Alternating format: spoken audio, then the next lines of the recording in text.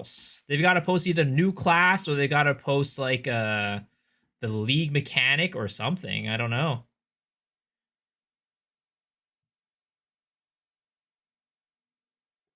Ritual tabs need to fix more options in the ritual shop. Well, ritual tabs are interesting because on my SSF character, I was able to sustain ritual tablets pretty well. What is it called?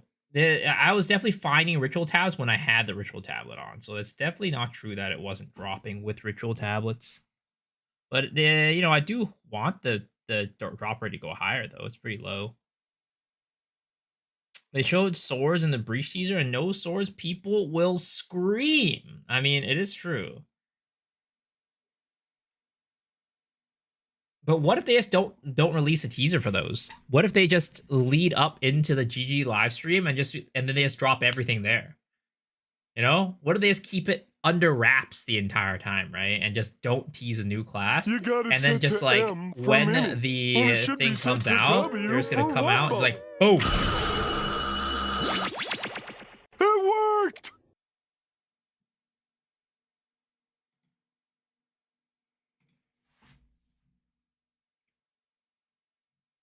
At this point, it doesn't matter what's missing. People will rage anyways. Omen rates are rare. Do the signs point to a bleed, a build, a buff? Are we getting mad bleed option with swords? We should be getting bleed options with swords. Typically, swords have been the bleed arc, like they've been the direct thing for bleeds. What's up, Sword Saint? Like you have like lacerate, you have puncture, you have like some other. There's a couple other bleed stuff that swords get. So I do think that if they do come out with swords, bleeds will be an archetype that is going to get more stuff.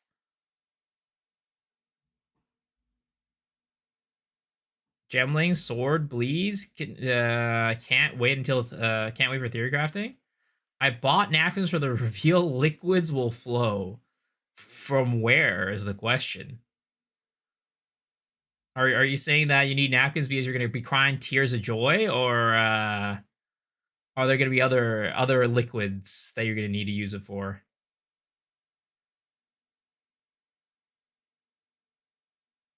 We're never going to have something that's like the Rake Blood Hunt combo.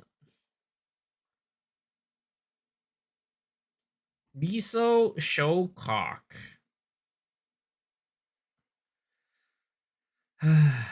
Could just be sweat. True. You're out of liquid after phase 2. Again, I am hoping for the best. It really can't come soon enough, guys. It really can't come soon enough. This has felt like the longest wait ever. Like, time is moving slower and slower as we approach the live stream. And you know what's going to happen? It's going to move even slower after the live stream, all the way until May 29th. Yeah, and then we wait for the launch of the league again. I hope they say they got finished early and released early next week. No, they're not going to do that. They're not going to do that. That would fuck over so many people who took days off for May 29th, too. That would fuck over so many people.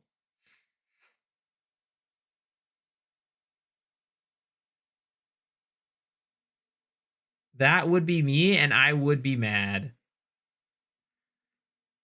If we wait long enough, I can cash out my 401k to get MTXs. I hope you're not spending your 401k on MTX. That sounds, I don't know if that sounds like a very, that does not sound like a very good investment. That's worse than my friend. Well, actually, depending on how you look at it. My friend that I told you guys about, how they, well, my friend's personal trainer, he took out his 401k, $500,000, and bought a bunch of One Piece cards with it. And they went from $500,000 to 1.5 million. Friend, sure, bro.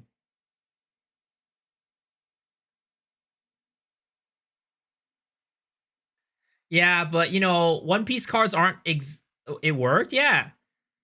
But One Piece cards aren't exactly as liquid as you know, a 401k. Like you have to find buyers, right? Like granted, he from what I heard, he bought like pretty valuable cards, so it shouldn't be that bad, but still, it's not like pressing a button. It's like, all right, I'm gonna withdraw a certain amount of for this 401k.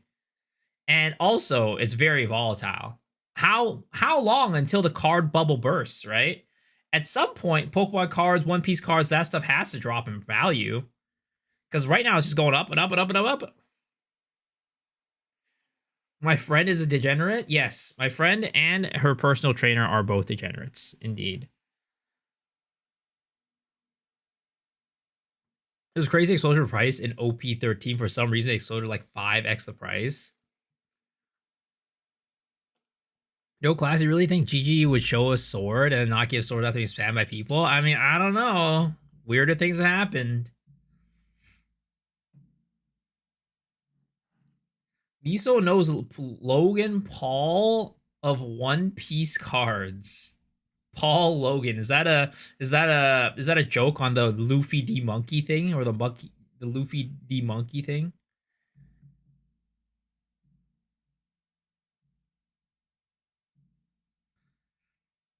Cat cards are not taxable too. What a baller move. I mean, I don't know. I feel like at some point, depending on how you get paid for the cards, they're probably taxable, right? Like I think they had a thing. They passed a law a while back saying how eBay money, like if you earn over a certain amount of money, you have to pay taxes on it or something. Will there be a cute Hello Kitty skin in the game? Unfortunately not. Over 6,000 euros.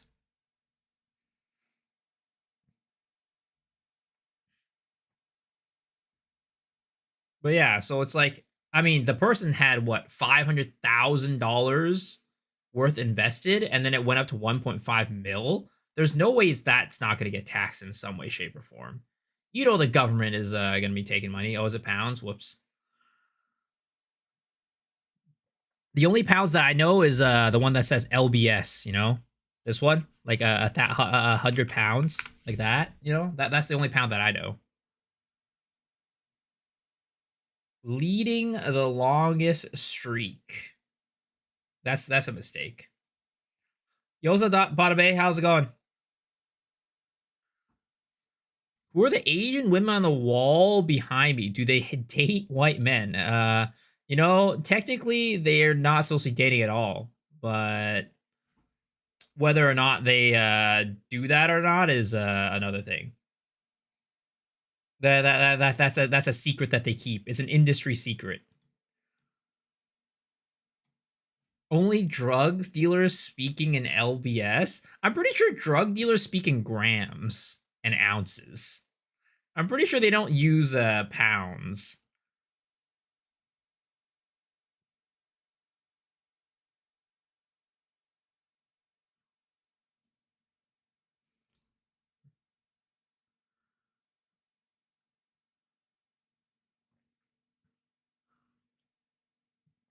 Why are you sure though? What about the drug dealer stuff? Ounces for the big dogs. Can confirm.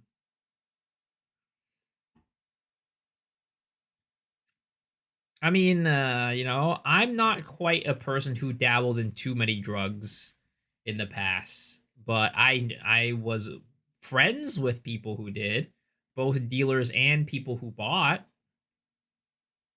So I guess that's part of where I got my knowledge from.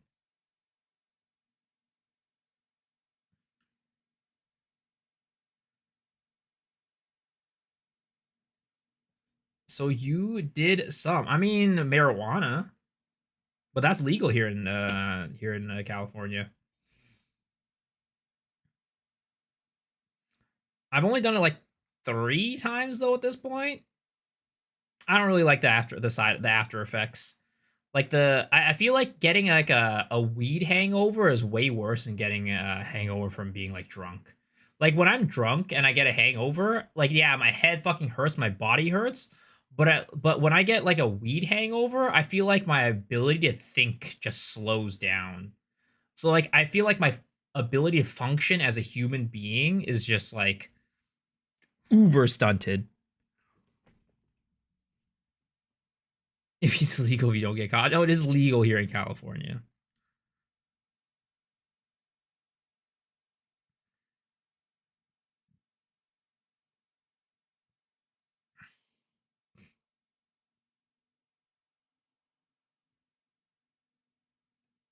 Can you tell me two different strong builds that you can see not getting nerfed for 0.5? Yeah, two different strong builds that are not going to get nerfed.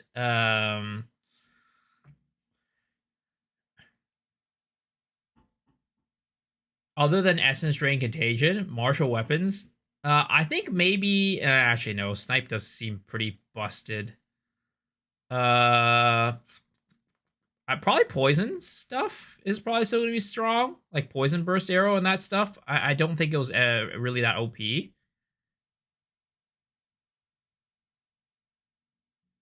Shield wall, mm, it's so hard to say on that one because it's so dominant in like campaign. So they might nerf how well it performs in campaign. Who knows? Along with like grenades, but it's not very good in it. It's like not a crazy end game. Like I hope they don't nerf shield wall. I don't think it needs a nerf. Am I already off D4? I'd say so. Nothing beats the feeling of a hangover going away. It's like being given life back. And Goris one-shots bosses and speed runs. Yeah. I don't know about one-shotting them. At a certain point, you kind of stop. But yeah, it does a lot of damage. Does a lot of damage. D4 kind of chill, just brain rot too. Yeah, it's not bad. I just, I don't know. I don't feel like going back to it anymore. I've been doing Splinter of Lorata thing for Spearfield. I hope they don't nerf it in 0.5. Depends on the build that you're using, because like there is a chance they might nerf like the zero duration tech, like slightly. The what I can see them nerfing about it is probably um the healing that you get. I forget what the aura is called. Time of Need, yeah, Time of Need. I can see them nerfing that, but in terms of how zero duration works, I don't think they will because it just costs so much to get it to work. Time of Need is busted. It is. It's really strong. But so it's like I see that there's a chance that they might nerf that aspect of it, but the other aspects I don't know if it's warranted. They might, GGGs make some weird decisions sometimes. Like again, Hex Blast, aka Hex Blast, but I don't see them nerfing that, like the zero duration in general. I hope they don't nerf Blood Mage too much. I hope so too.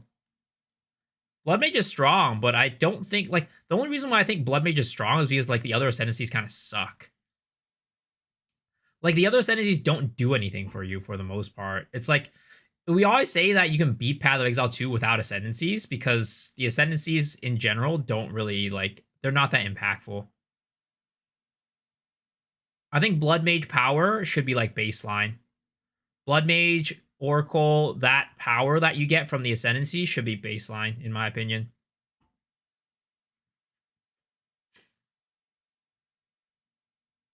Rapid shot, fire shot, they killed 2 with 10-second cooldown. Do you know Spectre their own coded ball of lightning? You can't lightning warp off of them. Pretty lame. You want to like the Spectre's ball lightning. Maybe it's not called ball lightning. Maybe it's like a non-actual. It's like a lightning ball, but it's not called ball lightning. Who knows?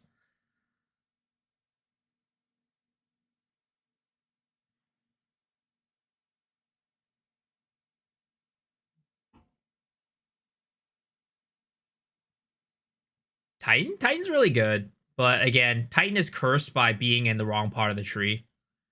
If Titan was on any other part of the tree, it would be like S tier.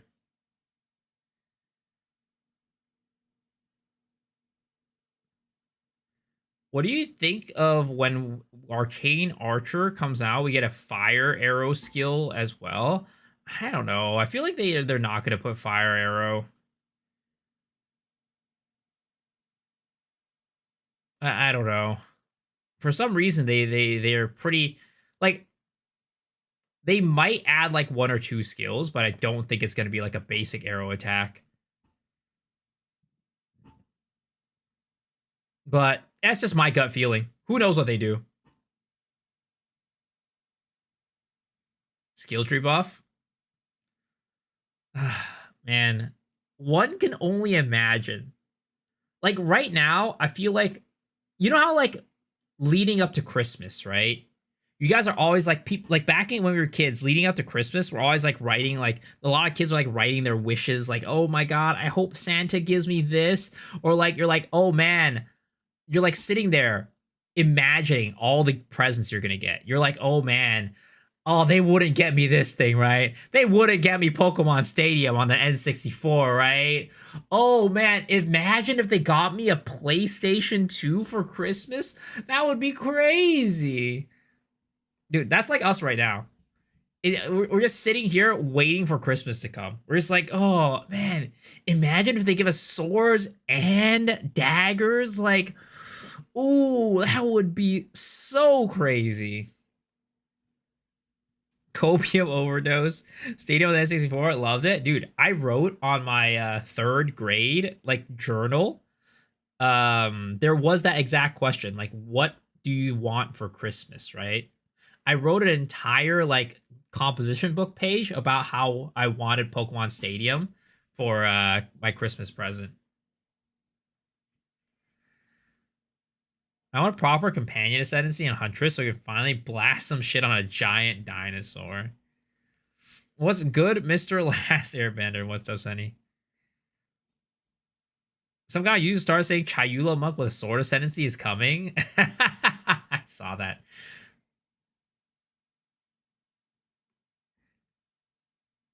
When Cyclone comes with Po 2, I will trade holidays, dude. I really hope, man. I hope swords come, and I hope we get Cyclone, and I hope it's good. I hope we get swords. I hope we get Cyclone. I hope it's good.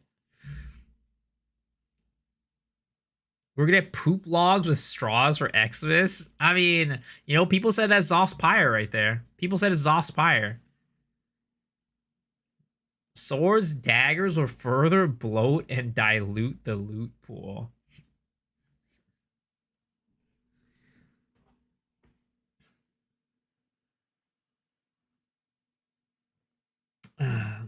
So are you saying we just never get new weapons? You get Blaze Storm instead of Cyclone and Fist the Vision. I do think that we when we get what is it called? Shadow, we'll probably get Blade Vortex.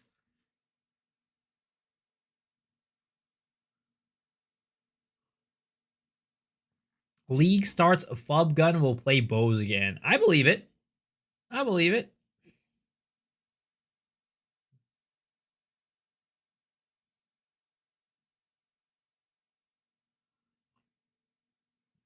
Am I actually 33? Yes.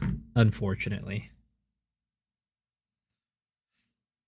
You want those skills? Oh, you want what's his face? Asmodi's skills.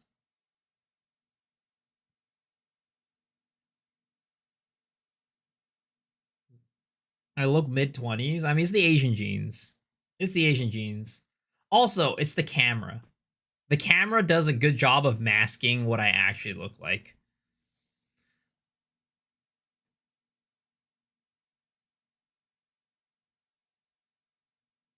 No beard, gray hair. Well, I mean, I shave for one, but the reason why I don't have gray hairs is because the gray hairs just fall out immediately when they come out, you know? I'm gonna bald before I get gray hairs.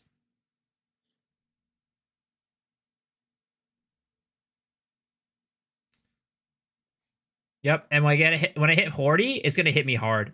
I'm gonna hit 40 and you're like, what the fuck? When did this guy go from looking like he's in his 20s to like in his 50s? 44 today. I'm 33% more old. Is today's your birthday? Or are you saying like today you are currently 44? I wish my ass hair would fall out like that. True. I would not go bald for a cosplay. Like I've said this before and I'll say it again. The moment I shave my hair off, it's never coming back. It's actually never coming back. You go from 20 to 60, no in between. Basically, that's how it works as an Asian dude. Asian people in general just age that way. It was my birthday today, but just a Tuesday, not a wild one. Well, happy birthday, dude. Hope you had a good one. Whether it be a crazy one or not, it doesn't matter. I just hope you had a good day. Can you grow a beard? Not well. It gets really patchy and it gets really bad. You do not want to see it. Will I do a vlog on ExileCon with Cal Torak? I mean, I'm definitely planning to do content there. We'll see what the content it will end up being. Whether it be a vlog or a live stream or something.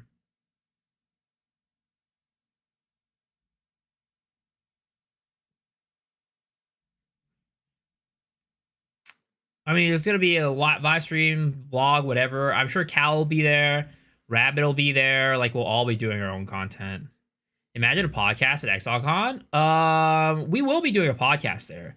But whether or not it'll be like on the, in the venue is another question.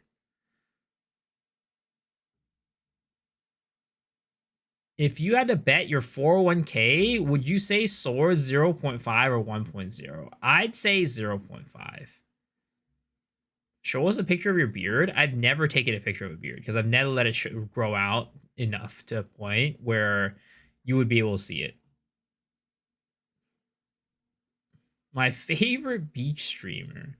You also and you should go bungee jumping in New Zealand.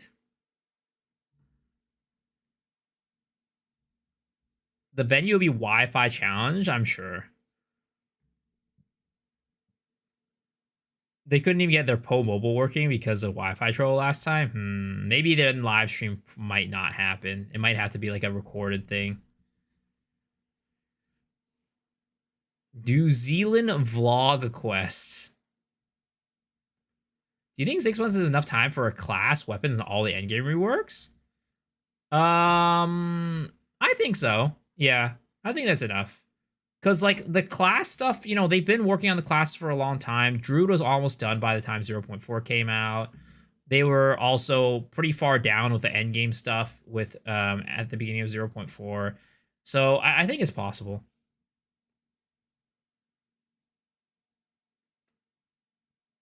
I just learned you can channel Volcano. Yeah, that's how you get the big burst damage.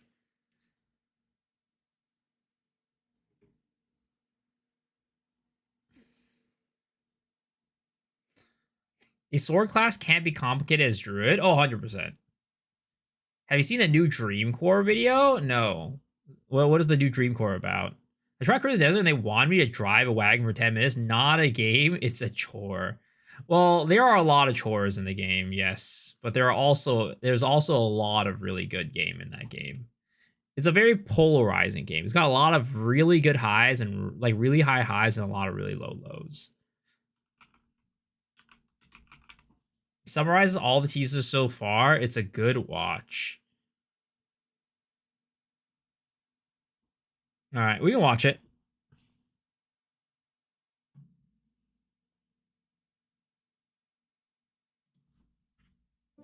Path of Exile 2's 0.5 update is just a few days away from being Twister revealed, builds? Yes, and unlike I am. the normal release schedule for Path of Exile patches, we're not really sure just how much of the update is going to be unveiled on May 7th, because the actual launch of the Return of the Ancients isn't until May 29th. So it's likely that some components of the patch will be held back to be teased in that 3-week gap, and I think it's also quite likely that the patch notes themselves won't be made available right away either.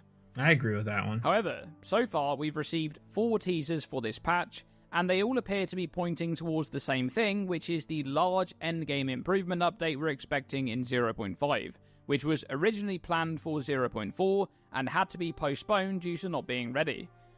Now, the interesting thing about that is that by the time 0.5 actually launches, the last of the Druids update will have been running for almost 6 months. So it's possible that the scale of these endgame changes were completely underestimated, not just for 0.4 initially, but also for 0.5. And that's the reason that this update has taken so long to arrive, because perhaps they realised that they can't really delay the big endgame patch for another league, and I've discussed in a previous video that it's likely the new endgame will have several systems that work together to create the endgame progression, and these systems need to be all fully finished and good to go before the patch can go live, which may be why we've had to wait an extra month or so to get here. Now, before I get onto the first teaser, which I think is the one that has the most substance, I'll just briefly summarise my thoughts on each of the others. We had this teaser here titled James back for Uncover the 125 Truth. days? My initial God thoughts on damn. this one, like many other people, were Kalguran runes, so possibly an expedition update. The whole uncovering the truth would fit there, but the Yo, big some guy, spider how's it boss going? or whatever this is doesn't really fit with any of the expedition lore we have up to this point, so perhaps this is a teaser for the new league mechanic instead, or some kind of new endgame edition, and this monster is perhaps part of the Wait, new... what did he say about the the new new mechanic? endgame will have several lives. The most other people were Kalguran runes, so possibly an expedition update. The whole uncovering the truth would fit there, but the big spider boss or whatever this is doesn't really You fit got it with set any to of the M expedition for lore we minute, have up to this when it point. should be set So to perhaps this W is a for teaser for the Wumbo. new league mechanic instead, or some kind of new endgame edition, and this monster is perhaps part of the new ancients that we're going to be seeing in this patch. Maybe it's one of their guardians. Next, we have this teaser titled... I think it's more likely to be Expedition. Given that we have the Delirium thing, and then we now also have the Breach thing, it only makes sense that this is Expedition. And this is maybe like a new boss, or a new, like, it might be a new Pinnacle boss, or something that's goes along with Expedition, right? Because Path of Exile 2 is the boss game, so we're definitely going to be getting a lot more bosses down the line. So I think my theory is definitely this is still Expedition, and this might be like a Pinnacle boss or like a big fight in Expedition stuff.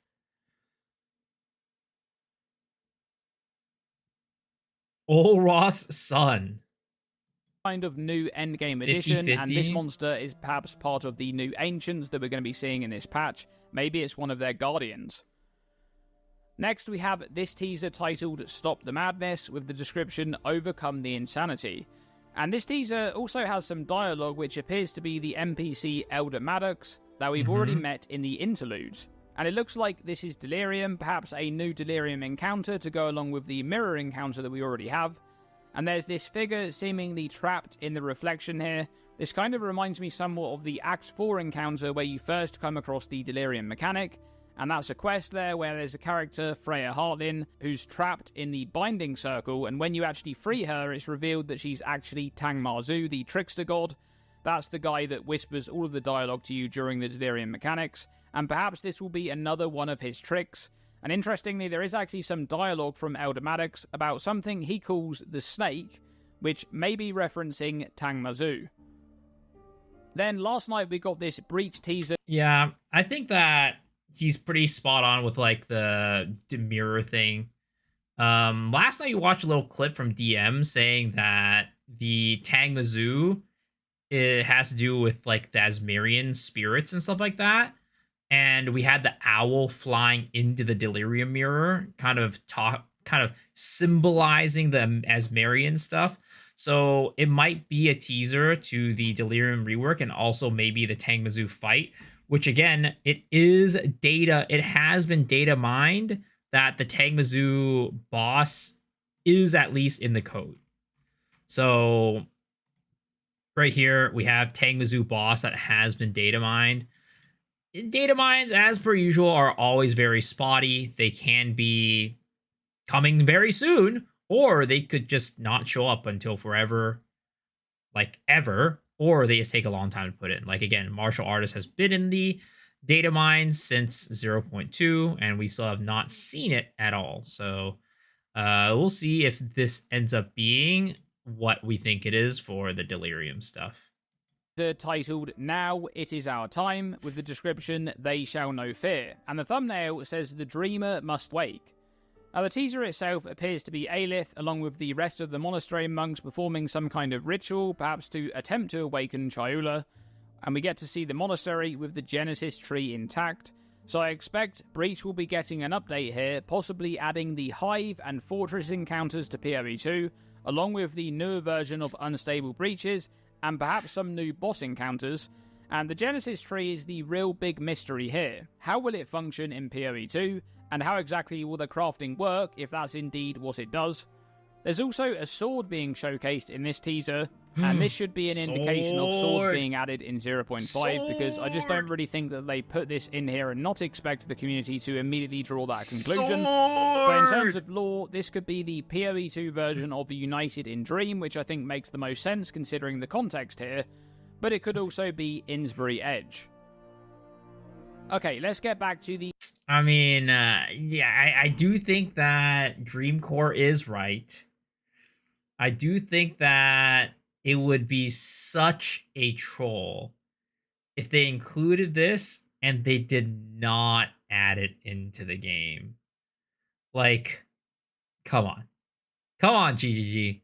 You know, we're frothing at the mouth. We're, foaming at the mouth, just wanting to get those swords. And for you to go and put a sword in the trailer and not bring it is, ooh, that would be so painful. You'd literally get so many people rioting. I think the Reddit would actually just go up into flames. Like, every single post on the Reddit, even if, like, the live stream is super positive, right? It's gonna be like, where swords? Where swords? Where swords? Where swords? Swords where? Swords where? Everyone's gonna get Blue Vault on Thursday. We're getting swords as a quest item only. Oh no.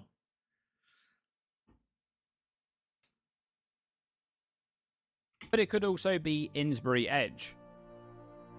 Okay, GG let's get back up, to said the they told me they original fucked teaser, up and which is shouldn't this have one made it a right here, sword. with the thumbnail reading "Ancient Secrets Rise."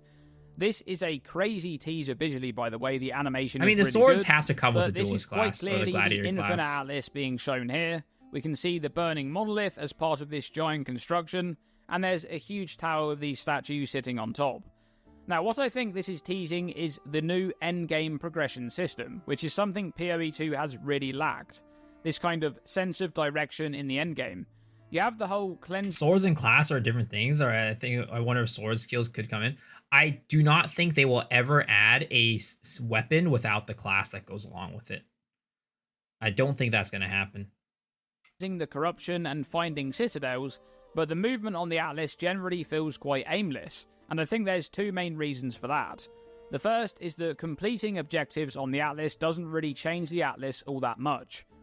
You have the corrupted areas that become cleansed. That's a good example of this in action, but it's not much of a high-level change to how you actually traverse the Atlas.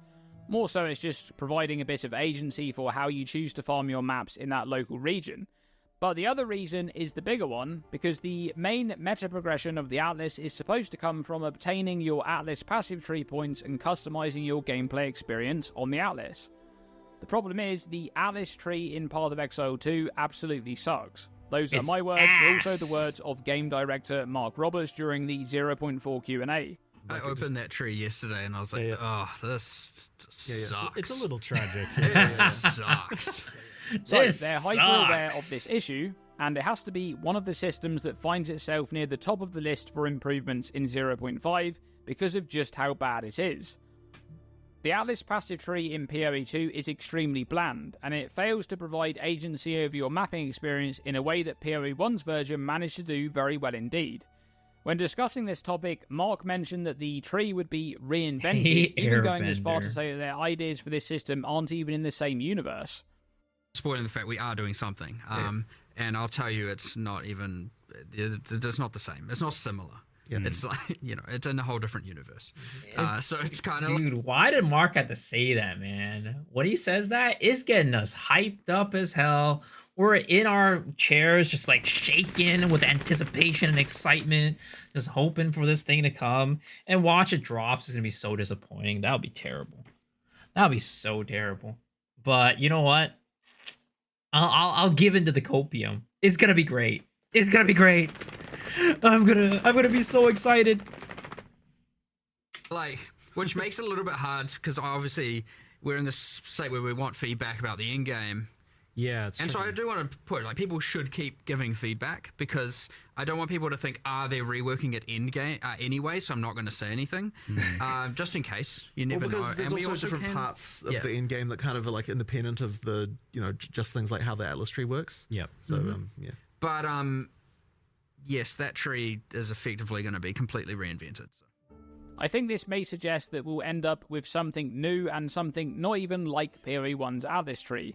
It may be that they have no ideas for this to truly reinvent the concept of this system, and GGG have never been afraid of taking risks when it comes to new mechanics. We've seen that many... I have... You know what?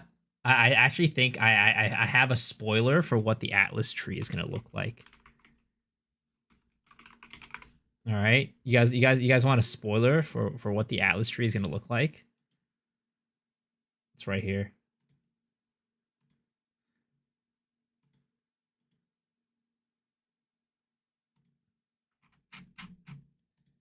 Why the fuck is this image so tiny? Well, you guys have to deal with this pixelated image. Right here, baby. Right here, baby. They're called war plans. They're called war plans. Have you guys heard of them? It's a brand new system never before seen in ARPG history. You run the content, it gives you EXP to add to the Atlas tree, and you're going to be able to upgrade each of them separately.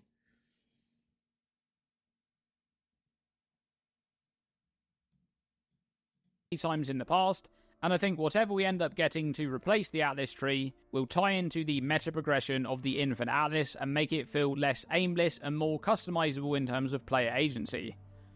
Now, speaking of Atlas progression, part of the aimlessness feeling of the Infinite Atlas is the lack of micro progression towards a larger just goal. teleport to We content? do have the corruption cleansing, but before finding and reaching those zones, you have these dead periods where nothing much is happening. Mark also goes into detail on this topic in the 0.4 Q&A. Something that, like PoE1 with the whole complete your Atlas being a very clear, very obvious goal. You just complete all the maps and you get your Atlas is complete. And then there's heaps more beyond that, of course. There's all the boss farming and all the different progressions. And even that has like multiple quests throughout the main quest line with the different pinnacles and all that. We just don't have any of that really. It's just immediately into this infinite unguided adventure. And there's a little bit of things with the corrupted zones and bit of that and like, the burning monolith but it's still mostly unguided. You don't really feel like you have like, I've completed the main thing, now I'm going to farm, at the moment. It's pretty unsatisfying, I'd say. So really trying to drive that home. And then the other thing that honestly, we spoke about upgrading the leagues and adding more bosses is like, that whole like having King in the Mists and Olroth as the pinnacle bosses of the leagues, just being like copy pastes from PoE1 was not our end goal. You know what I mean? Like they're a bit sad as pinnacles right now, and like honestly we need to up the epic a lot. So we've got a lot of that coming. So based on so maybe we're gonna have like, it's just as he said, right? We're gonna get more bosses beyond those, and those are just gonna be chumps. Those guys are just gonna be chumps along the way to the actual big bad, the actual epic encounters that we're gonna get at the end game. Could be interesting, and that's why we stand Mark here. on this, I think we can expect to see a bit more of a static and obvious progression goal for the Atlas. That's right. And perhaps that's what we're seeing in this teaser, with the biomes being surrounded by these structures. Like going from Maybe a miso build to completing fub biomes will what be the somewhat fuck? similar to map completion in PoE1 and progressing your Atlas tree, and it will push forward the meta progression of the Infinite Atlas, upgrading all of the biomes and getting you closer to whatever new pinnacle content will be available in this patch. Mark also discussed the League upgrades in that clip, which is what I think we're seeing in those other teasers, and he talks about the copy-pasted bosses from PoE 1 in Ulroth and the King in the Mists, so I think we can expect some new pinnacle bosses for those mechanics in 0.5, which is quite exciting. Now overall, it looks like this is going to mechanics in 0.5, which and is maybe this boy might be the new pinnacle boss for Expedition, right? As I was saying earlier. This big spider dude might be the pinnacle boss. exciting. Now overall, it looks like this is going to be a massive patch for Path of Exile 2, and they've even said as much, going as far to say that it's one of the biggest updates they've ever done for either game. So I think there'll be a ton of new content to dig into, and we've only got a few days to wait for the reveal, but it's still quite a while yet before we can actually jump in and play. Hopefully they have a bunch of teasers planned for that 3-week gap. But what are your thoughts on the teasers and those comments from the Q&A? Let me know by commenting below. Thanks for watching this video, and as always, stay tuned and stay safe. There it is. There it is. Of course, Dreamcore video. What a go-to video. Give him a like, sub, everything. But, I don't know. I really think that... Are we setting ourselves up for disappointment, guys? For, like, getting so excited about all these changes. Like, what if GGG doesn't deliver on, you know, as much as we would like, as we think we are? Because, you know, it is a lot, right? Endgame changes, like changes to all of the league mechanics, probably a change to the Infinite Atlas as well. Or maybe are we going to get a new class? People are expecting a new class. I think people are also expecting a new league mechanic, right? And you know, new bosses. It's a lot of stuff. New Atlas skill tree. I think we're going overall on a new class. They work on swords, another class over multiple years. Crop rotations buffed. No new mechanic sounds fine if all the endgame is new. Maybe spiders are not bad. Are we gonna have that build guide ready 0.5? For what build?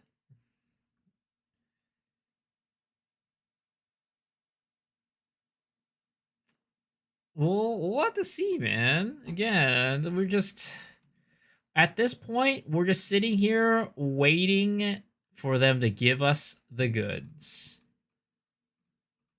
But my God, if they deliver even just like everything that we expect here, right? The reworks for these classes or these mechanics, the rework to like the end game Atlas, the Infinite Atlas, and the skill tree, and then also do like a new class and then new ascendancies as well. That would be pretty insane. But do you think that would be enough to satisfy most players? Like, maybe you guys might be satisfied, right? Some of you guys are like, you know, more realistic, more reasonable. It's like, hey, we understand it takes a lot to make a game, but I feel like there are a lot of people out there who just think the, you know, G's gonna bring everything.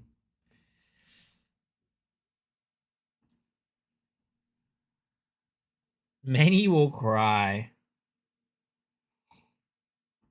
The endgames will be better than we imagine.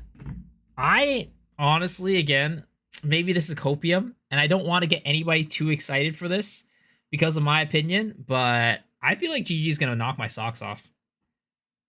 Like, at this rate, I feel like they're going to come and knock my socks off.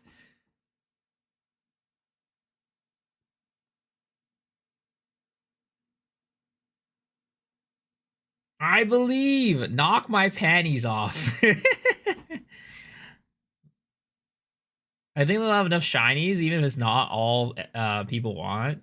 I'll be okay if they just deliver an endgame, maybe like a buff too.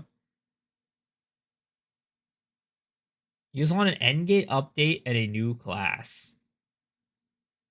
I hope so then we get feet picks. Even if my socks get knocked off, I'm not going to give you guys feet picks. What the hell?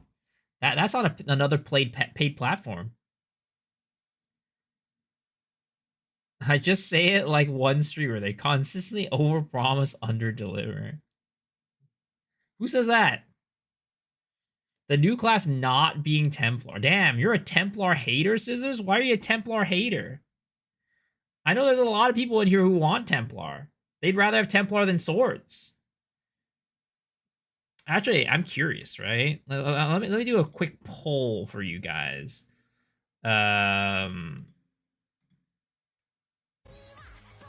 Let's do. Oh, not this one. Oh, sorry. I do it up here. That's right. I do it up here. Let's do a quick poll, right? I want to see what you guys want. I'm not talking about like what you guys think is gonna come. I'm talking about like what you guys want. Okay.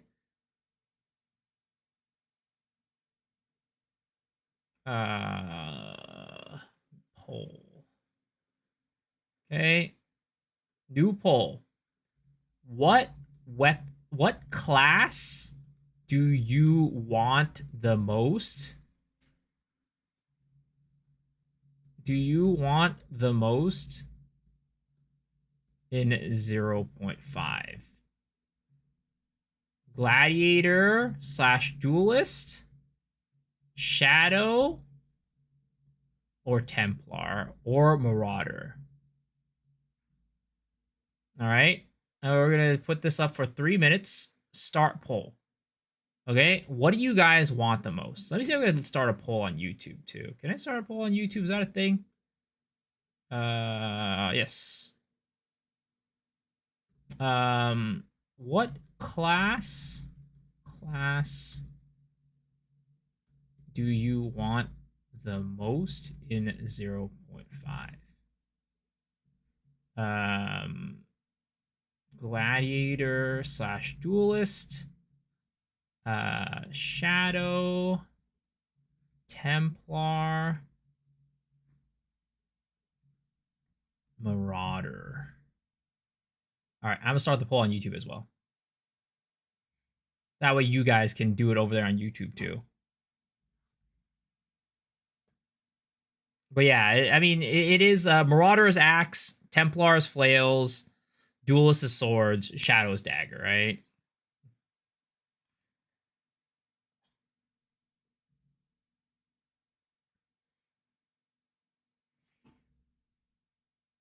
Whatever build gives us Righteous Fire would be Templar.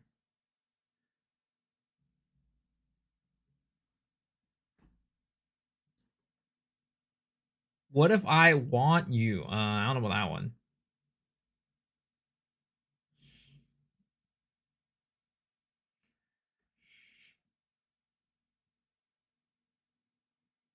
One-handed, two-handed axes? Yeah, it'd be the same. So one-handed, so Duelist would come with both one-handed and two-handed swords. Marauder would come with both one-handed and two-handed axes. Shadows would come with traps and daggers and maybe claws? Maybe. I doubt it though at this point. I think it's probably just gonna be traps and daggers. And then Templars are gonna come with flails.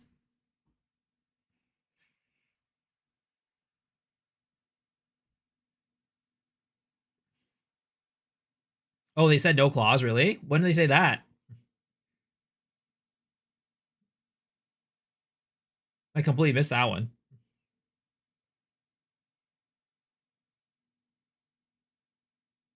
0.2 interviews? Interesting. Well, I guess no claws then. No class, better quality, unpopular opinion. Well, this is more about what you guys want. What class would you want if they are releasing a class, right? That is the question that I have for you guys. So far, it looks like we have Duelist Gladiator leading the charge over here on Twitch, and I'll have to grab the numbers from YouTube in a little bit. And okay, it looks like that is what we have right now. Gladiator Duelist 15, so 33% Gladiator Duelist, 27% Shadow, 22% Marauder, and 18% Templar. Interesting. That is very interesting. I did not expect Templar to be that unpopular. And over on YouTube, Gladiator Duelist is like the overwhelming popular opinion. 36% Gladiator Duelist, Shadow is 22%, Templar is 21%, and Marauder is 21%. So it really looks like people just really want swords, and daggers are number 2, falling right behind. I love my long neck boy, but a floppy mace has to be last. Everyone's asked for swords when swords and axes maces are in game. Everyone would play axes. It happens in Po 1. Well, that's it. But the thing is, in Po 1, axes and swords are basically the same for the most part. Like, they don't have like a unique identity. Like, you can use, for the most part, the same skills on swords and axes. But in Po 2, I don't think that's going to be the case. Claws were meant for druids originally? No, druids originally were not going to have a weapon. The transformations themselves were going to be the weapon. Because if you look where the claws are, they're 100% dex. Axes are more throwable than swords. Well, if you looked at some of the teaser footage, right, that they've shown of the classes, axes did have throwing skills as opposed to like the swords ones which didn't.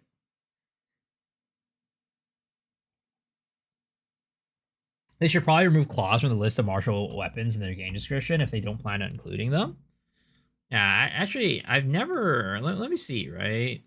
Let me see what it actually says. Martial weapon.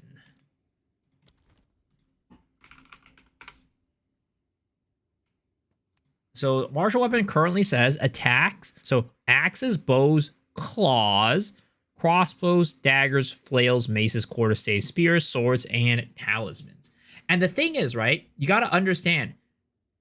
I'm pretty sure talisman was not there at the beginning. In 0.1, talismans were not included in this description. So they added talismans but didn't get rid of claws. So they actively added it but did not get rid of this. So I do, because of that, I feel like it's still possible that we get claws.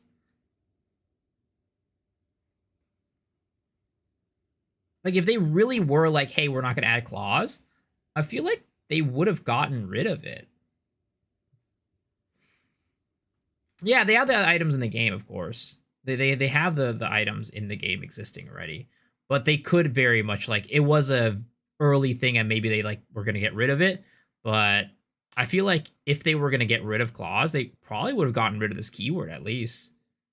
There's the next mixed signal sometimes, like Duelist and Gladiator. Yeah, I mean, we'll only know when it comes out, I guess, or somebody asks them directly, like, "Hey, are claws gonna be a weapon in the game?" They have nodes for on the tree for all weapons except for claws. Yeah, but I don't know if that's necessarily indicative of it, though. I don't necessarily think that fully counts it out.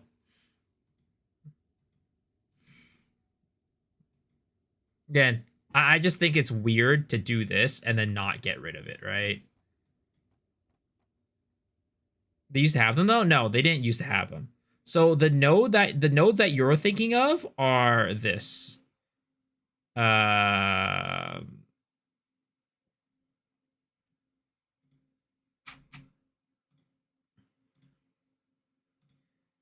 the nodes that you're thinking of are probably the ones that are up here on the top left. Right here. Where is it? This one. You were probably thinking of these nodes right here. This was supposed to be shape-shifting, not for claws. These are like shape-shift nodes, not for claws.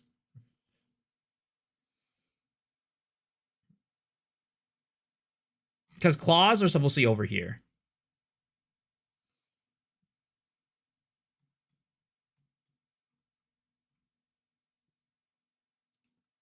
claws gain talismans, they said in interviews. I mean, I don't think that's the case.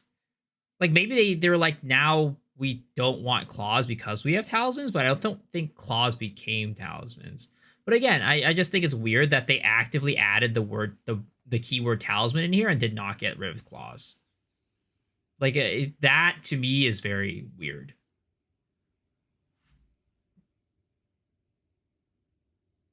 They were going to use claws for Druid. They were not. They were not. If you go back to the original video for Druid, what is it called? Druid Poe to Exile Con. Right? If you go here, you'll see the Druid doesn't have weapons. The Druid themselves, the shapeshifts were the weapons. Let's see if I can find where the part of the tree, the part where they show the tree. So you should see right here, weapon set 1, weapon set 2, shapeshift. Shapeshift itself was a weapon. There is no clause for it.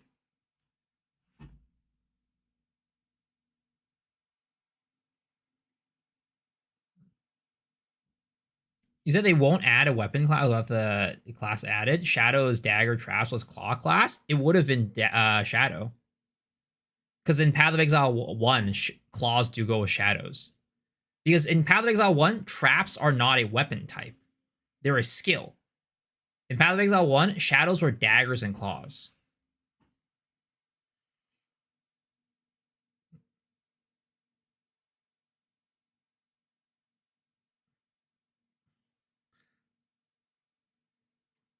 PoE 1 and 2 are not a thing. PoE 1 and PoE 2 make more sense. I mean, it's just, you just say Poe like PoE, like Edgar Allan Poe.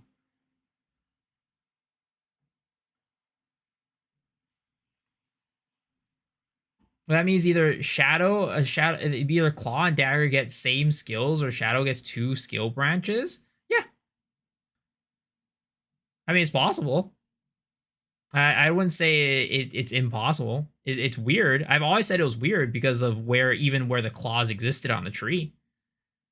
Like, claws themselves are just weird in general, all right? I don't know if we can use, like, normal logic with claws. Because if we looked at where the claws were supposed to be originally, they weren't even gonna be attached, like, on the tree. They're not even where the shadow is. The claws were supposed to be here. So I don't think we could use, like, normal sense to talk about claws as a result.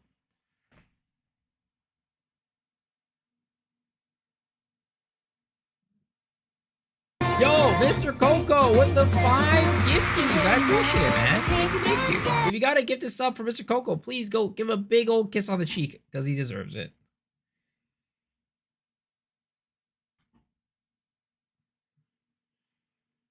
Thank you, man. I appreciate it. Easy dodge.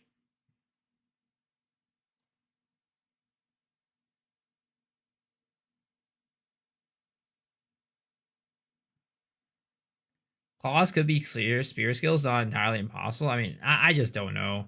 I honestly don't know what they had in plan in store for claws. Like, it might be true that they're just not adding it, right? I think it's more likely they're not adding it than them, like, adding it. I personally think, if you're asking me, like, do you think that they will add claws? Like, if you had to choose, will they add claws or will they not add claws? My choice is they will not add claws. But I just keep saying what I keep saying is that it's weird that they added the talisman keyword and didn't get rid of the claw keyword. So I don't know. I don't know why they did that. Was it an oversight?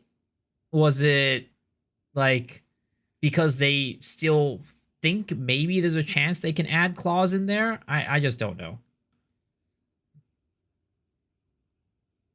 Did I link the video? Which video?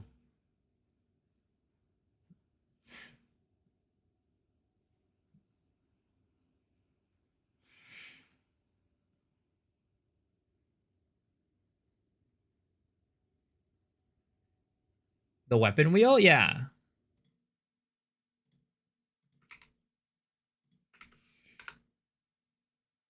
It would be cool if they add it can be used with claws to half the dagger skills and some of the spear skills, some sword skills, like a hybrid weapon type. I mean, that's kind of like how Path of Exile 1 is, right? the weapons, for the most part, can't use a lot of skills from different weapon archetypes.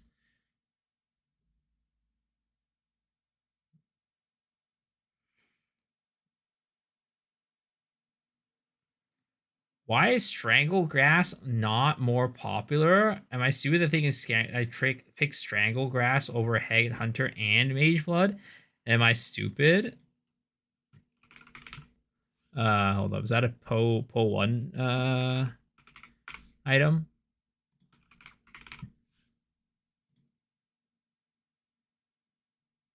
Wait. Or are you talking about this?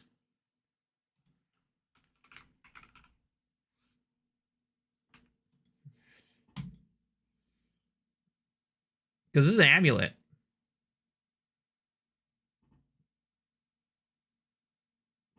I think daggers will be based on with poison based and claws will be bleeding based. Daggers will be mixed with spells as per description. How is Quarterfax 75% dex 25 int? Right now it's 50-50 in Poe 2. Am I misunderstanding or is this wrong? I don't know actually. I've never looked at the requirement. But you know, things change, right?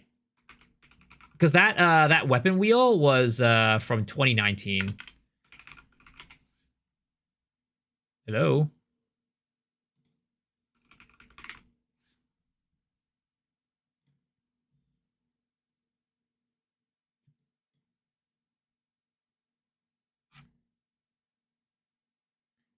No, it's 75-25.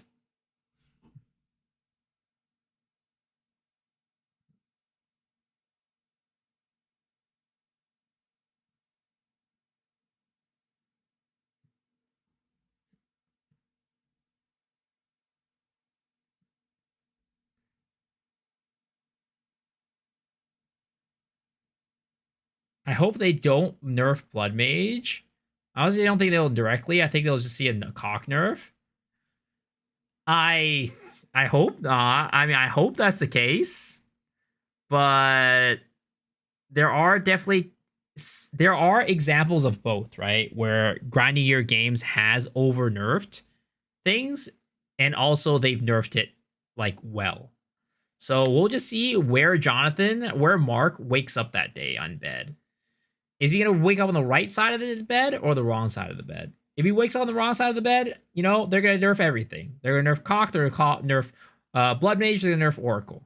They're gonna nerf Comet. If Mark wakes up on the right side of the bed, then maybe he doesn't nerf the ascendancies.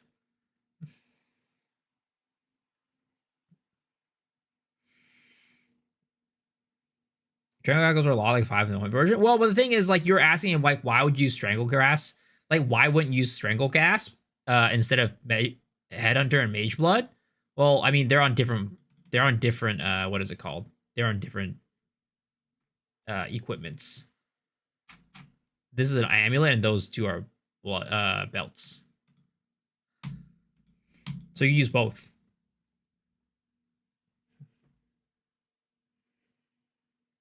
So quarterstaff base types have higher dex requirements, but the skills are 50-50. I guess so. What's up, Herb?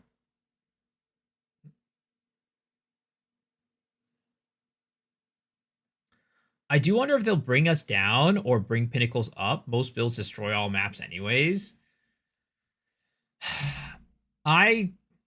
For me, I don't see them bringing us down. Like, I don't see them bringing pinnacles down or up, and like I don't see them bringing us down or up. If that makes sense.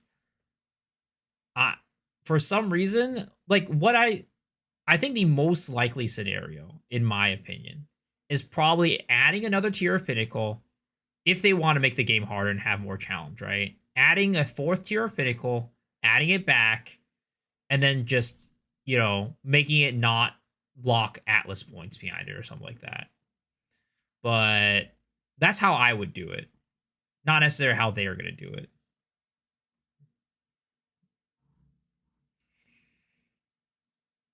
I hope they don't destroy grenades. We'll see. We'll see.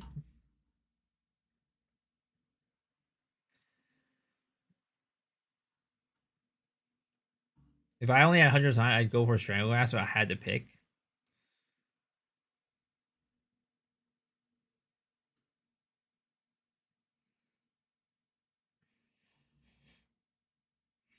Or the first 3 levels of Pinnacle is for the current boss, and the final point is for like the new one. Maybe the new one will be harder, right? Maybe the new one will be harder.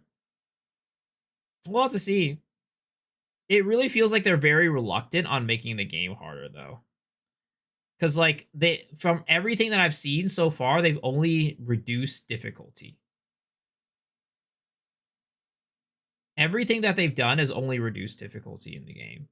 Bringing down pinnacles, they got rid of instilling delirium on the maps, right? Though that was like, I would say that's an indirect reduction. Like, probably the goal was to not make map prep as annoying, but like indirectly by doing that, they also scaled the difficulty of maps down as well.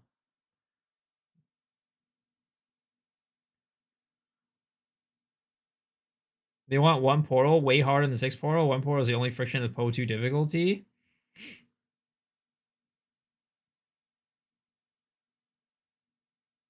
What you want to see them do with rarity? I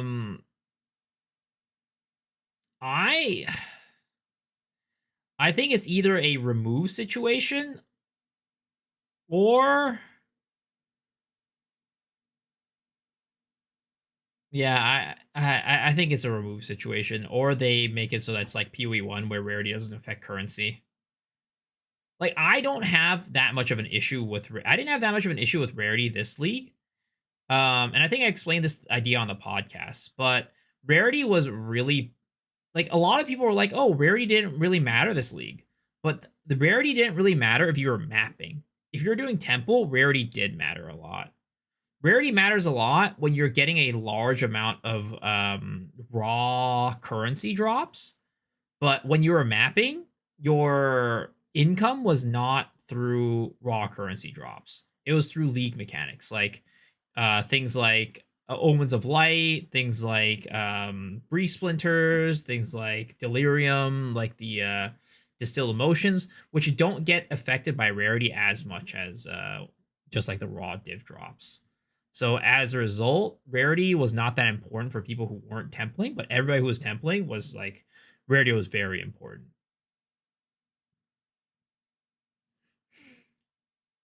Bellum farmed like 25,000 divines in temple. Po 1 is way more fun when you get randomly exploded in T16.5 and you go back inside the portal.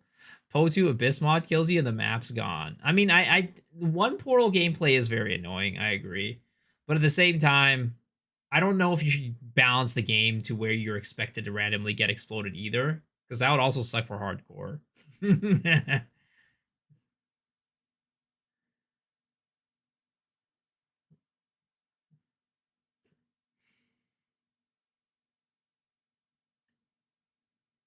I think they just make it so that you don't randomly die to bullshit that you can't figure out why you died to it.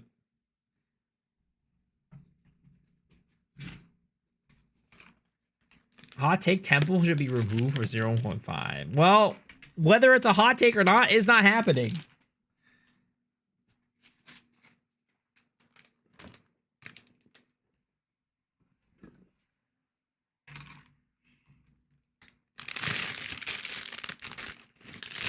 HC and SSF most people don't think of anyways.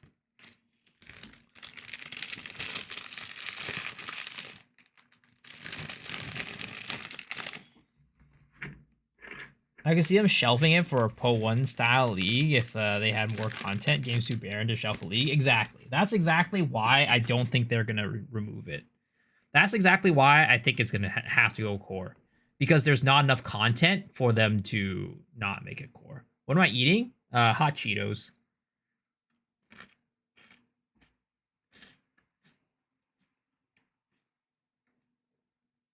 Started watching the stream. Can you give an update? I saw that patch notes just got released. Patch notes did not get released. No.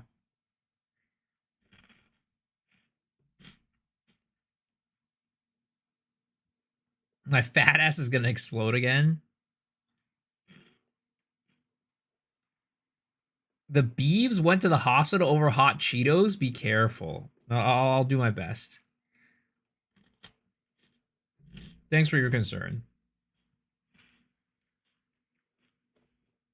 Did I bring enough for the whole class? Yeah, the whole class is me. You guys aren't part of the class.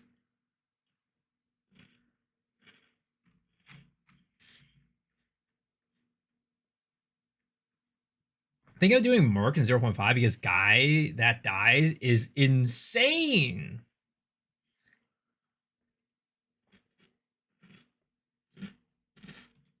Are we gonna pop a hammer? What the fuck? Guy that dies had like a little thingy. Guy that dies had a little like YouTube short of like this thing right here. This was kind of cool. This is one of the most satisfying I didn't watch the whole builds in thing. all of Path of Exile 2 right now. You freeze bosses in place, then one-shot them with a single charged snipe, while Herald of freezing Ice snipe was explodes so everything around you. It works on both Ranger and Huntress, comes fully online at level 31, and feels absolutely cracked the moment the swap happens. Early on, we level smoothly with Lightning Arrow and Lightning Rod, but once we hit Ice Shot plus Snipe, the builder becomes a boss-melting machine. This is one of the most satisfying... They're definitely nerfing Snipe. I don't think they're going to keep Snipe the way it is. Snipe seems so strong.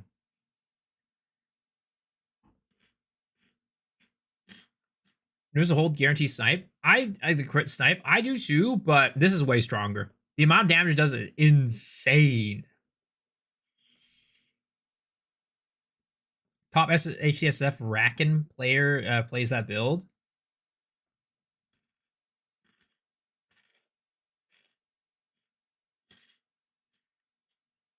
Down, no one uses Snipe.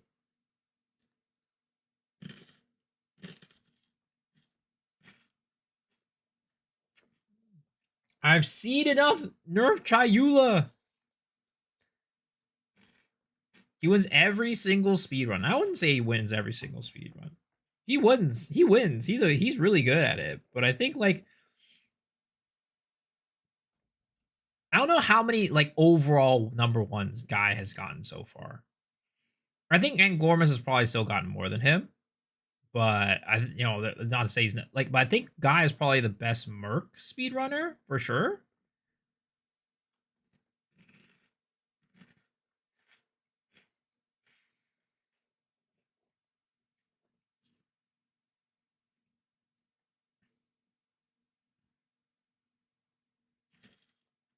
I wonder if Darkness is getting nerfed in 0.5. Well, it's just getting fixed. Darkness working for last flame runs is a bug.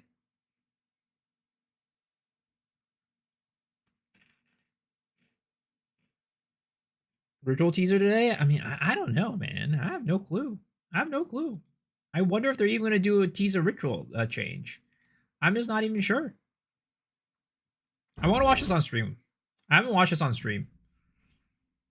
I want to see my boy Circus-san, what his build is cooking up.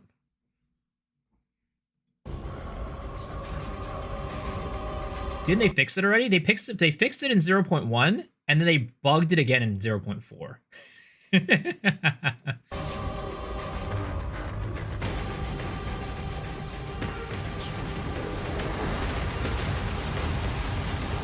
Holy crap.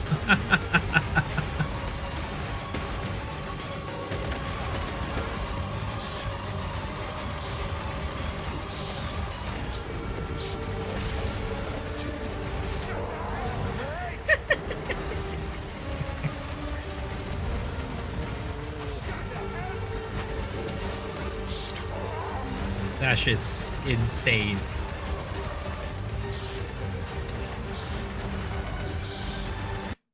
So, what you guys saying? Maces are slow? I thought maces were supposed to be slow. Seems pretty fast here.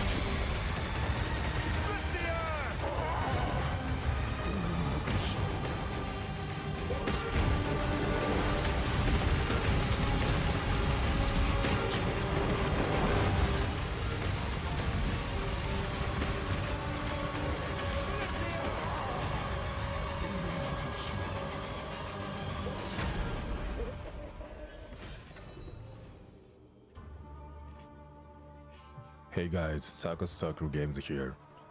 Today Oh, he's speaking English! The stacks rage, attack speed, quality, and aftershock all together. We are basically cranking up both the number of hits and multiplier at the same time. English isn't my first language. If anything's confusing, just let me know in the comments. The idea is pretty simple. We increase our maximum rage, which makes our attack speed faster, and then we push it even further with quality scaling.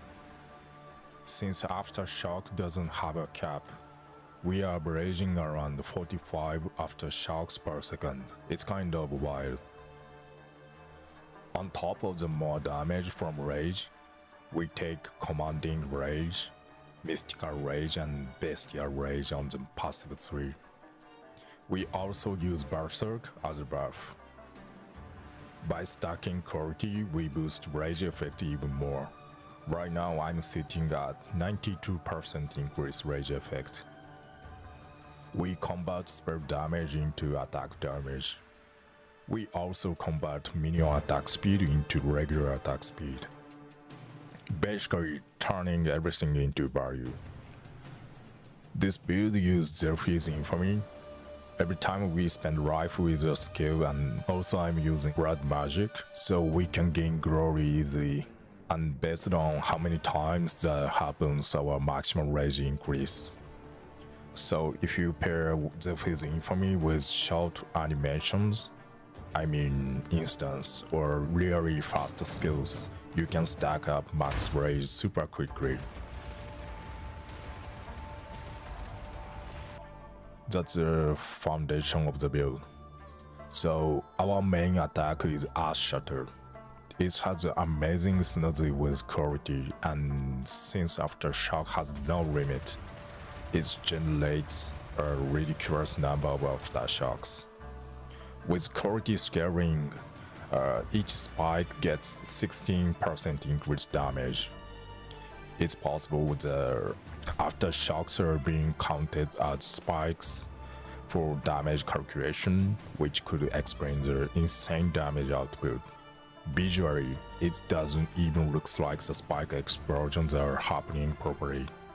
I have been testing this for the past few days, but I still don't know the exact cause.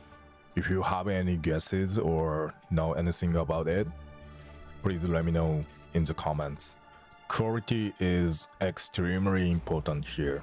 It scales Berserk's rage effect, which pushes our multiplier even higher. Each spike gives more damage as the number of hits increases. Stacking attack speed, we can attack more than 10 times per second. Each hit generates 3 or 6 spikes, which averages out to about 45 aftershocks per second. That's honestly a crazy amount. Spike more multiplier plus aftershocks together mean huge damage. This build behaves pretty unusually, especially the combination of spike more multipliers, the number of aftershock procs. Because of this interaction, the damage goes way beyond what you would normally expect. I think this is bad. We scale max rage with Zerfi's Infamy, spread hits everywhere with Ash Shatter, and constantly trigger aftershocks. Ash Shatter? The result is massive damage. It's not super expensive, but the cost shown is only for weapon set 1, so you— Dude, only in this league will you be like, yeah, 2,000 divs is not super expensive. It's pretty affordable, guys. Only 2k divines. Come on.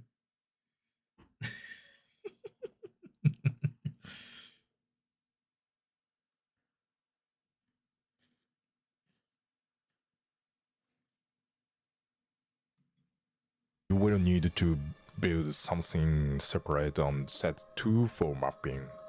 Also, since you need to take duration, I mean less duration passives on one weapon set or boss, so the build flexibility is somewhat limited.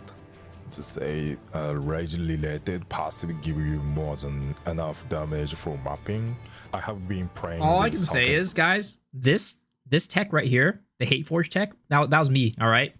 I gave Mr. Circus Circle Games, Maru-san, that idea. All right, that was me. I'm taking credit for that one. That was my innovation. All right. Yep.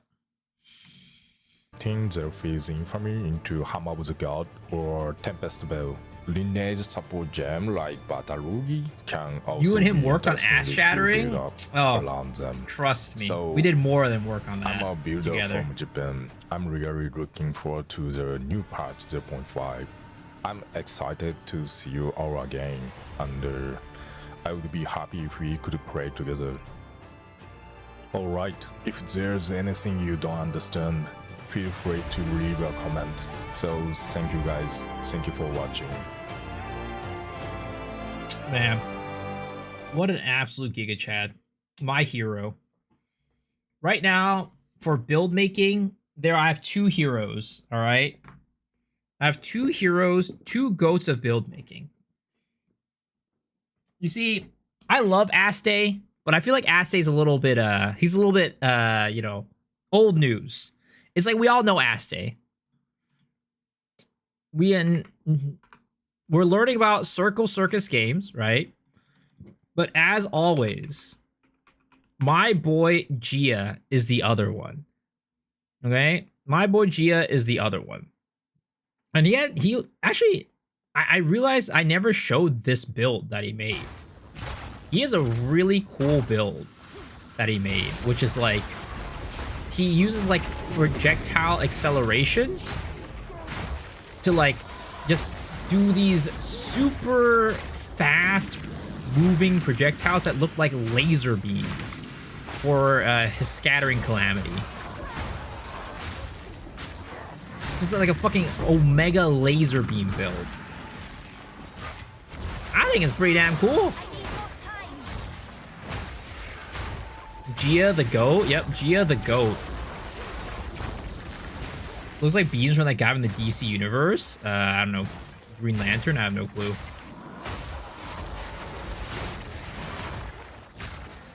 Show map tier of poop. I'm sure it's a tier 15 map at least. I'm still making the guide. Do you think it'll die if I do? You also, Gia. What do you mean die? What do you mean by it'll die?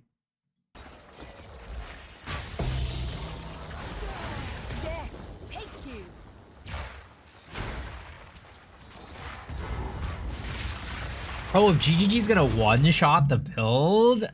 I mean, I'd say that the chance it happens is much higher, but I also don't know if this is that OP. At least, like, on the surface, right?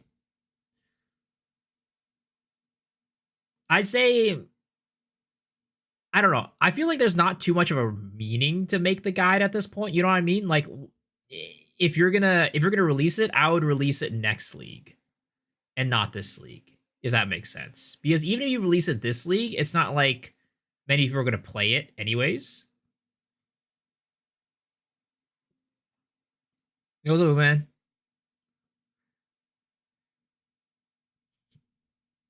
Just increase prodigy and damage scaling on the prodigy node. Well, there's like a good bit of double dipping going on with this build, taking advantage of like weapon swaps and like abyssal lich scaling.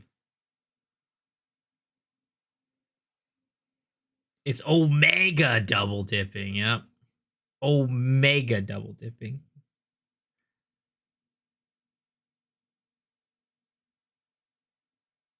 Dip in this ass 11.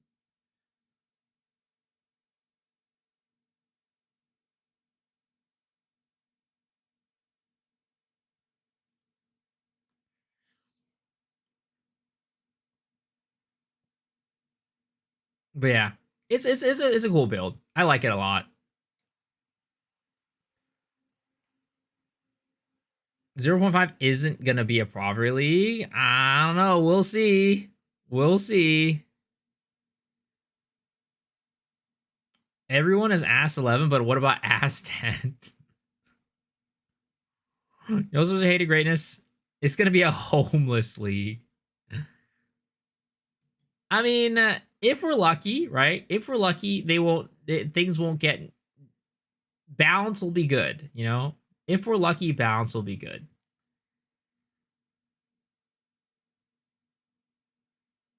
Everyone get pulled over more frequently and accused of being under the influence because of their autistic mannerisms. I can't quite say that I've ever been pulled over like that. Honestly, if we're counting the amount of times I've ever been pulled over, I've only been pulled over once. I've only been pulled over once. Luckily. I'm a very safe driver, guys. Very safe driver. Stop looking. Stop looking at what?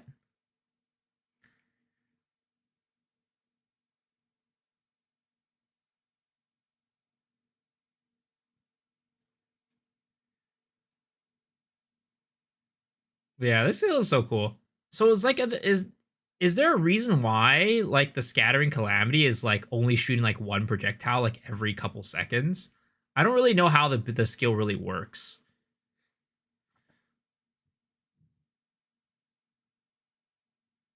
Like it doesn't get fired out like Ember Fusillade or anything like that. That's what it does normally. Oh, really? Oh, is the reason why it usually fires like Ember Fusillade is because you get the duration down really low? Ah, I see. Okay, that makes sense. That makes sense.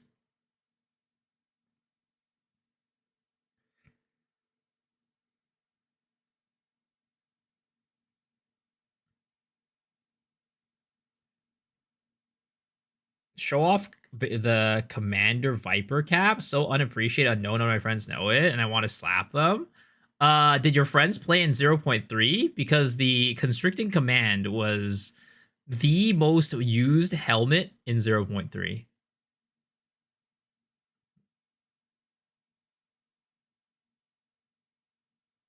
It was the most popular unique helmet in 0.3.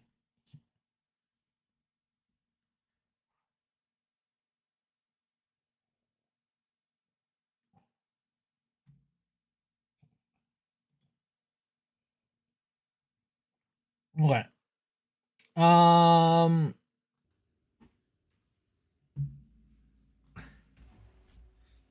Pharaoh's broken as fuck. Oh yeah, it was crazy. It was crazy strong. 0.3 Constricting Command was ridiculous. I mean, it's still really good right now, but it's like not as good as it used to be. Because range characters can't use it as well, depending on the range build. Because some builds will, as a range character, you'll like blow up the entire screen before you even see a monster. But some builds you still do need to get close to them. Bloodletting is more OP. Bloodletting was definitely also very strong in 0.3. It was very strong. It was definitely OP. Does overcorrupting and continuing command, so that's 5 fewer, do anything? Nope. It does not. It is not. They changed it so that was the nerf for constricting command. They made it so that in order to be surrounded, it always required one enemy, no matter how much you reduced it by. Because in 0.3, it would reduce to 0. And that's why it was so powerful. But they nerfed it in 0.4 to not be like that. Like the constricting command nerf is another example of like a good nerf that GGG did, right? Another example of a nerf where they like definitely made the item way less powerful and like I wouldn't consider it OP, but it's still extremely good and still very much used.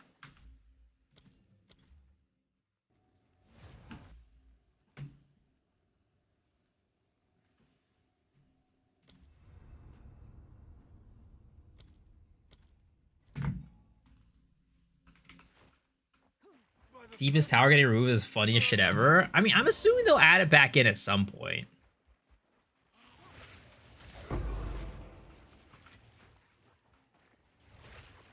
I mean, Deepest Tower was ridiculously strong. I don't know why you're saying that it wasn't that good. It was pretty insane. The fact that you get that much power with so little nodes is ridiculous.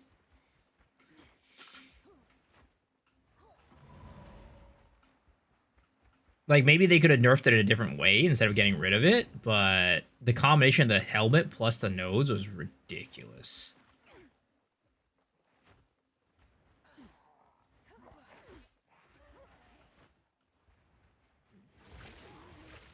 What if there's no league mechanic, only endgame rework and 0.1 mechanics reworked? I mean, I'd be fine with that.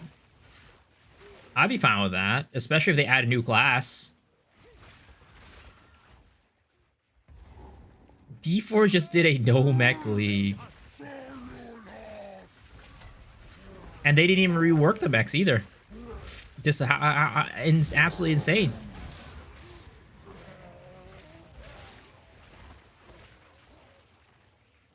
But yeah, I personally don't mind.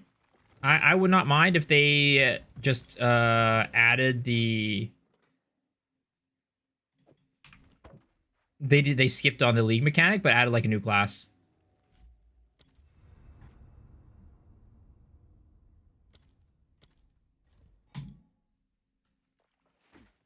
By the first ones, you're alive.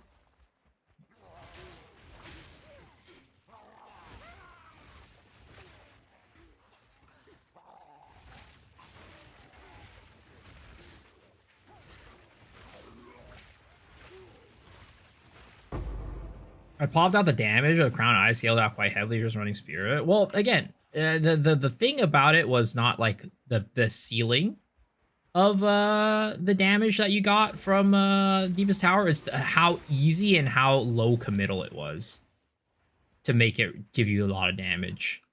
That was the busted part about Deepest Tower. Maybe the ceiling did not reach the same levels as like Crown of Eyes from like spell scaling, but dang, well, you were definitely getting nowhere near as much damage on any other piece of gear with that level of investment. It was low investment in terms of the item, but then also low investment in terms of like your tree nodes. Like even with like Constricting Command, even when it was extremely busted, right? You still needed to put like 20 something nodes into it to get like its full effect. By the first ones, you're alive.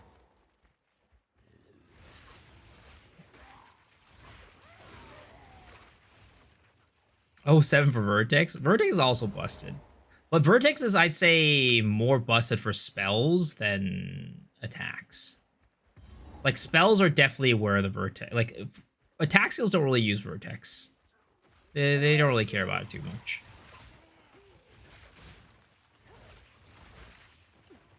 For attack-based builds, you might be better off with, like, Constricting Command or something like that.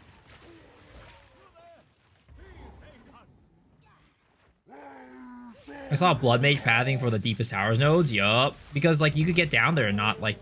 Like, of course, it'll be very expensive for you to get down there. But still, when you're down there, it doesn't cost much.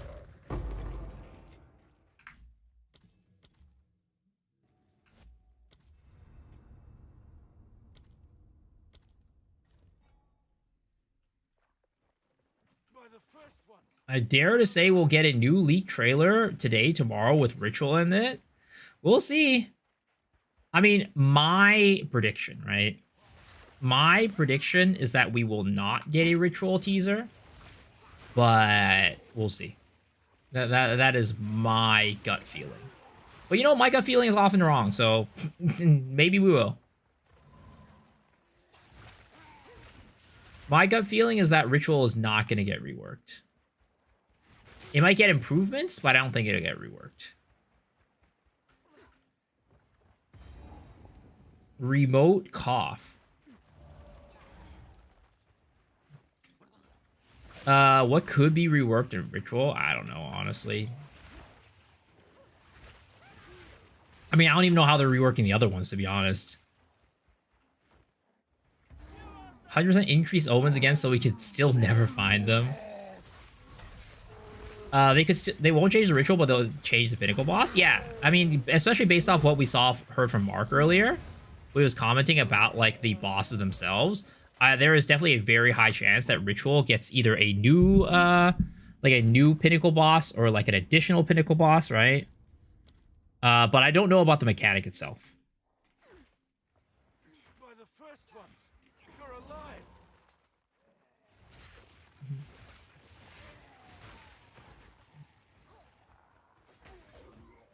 Also, it's like depends on what you call a rework, right? Like, at what point do you call something a rework versus like they are just adding it or buffing it or changing it. You know? Like, how much of a change does it have to be considered a rework versus just like they're adding something to it?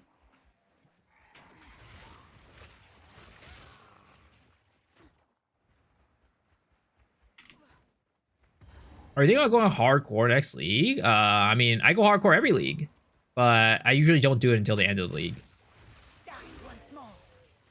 I spent like 2 to 3 weeks on hardcore this league, which is actually longer than I usually spend on hardcore. Keepers type of rework. Do you think we're getting mechanic trees merged in the main tree like Po 1 style? It's hard to say. Like, I personally don't want them to merge the trees. Like, I think there's a way to make the tree operate like the Po 1 tree without merging them. I just think the current way that the tree is, like, presented is cleaner and easier to read. By the first ones, you're alive. What level am I? Level 7, 31%. We want breach hives? Are they coming? I mean, we'll see. We'll see.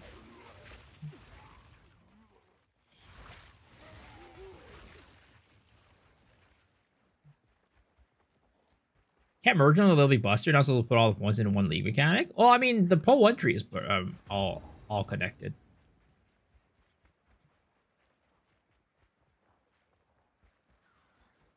But how they fix it, how they make it so that's not that like strong, is that like the harvest, like for example, the ritual nodes.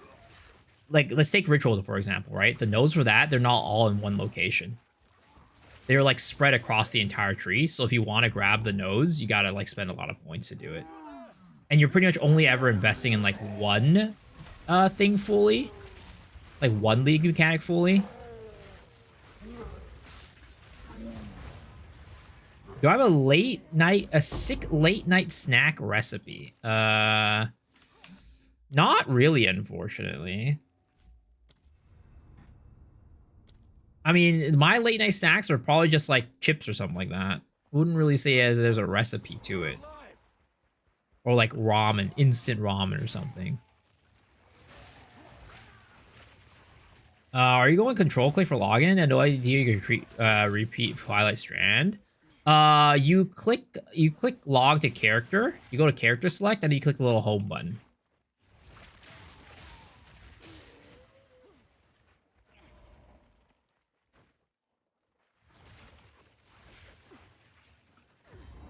What do you think about the idea of making resistances additive to multiplicative? So like what? Would that mean that we'd never get to max resistance technically?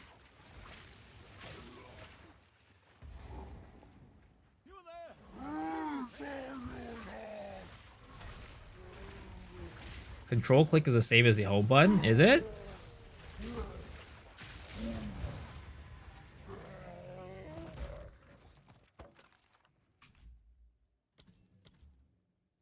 Conditioning returns. I personally don't really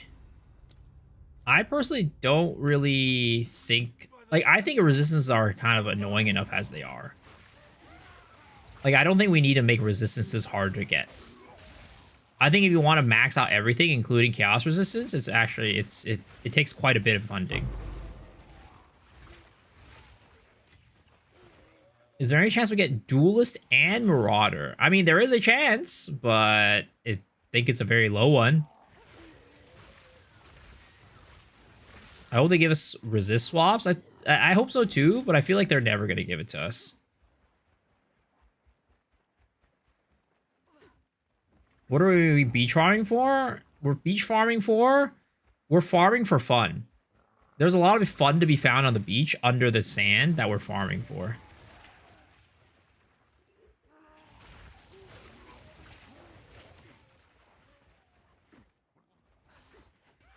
Crimson's made a video about it on why it could be really cool. I see. I mean, personally, I think that it's a little bit too hard to get right now. I've never watched Crimson's take on it, though.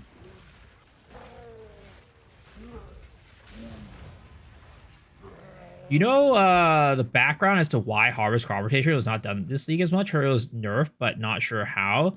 The concept of crop rotation seemed fun to me. One of the major scarabs that you needed for crop rotation to work well was removed.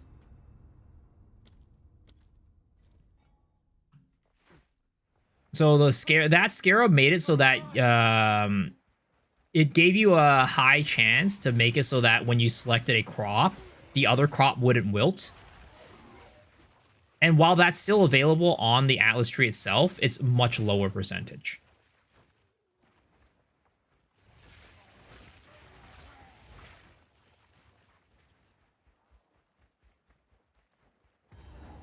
Did Poet ever get a multiplayer league mechanic, like a MOBA mechanic? No.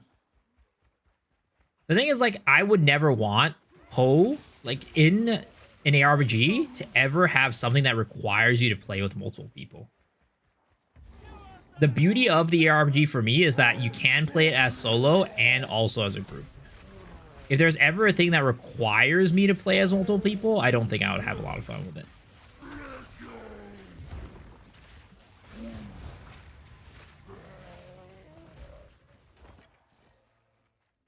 Poe BR was fun, but they abandoned it. I think that's very interesting. I thought BR was very fun and interesting, but I also think that it makes sense why they abandoned it, because it probably costs like a separate server upkeep, and like as more people, like as the thing becomes as it stays in the game for longer, less and less people are going to keep playing it. And then also, if it ever does become a popular thing, then they're going to have to like balance it, because people are always going to want balance in these things. And then if you don't balance it, then it becomes less popular. So it just requires a lot of work on their end to keep making like an official thing. So it's like, I get why they shut it down. It's a shame, because I thought it was pretty cool. But yeah.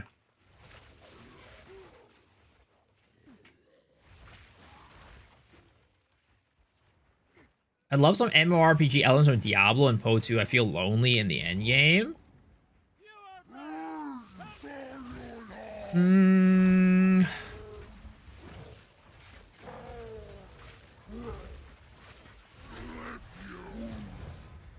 I mean,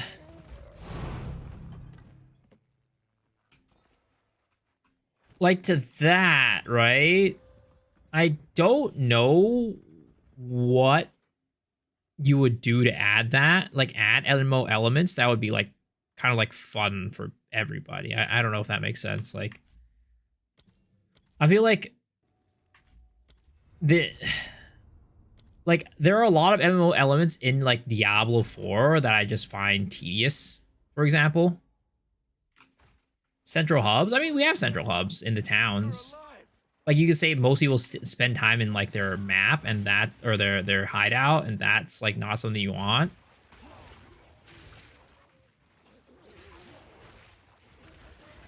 Watch user the Poe 2 BR was peak.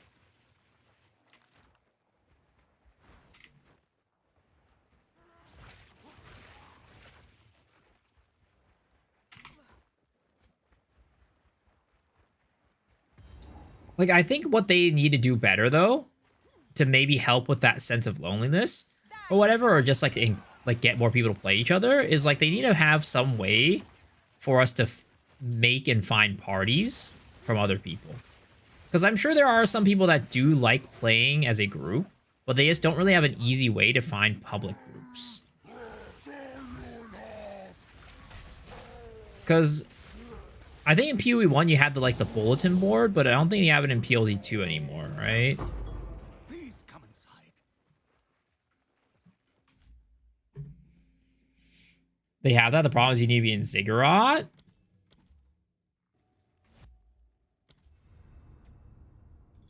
Let me see. I've never seen it before. What does it look like?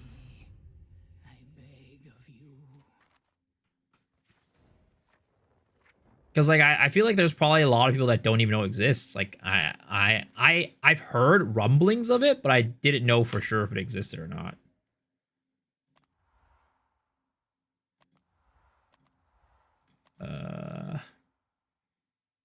Ziggurat Refuge. J public. Oh, right here.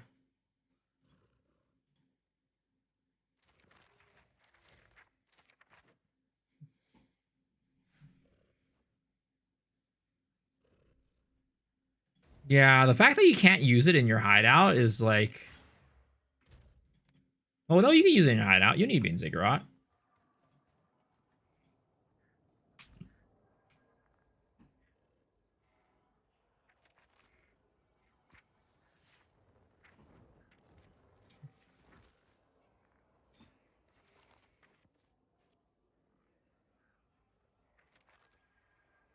They aren't map runners and hideouts, all ads. Like, either way, I think this system needs to be better. It needs to be better and also more front-facing.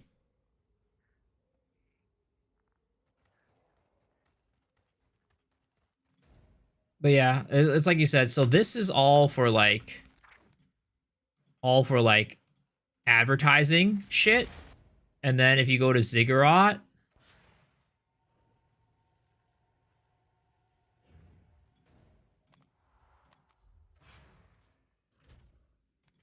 yeah, it's different. It's different. So it's not, maybe it's not that like,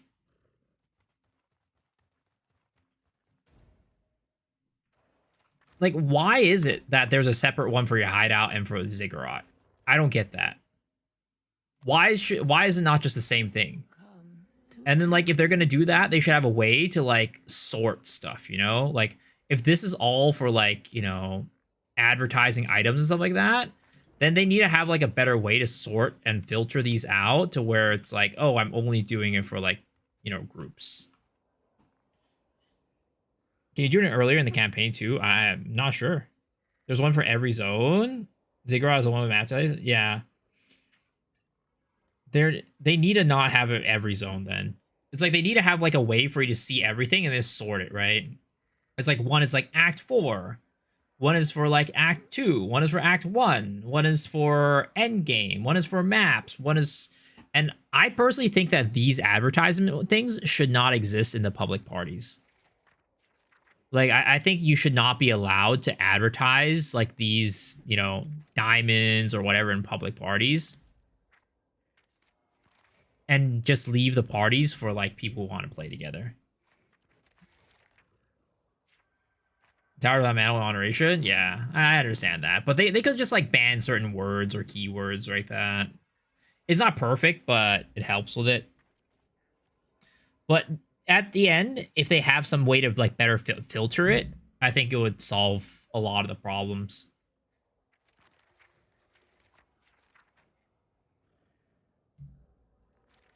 Short video coming up.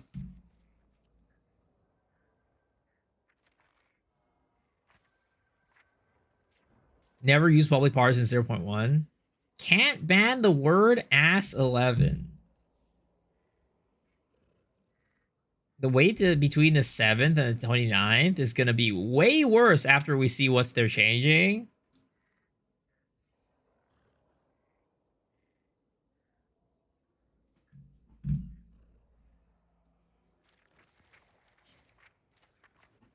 It took a week of vacation 2 months ago for this week. I took a week of vacation 2 months ago for this week. I was sure it would be out by now. Silly me. Yeah. It was definitely unfortunate. I can't even watch live streams on my birthday. Wait. You know, just watch the live stream during whatever you're doing.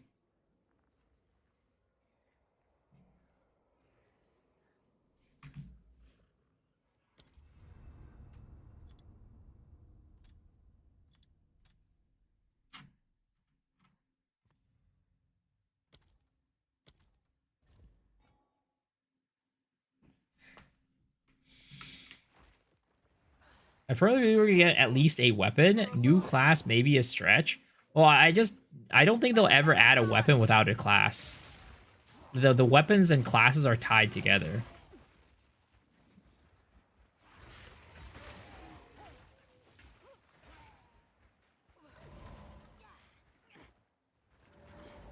They let you get Twitch drops later in the day after the live stream, correct? Yeah, the Twitch drops usually last like 12 hours.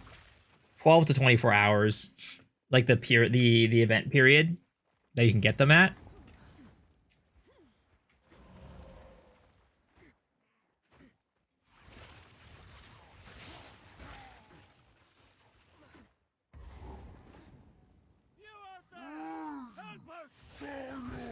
Did they lock in my flights yet? Yeah, they did.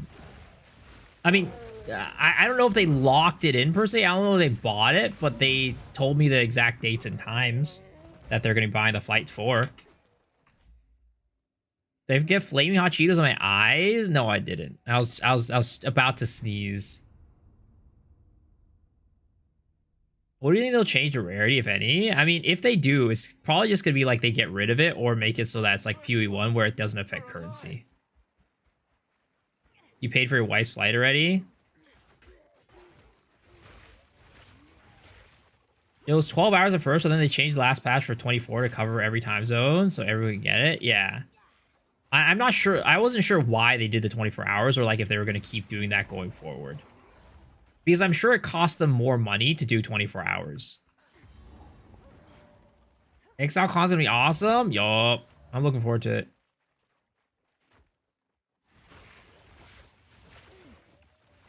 Why is Mr. Streamer farming Twilight Strand? Because it's fun.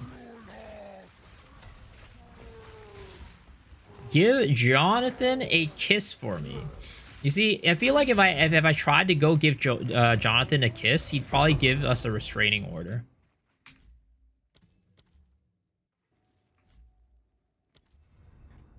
Today's a good day for a teaser. Every day's a good day for a teaser. By the first ones, you're alive.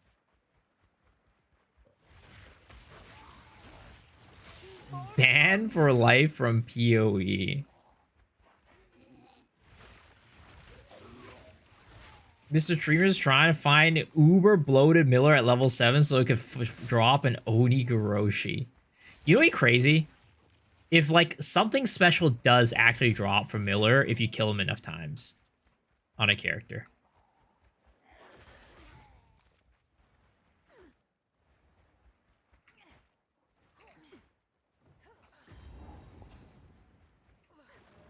He's the only streamer that plays the entire patch from beginning to end. Oh hell nah, dude. That's not me. That is Prada. I stopped playing this patch like a couple times already. I stopped playing the game for a little, like a good month or two when Po 1 came out, and then Crimson Desert came out, and then I started playing it again recently. But Prada, that man is he is devoted to PoE 2. That man has not stopped. I don't know how he does it. And I was also playing Diablo 4 for like a week too.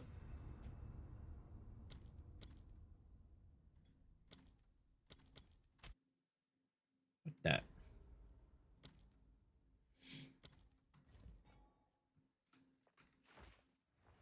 By the first ones, you're alive. Queen of Filth versus Balbala battle?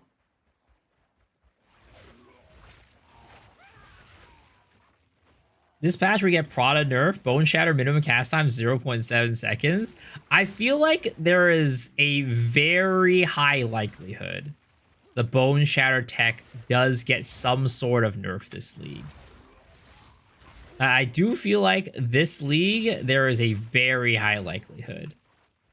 I feel like it is a little bit too widespread this league. Last league, it was like, all right, you know, some people are doing it. It's all right. But this league, I feel like it's got the cat's out of the bag. The Bone Shatter check has reached Mark's ears. Somebody whispered it into his ears while he was sleeping as they caressed his hair very softly. And he woke up with a cold sweat. And he realized that Bone Shatter had to be nerfed. It's not a tech, it's cheese. My bad. Man, these are all rolling like doo-doo. These are all rolling like doo-doo.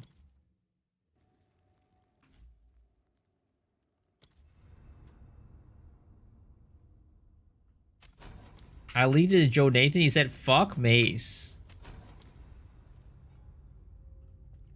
Filter making Tinks and Act 1 just to feel something. Yup. Basically. What's your opinion on comic crisp apple variety? What the hell are comic crisps?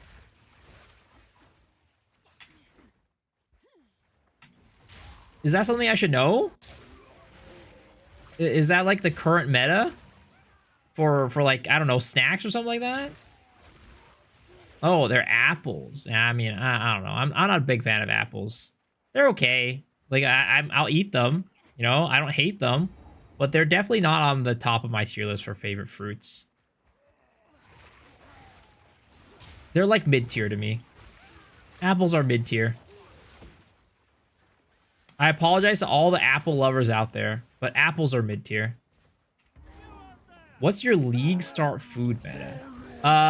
Well, usually I do like the whole like 17, 18 hour stream on the first day of league start. And my meta for that is lunch is either a sub sandwich or a Philly cheesesteak, and dinner is sushi. I'm unsubbing. Yep, apple is mid tier, watermelon S tier. Yep, watermelon is S tier, 100%. Anybody who does not like watermelon is a freak of nature. They have to be some sort of weird genetically engineered robot that was sent by the government to bring chaos upon the lands.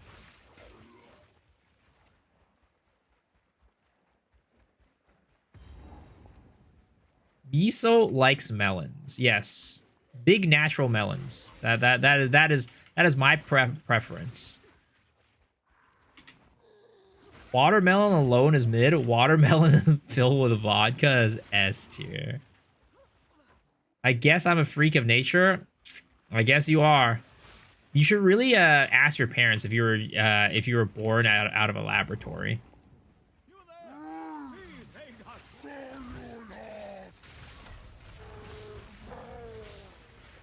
Watermelon feels like you're eating wet paper. Then you haven't had good watermelon yet. Watermelon is crunchy and, like, you know, has a really good mouthfeel to it. They said they picked you up from a trash can. You know, I believe it at this point because of your watermelon comment.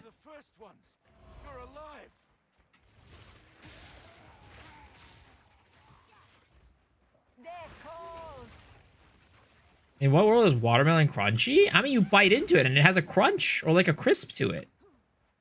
If you get good watermelon, fresh watermelon, you bite into it, that shit crunches.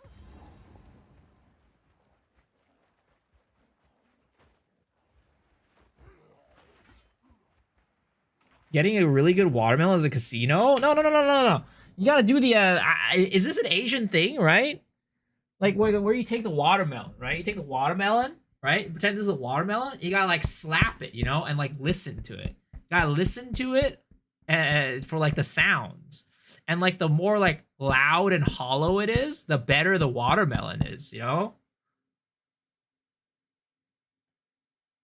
This is how you do it. And then also like the little nub, like the little thing, right? I think like the size of it also has something to do with how good the watermelon is.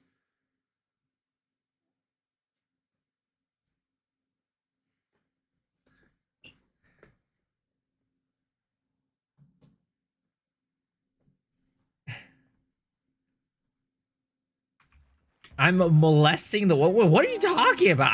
I'm showing you guys how to get actually like gauge the freshness of the watermelon.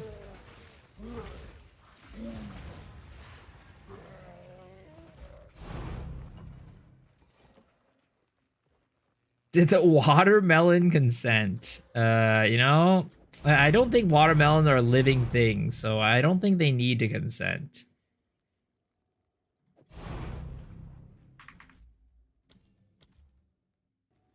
Beach farming is back for now, at least. I mean, I was thinking about doing a campaign run.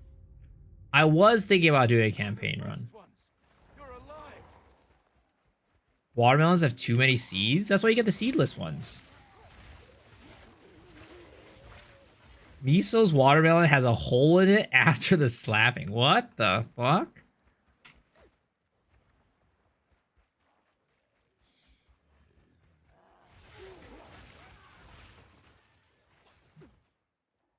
Cosplay campaign runs, rabbit cosplays with EDC.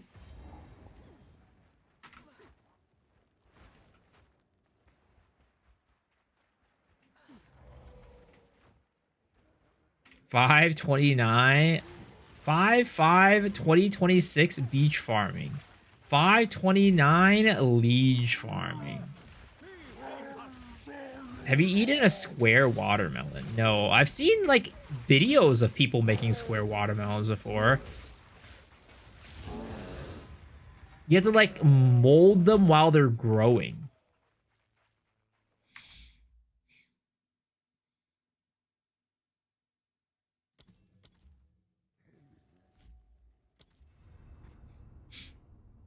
Predict that items drop as 1 to tier 1 to 4 hold higher rarity mods ideas. Well, the thing that we were talking about during one of our podcasts was that the higher tiered modifiers should be based off of like the higher tiered rarity drops, right? Rare drops and blue drops should be based off of average weighting of the mods versus the average tier of the mods.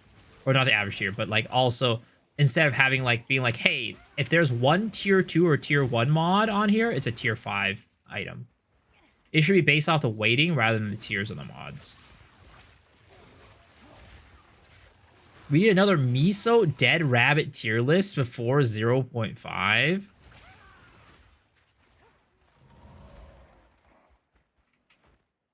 Yeah, we'll do a sex offender tier list for PoE creators. I feel like I've heard of somebody doing that before.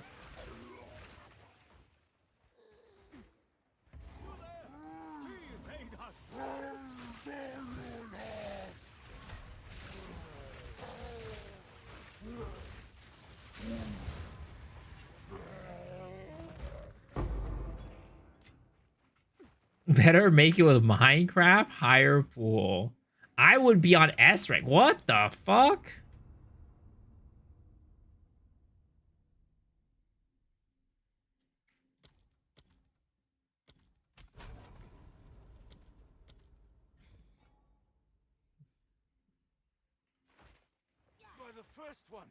Gear showcase? What, for my character?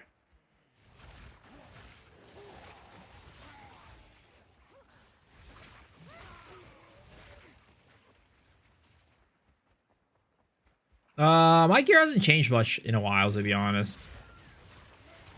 I haven't gotten an upgrade in a while, but I have this T1 +1 level of lightning, increased lightning damage, very low roll, unfortunately. This is really good though, pretty well rolled. +1 minion skills, helps me with single target. 6% spell damage, nothing to write home about. I would love to have rarity on this. This one has good rarity on it, but I'd like to have... Actually, prefix really doesn't matter. Maybe life would be good, right? I'd like to have rarity on this as well, rarity on this, and we have pretty much, like, good, like, bad roll, but perfect mods on our boots. And then we have a spell damage cast speed on our secondary. We don't really use this very much, but every now and then I just feel, like, bored, I'll use it. This is bad. This is not good. Yo, what's up, Henry? And yo, what's up, Mr. Not Just Me? Bayra farm when? Bayra farm's not cool. People do Bayra farm. Back in the day in 0.1, people did Bayra farm. And then they had to nerf Bayra. Peaches are better than watermelons. I mean, I like peaches. Peaches are a very good fruit, but I would not say I like peaches more than watermelon. For me, anytime I think about a fruit, watermelon is like the #1 on my list. I will never, like, as long as the watermelon is like sweet, that's the fault of watermelon, right? It's really, really seasonal. Like, you pretty much only get good watermelon during the summer. Other seasons, you can't really, like, the tier the tier of the watermelon drops by like 2 tiers. It goes from like S tier to like BC, like C tier.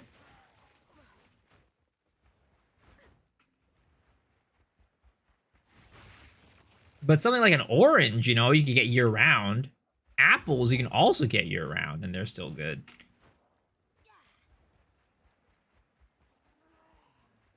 I don't know if peaches have like a really strict season. I tried putting a little lemon juice in the watermelon. I have not. Think they're gonna release a ritual teaser? I will see. We'll see. Soursop? I've had soursop before. Soursop's pretty good.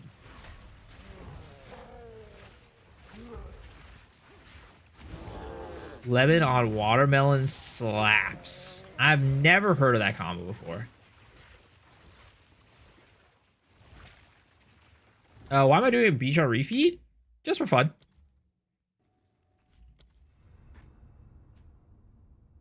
To apply some Brazilian fruits? What are specific Brazilian fruits?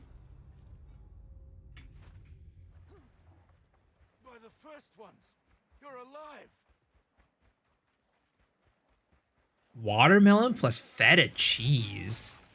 That sounds ridiculous.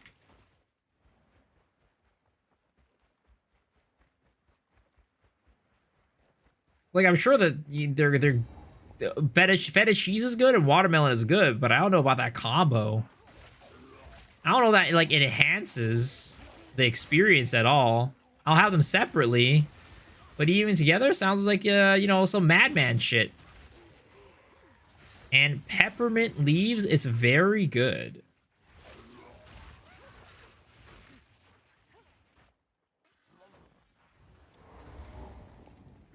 Feijoa? What is that? Carambola starfruit? Oh yeah, I know starfruit. I love starfruit as a kid. These days I'm like okay on starfruit. I don't know if it's because that like I can't get good starfruit or what, but I feel like starfruit is a little bit like not very flavorful.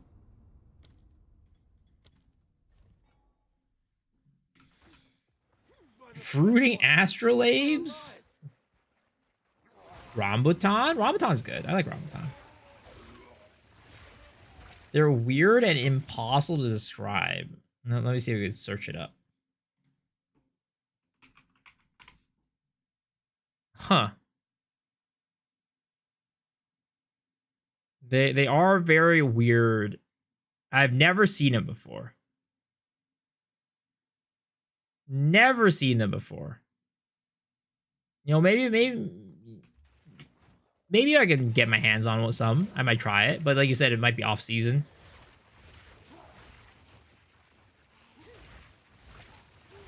Some people taste citrus. Some people say taste mint or soap. Depends on your taste buds. Maybe it's like a strawberry thing. Because like strawberries, some people have the gene to taste like the bitterness in strawberries. So like some people will eat a strawberry and be like, this is kind of bitter. But then the people without that gene will not be able to taste the bitterness of the strawberry. So it might be like a similar situation where like depending on your genetics, you might taste the fruit and it might be different tasting.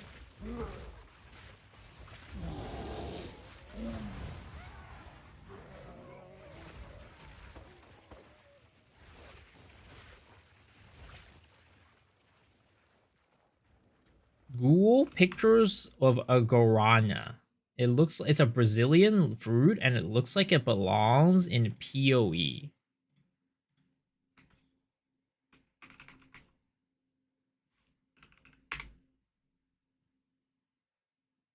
Interesting.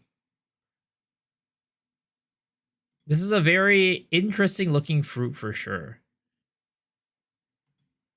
When it looks like this, they look like eyeballs to me. Anybody else feel like these look like eyeballs when you kind of like look at it like this? Yeah, it kind of looks like an eyeball. Like, look at this. That looks like one of those plastic eyeballs. Holy. Didn't people eat watermelon with mustard? What the hell? I've heard of people eating watermelon with salt, but not mustard.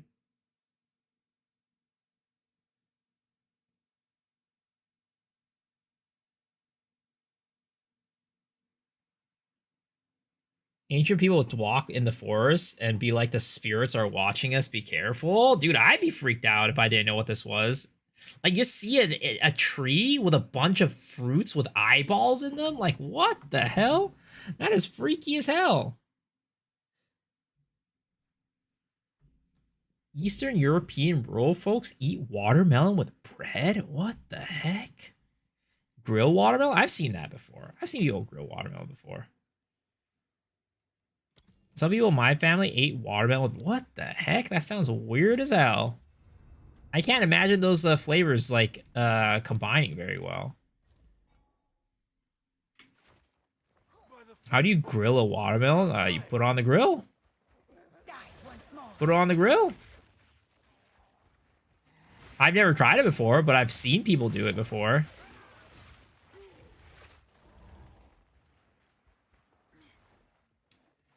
Watermelon with bread. Is there like a specific bread that you'd eat it with?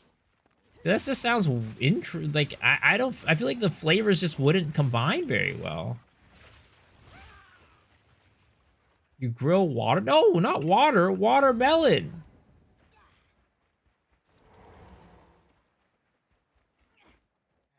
Just random bread. I mean, definitely I've seen people grill, like, I've definitely had grilled pineapple before, and that shit tastes so good. I love grilled pineapple. I go to, like, a Brazilian steakhouse, and, like, they come around with those little sticks, and they have, like, a big old pineapple thing on it, and they, like, slice it for you. Ooh, that's the good shit right there. That's the good shit.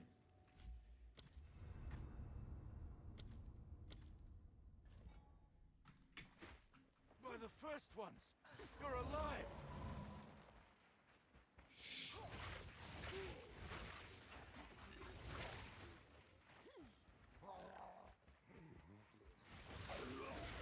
Fried watermelon. I mean, I'm sure you can fry a watermelon. People seem to love fried anything. I've never had it before, and I don't feel like I would like it very much, but people fry all sorts of bullshit. People fry, like, cheese and, like, bananas and stuff like that.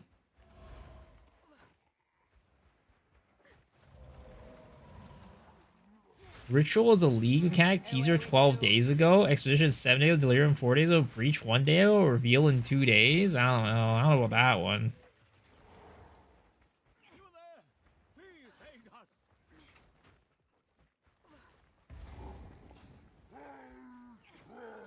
You actually named 2 good fried foods, to be honest. What, fried cheese and fried bananas? I've never had either of them fried. I've never had either of them fried.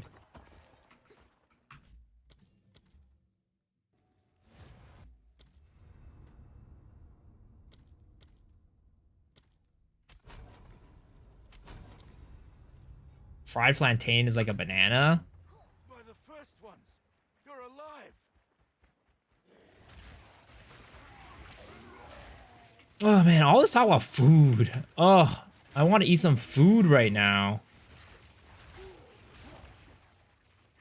And you know what food I could always go for? A goddamn burrito. You guys know me. I'm a goddamn burrito fiend. Any food in burrito form just makes it better. It is an improvement. It is a... It improves any type of food. Hot cross buns plus a coffee.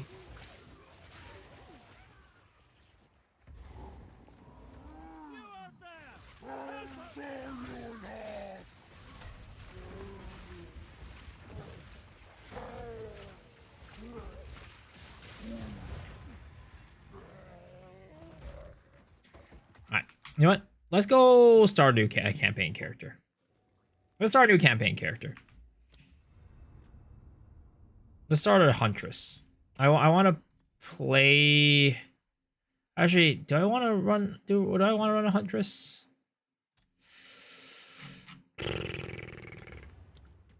Or do I want to do? Do I want to start a Huntress, or do I want to do Monk again? Because I want to like. We'll do Monk, and then we'll pick up Spear. Pagan, you failed to liberate your brothers, just as you have failed in poisoning my subjects against me. Have I ever played Disciple Sork? I haven't, actually. Don't let him escape. 07 to the Witch, it was a good Miller run. I mean, we'll be back. We'll be back on the character, I'm sure. By the dream. I'm sure we'll play that character again. By the first one. Also, again, guys, if you're not pressing this button, you're insane. Don't be a talkative try, all right? That man does not click the skip tutorials button. I'm glad to see another living. I don't know how he plays without pressing that button.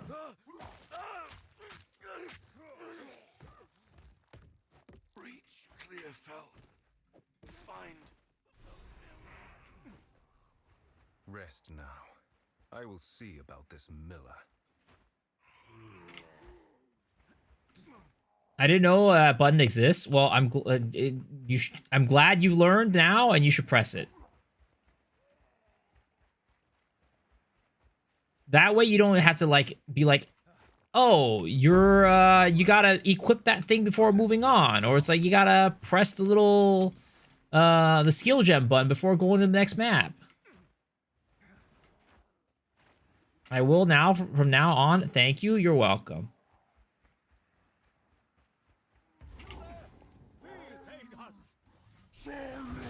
I'm pretty sure Talkative Tribe knows it exists, but he just doesn't press it. Because that man is, he's insane. He's a madman.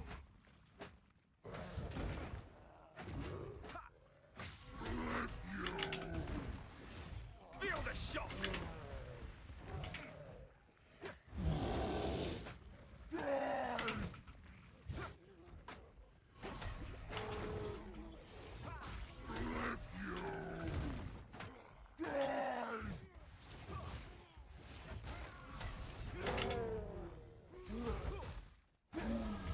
My training continues.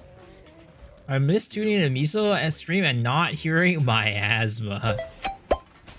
What was that? Yo, Look what's at up, that. Mr. You see my face now? Legendary? Thanks for the daily bit. And Gormus, is that you? I wish. How have the Ezamites Ooh, that's a pretty good quarterstaff. Okay,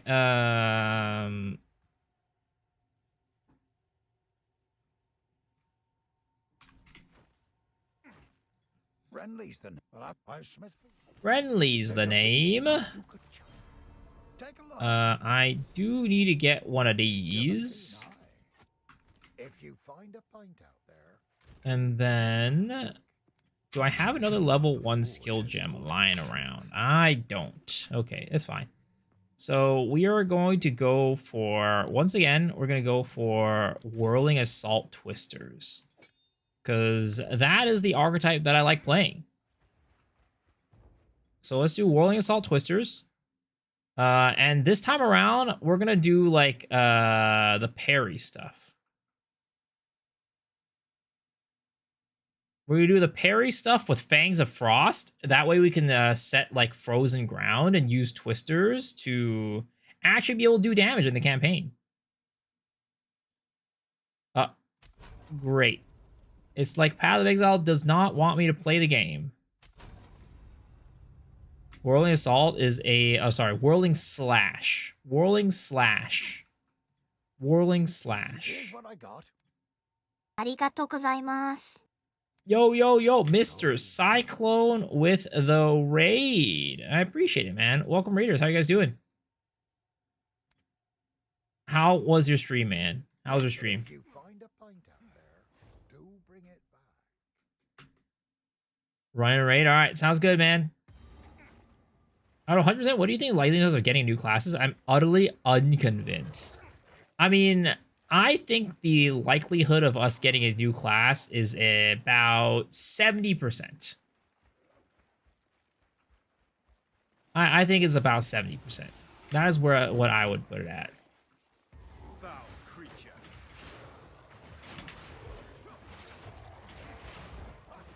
You feel pretty confident now?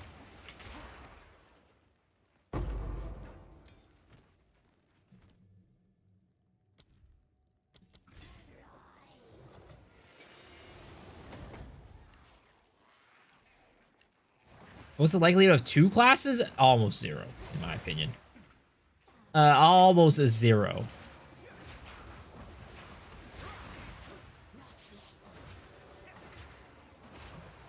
Having to do parry, fangs, and frost disengage. Having to disengage, fangs, and frost, just great frozen around, whirling slash twisters too much, too clunky. I mean, you don't have to do it, like, you only do it until, what is it called? You only do it until...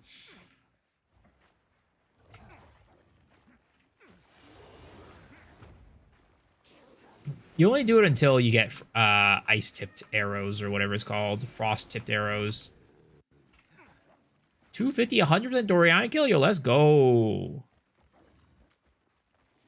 If Miso doesn't get first Miller kill, there should be a punishment. What the fuck?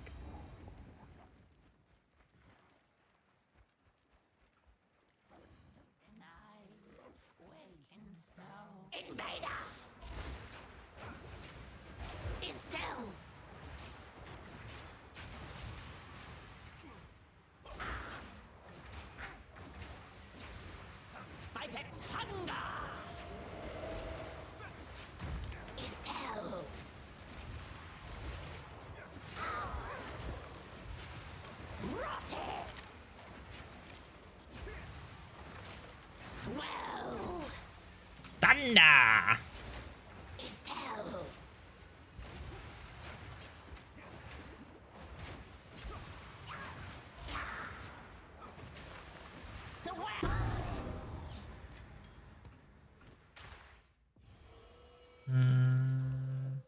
Garbage.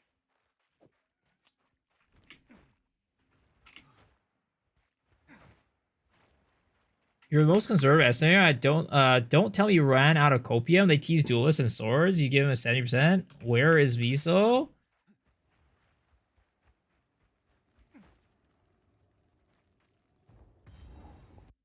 I mean, I just think that the sword is not 100% guaranteed. I said arrow twister is so good. Just did another act through, run through Act 4 with it. So good. Do you guys not get? Do you guys get eye floaters? I get 3 when looking at the background. What's an eye floater?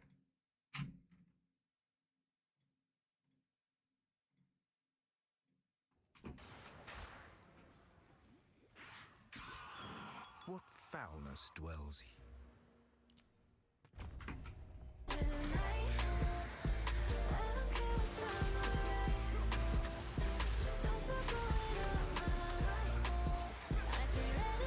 I like it when this this bitch has ground effects when I'm playing twisters,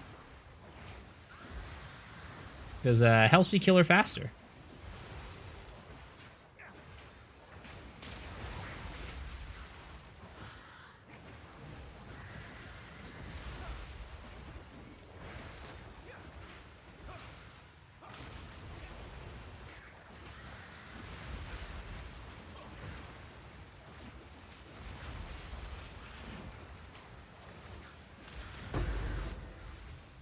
Die forgotten, witch. It was a weird looking beach. What's up, Saber? Yeah, I got an urge to go and do a Twisters campaign run. I was watching Snoobay play some Twisters the other day, and I was like, I'm feeling like playing some Twisters right now.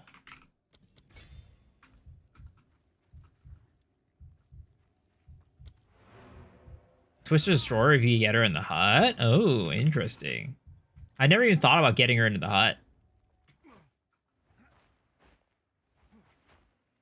This relic hums with power long dormant. Eye floaters are little black lines in your view when you're that are orbiting around.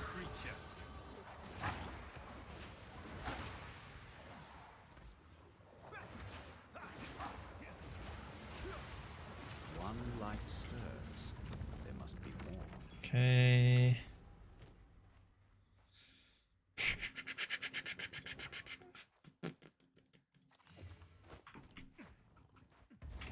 Okay, Grim Tangle. I won't be getting through here. Ever tried Primal Strikes build? They're pretty fun. I haven't, but I have seen Primal Strikes builds. They seem pretty good. I remember Astay's Primal Strikes build last league with like the lightning warp stuff. That was really cool.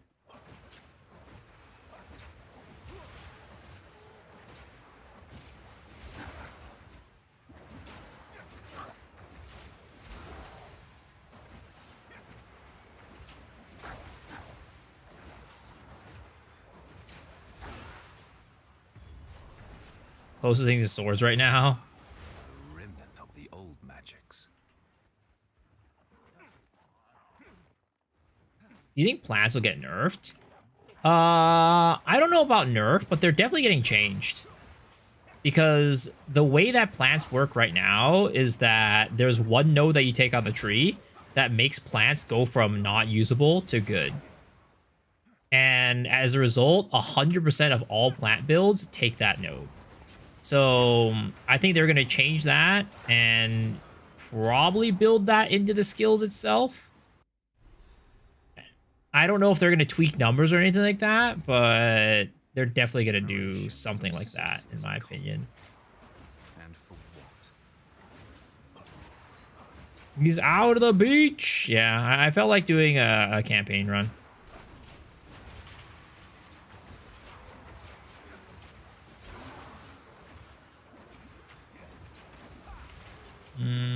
Honestly, that's a pretty good one to. I feel like that's a pretty good one to run against Rust King.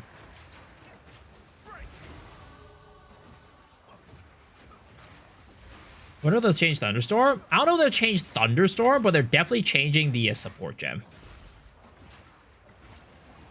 They're definitely changing that support gem that makes it so that it's like a guaranteed shock whenever you have a wet enemy or whatever it's called. Wet enemy combi. Wet enemy ass 11.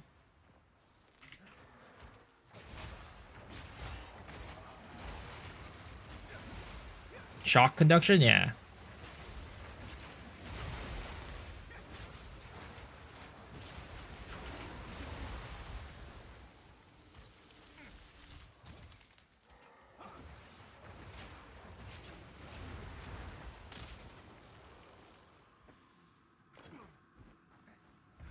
Everybody just loves that ass 11 emote. Everybody just loves that ass 11 emote.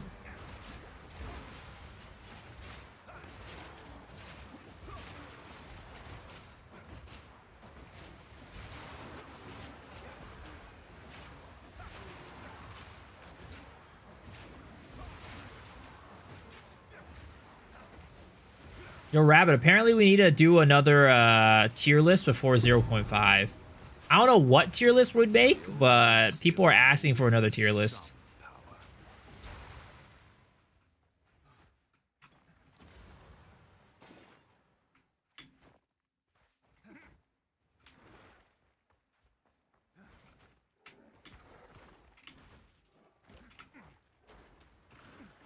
The biggest copium take tier list. How about the best mustaches in Path of Exile tier list?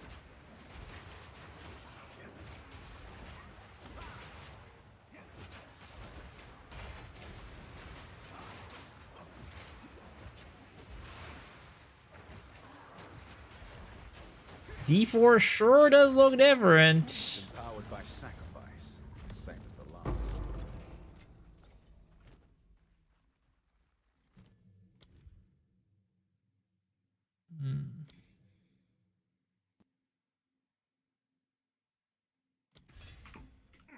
I have no mustache. Yeah, I wouldn't be eligible on the tier list. I would be a non-participant. And if I did grow out a mustache, it would be like F tier. Like my mustache would be Molten Vault tier. It would be no, it would be dig site tier, guys. It would be dig site tier.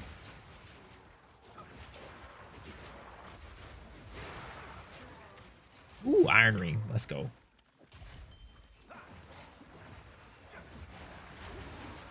How about we do a tier list of like all the copium predictions for what all the copium prediction videos that we had in the past like half a month. Who had the most copium takes?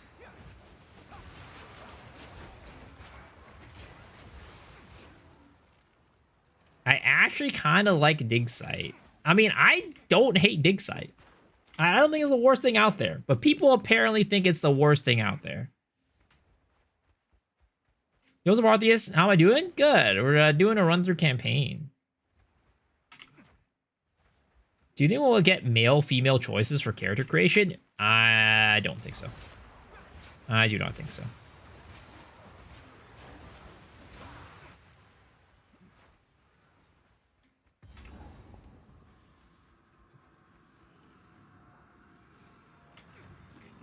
Dude, I still have not gotten another spear. There's no way. I've been looking for this a spear on these refined arms, and I found 0. I found 0 spears from these freaking refined arms. How is my luck so bad, guys? There's no way. There's no way. It's not possible.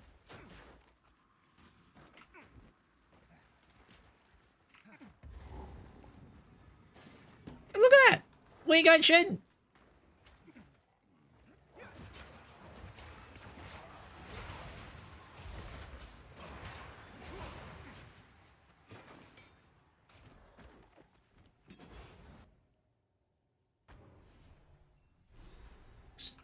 Stupid exposed frost nexus, which was in a text in 0.1 is gonna be nerfed soon. What would you like? For twisters? You've a keen eye. Go well. To get the ground, the chilled ground.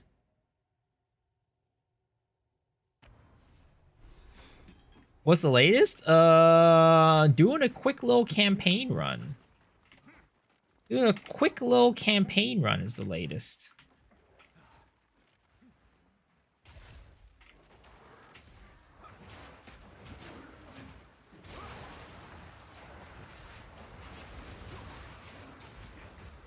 That's a buckler. I've been looking for a buckler.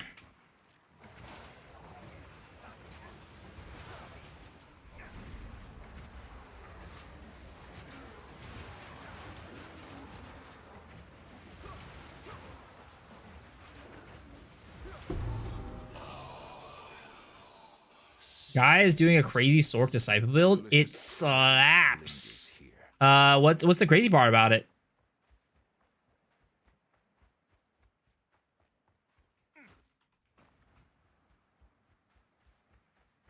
Where the fuck is the checkpoint? Oh, there it is.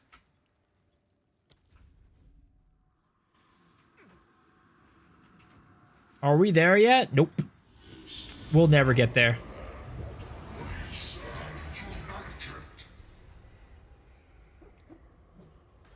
That's the that's the part that you guys just don't know. We're never gonna get there.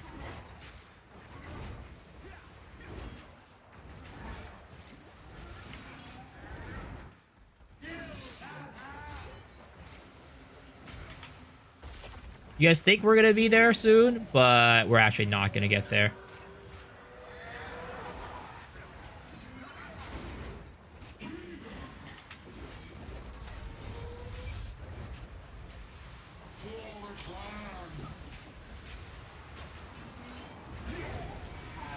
Nice little spot for twisters. Nice little spot for twisters.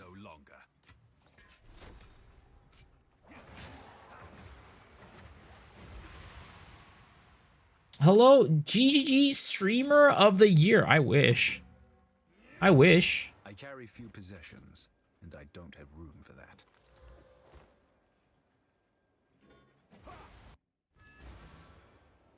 Do you think they should cull more drops in the endgame, like Wisdom Scrolls, Shards, and low bases, etc.? I mean, I think it's very hard to do something like that because, like, for the low-level bases, I've always talked about it like this, right? at a certain point, yes, those low level bases feel like they're useless. But like, where like some people get to tier 15s on day 1 or day 2, right? And at that point, low level bases are still useful. So like, are you gonna like make it so that there's like a retroactive like thing that like calculates, oh well, based off of this time, this date, like at this point, the bases are no longer going to show anymore, because at this point it were probably likely that the bases are not very good, and like the low level bases aren't really worth anything anymore. I just feel like it gets really hard to actually like figure out when is a good, like how are they ever going to figure out when to actually cull those like lower tiered stuff? Make it area level? No. What I'm saying is like area level it determines what item level the item drops at, right? But you can still drop lower tiered bases. For example, even at the highest area level, right? You can still drop, let's say if we're looking at boots. Boots. What the fuck is it? Offhand armor boots, right? You can still drop these quick slip shoes, even when you're at like a higher item level map. And you can still drop dagger shoes. You drop quick slip. You can drop charmed, right?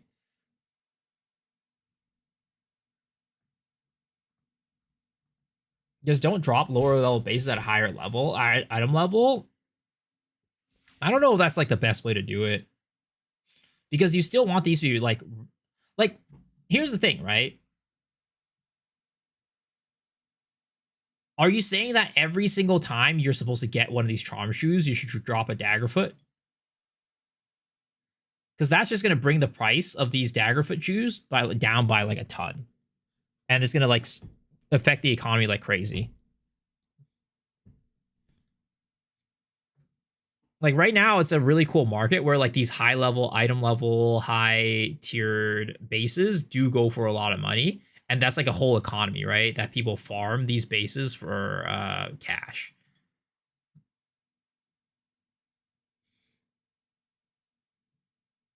You make it drop 65 plus and remove lower ones.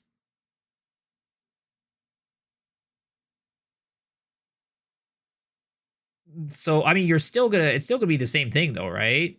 Where it's like you're gonna be deflating the cost of the higher ones because it no longer drops the lower ones, right?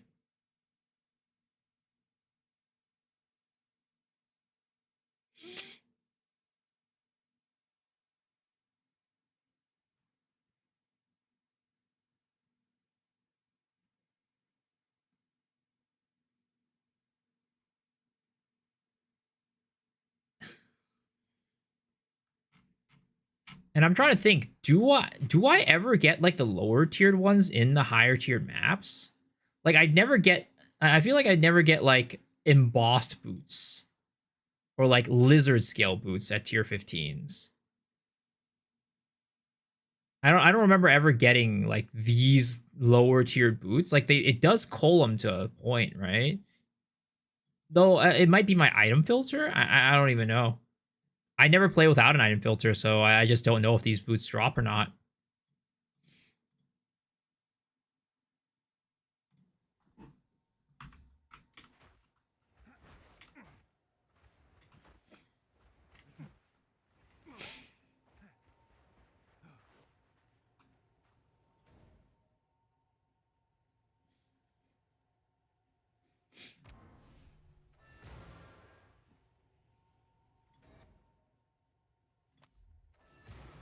I mean, if they just remove those bases from dropping, yeah, I mean, I don't really see a problem with it at higher tier maps. Because at some point, it's just those super low level bases are just like super like not very useful at all. Like you're not even going to sell them for money.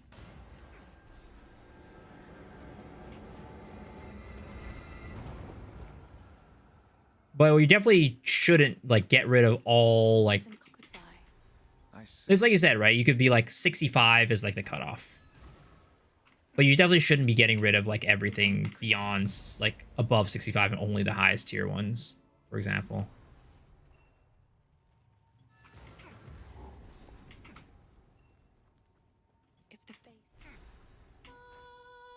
You can always warp back into any Hammer farm low base or chance or something if necessary. I was wondering if you could spill all the secrets you know about 0.5 because I'm tweaking out. I wish I had secrets to spill, but I am also in the same boat as you.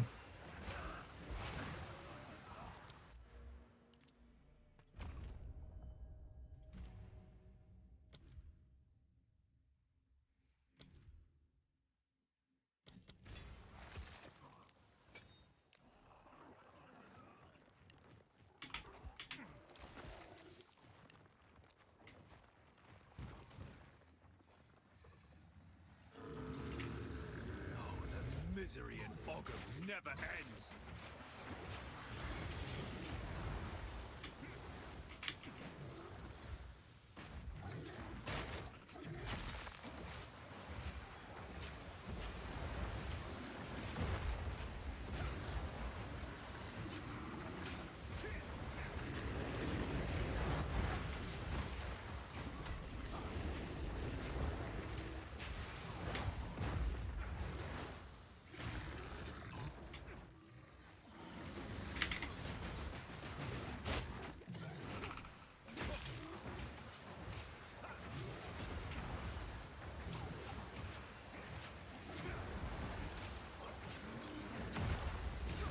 Dude, every time I listen to Yoasobi or like Eimer, I just think back of that goddamn skewers place that I go with Roger.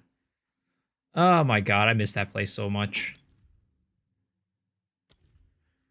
I miss that place so much. You're my favorite Act 1 streamer.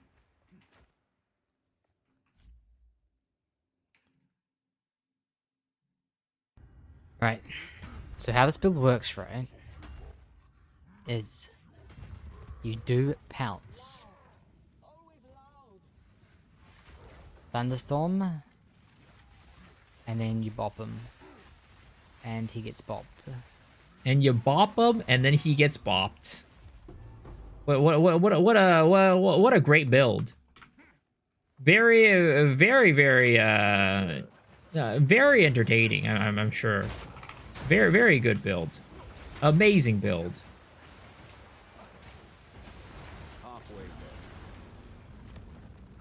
What I watched, it was a disciple of Rashta.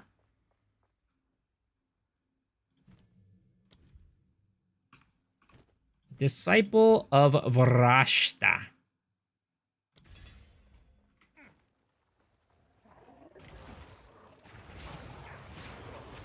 Oh my god. Oh my god, those little mushrooms. They hurt. God damn.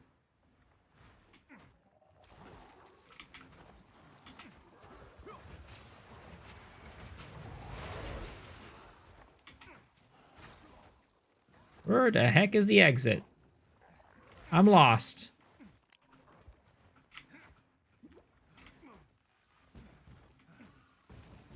My YouTube title still shows as D-2? Yeah, that's correct. We are 2 days away from the live stream. Is what it means. Another such device. Ah! I'm frozen! I'm frozen!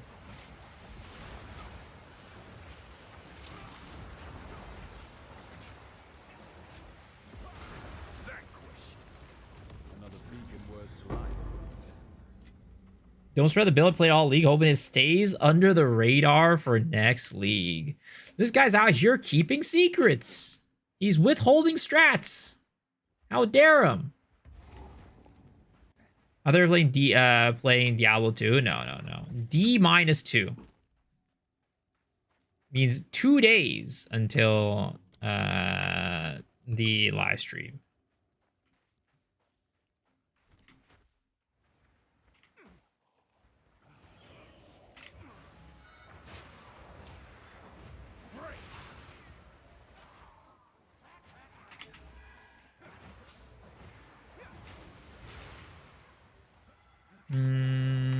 Let's see here.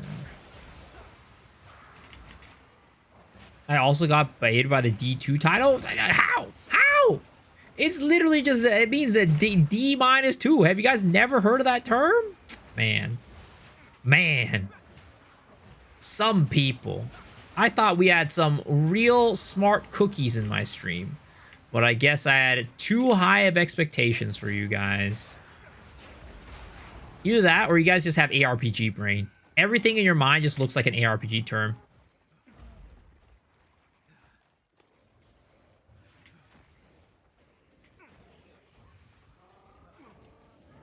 What if I wasn't playing Diablo? What if it actually was actually saying D2, but instead of saying Diablo 2, it's Destiny 2, guys? Come on, come on. It could be Destiny 2, right? Don't get baited.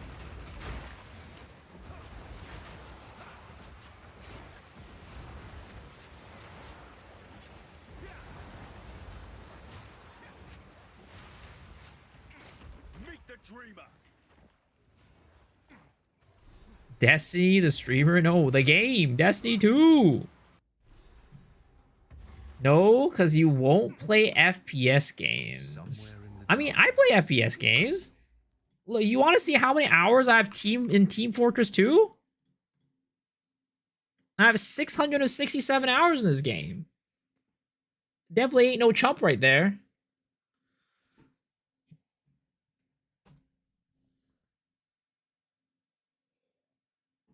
Let me see Counter-Strike. I actually, so funny story. So my current Steam account does not have Counter-Strike on it because Counter-Strike was a game that was on my other Steam account. And that Steam account, let's just say, is VAC banned. So that's why I had to make a different Steam account.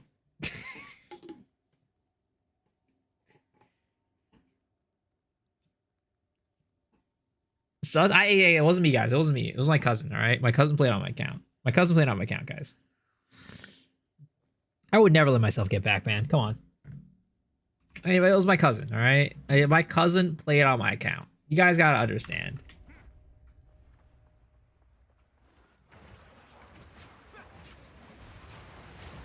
This was back in the day. We what was it? It was Counter-Strike 1.6 and Condition 0 were the Counter-Strikes that we played.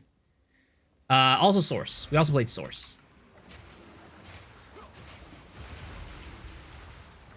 1.6, Condition 0, and Source were the Counter-Strikes that we played back then.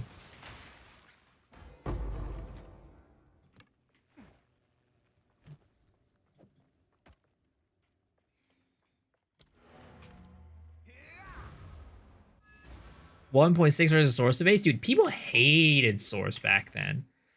As a kid, I didn't really understand why Source was so hated. I still don't really understand why Source is so hated. Like, was Source that bad? Why was Source that bad? What do you think? Bye.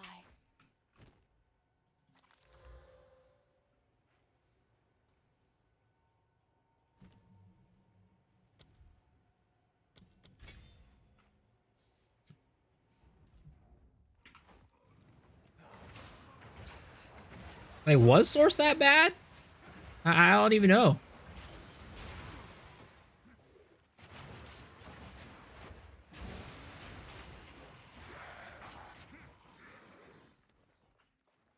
Old, but I'm old, but not old enough to appreciate 1.6. I mean, but 1.6 I say was like the premier Counter-Strike back in the day. Like, even when Source existed and Condition 0 existed and stuff, people, I think, were still playing mostly 1.6. Especially, I think, on the competitive scene, too. 1.3 rules? I didn't even know that 1.3 even existed.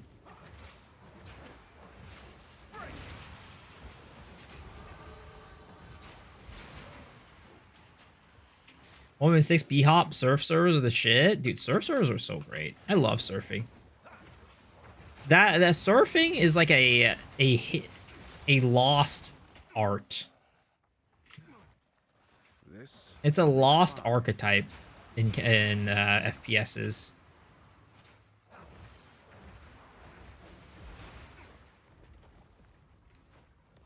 My favorite thing when back in the day with surfing was like I would use like a shotgun. Because the thing is, like, the shotgun spread, it didn't really, like, it, even if you were in midair, it wasn't, like, that bad, right? As long as you're close enough to the enemy. So I would use that and abuse shotgun spread to, like, you know, just kill people real easily. Surfing like crazy in Apex, you need to log in? Or are there surf servers in Apex, really?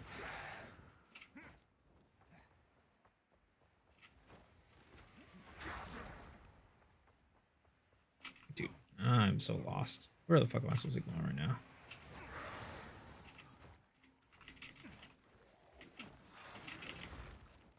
Surf is just a regular movement over there? No. I want surf, like, servers. Like, I want a surf mode. I want a surf game mode. That's what I want. I don't care about surfing being a part of the gameplay. I want a surf map. There's surf maps?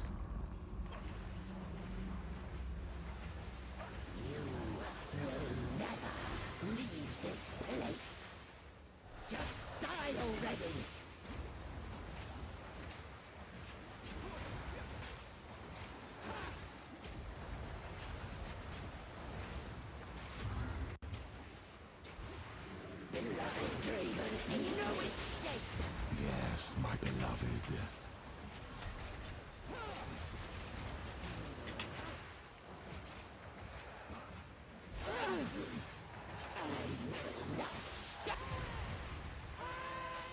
They're custom maps? I see. Forbidden thaumaturgy causes nothing but pain and misery. Surfing was a time. It was an era. The problem is, though, like, if I were to go and play surf maps right now, there would probably be so many sweats. Like, I was never, like, a good at the game. You know what I mean? I played as a kid. You know, I goofed around. I had my own fun. But I feel like these days, given how, like, competitive everybody is online, it wouldn't be the same. I wouldn't be able to go on to just, like, a random surf map and just be able to actually just, like, enjoy myself. I'd probably be getting, like, headshot out of the fucking air while I'm flying around all over the place. Yes, I feel like that would be inevitable. I've collected. It's beautiful. I accept.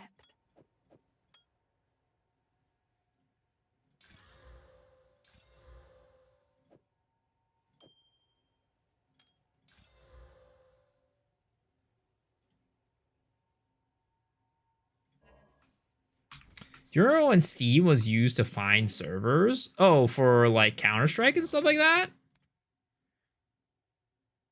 Oh, 5 to 9 fizz. It's kind of big. Oh, that'll pack a punch. Yeah, exactly. It still is.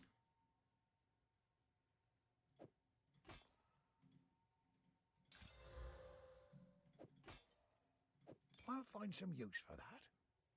Till next time.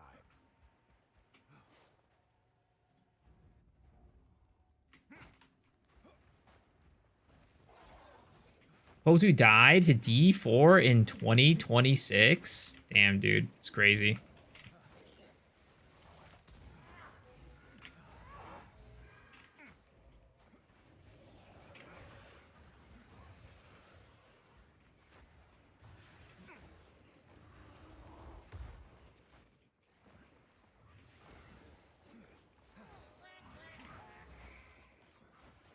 Base.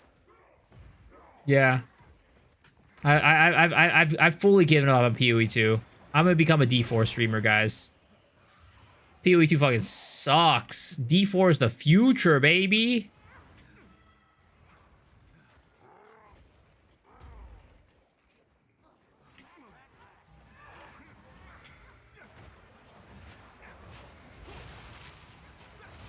Do you think in Temple is still the main detour, the main detour maps? What do you mean by detour?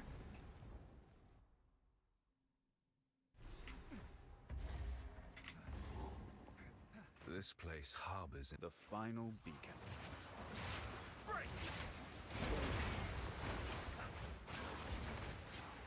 The thing that you do? No. I mean, the only reason why Temple was this popular was because, one, it was extremely busted. But also, too, because it was the league mechanic, so we got temple in every single map. Because, like, in, what is it called? In the upcoming league, the only way we're going to get temple in your map is either randomly stumbling upon it or having, like, tablets for it, right? If tablets still even exist. If tablets even still exist, that's how it's going to work. Can't believe how bad the game is, but popular works worse than mobile games. Well, there's just a very large casual audience out there, you know? A very large casual audience out there. And also, people play stuff just because it's called Diablo. It is what it is. It do be that way. Also, and then again, a heads up. Huh? Have you checked Twitter? Kelly is trolling. Maybe Kelly's trolling again? No, she's not doing anything. She ain't doing anything. I haven't seen shit.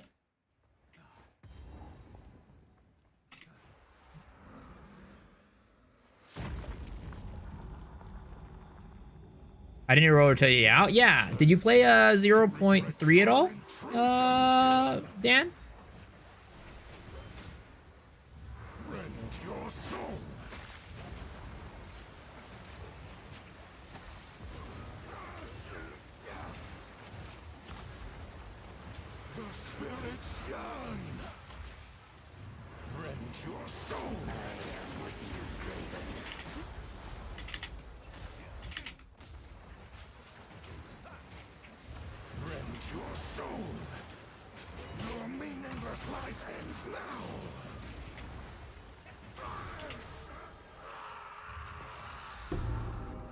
Mizu got Telly tweet on alert? Yeah, I put it on alert yesterday. I didn't have it on alert before. That was Abyss, right? Maybe I didn't notice it being less frequent. Yeah. In 0.3, Abyss was in every map. But right now, you don't see it in every map.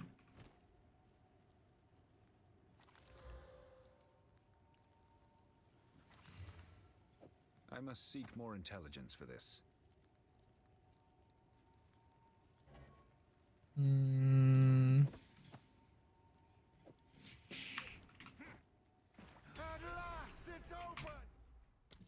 Abyss establishes you out all the time. Yeah, but not during the campaign, though. Will I take part in the race? No. I will be busy that day, sadly.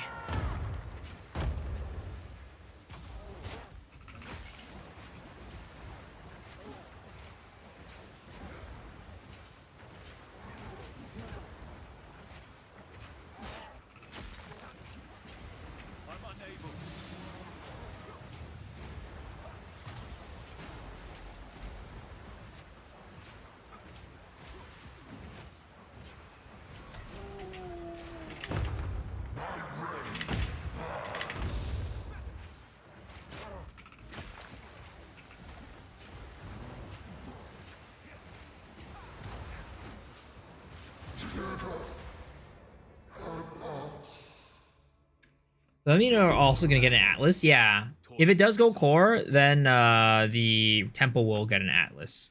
But my expectation, like, Atlas is only something that really affects maps, right? Stuff inside of maps. So what I expect for the temple Atlas is that it's just going to affect, like, the, you know, the map part of it and not, like, outside of the, like, inside of the actual tempo. Oi, traveler. Finally, familiar terrain. The hunt begins. I must be getting close to their village. Am I having fun? What's up, Crimson? I am. I'm always having fun. O2 is always a good time. How are you doing, man?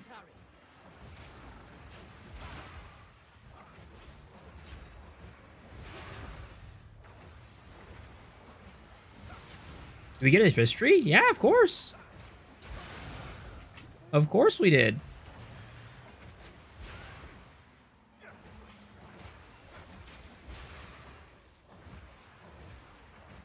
We're in a Po2 Jeopardy game. Can't figure out how to make the questions and how hard the questions should be. Have you linked up with Try at all? Because he did a Jeopardy a while back too. Which yours truly won the Jeopardy, by the way. Just saying.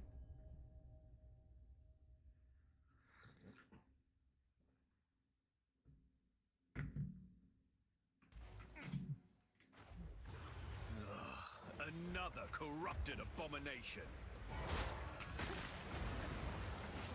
I don't know if he ever posted it as like a video though, so I don't know if you'll be able to find it like that.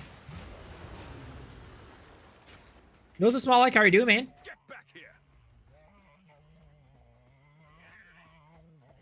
Current shares are popper points, and it's in day 2-3 is done. I say the Abyss Tree is pretty impactful. I say the Abyss Tree is pretty impactful in my opinion. Oh, I didn't even, because his fucking back was to the wall. I couldn't even see his like little red what is it called? Little red thingy. Wasn't there another guy who made unique quizzes? I don't know.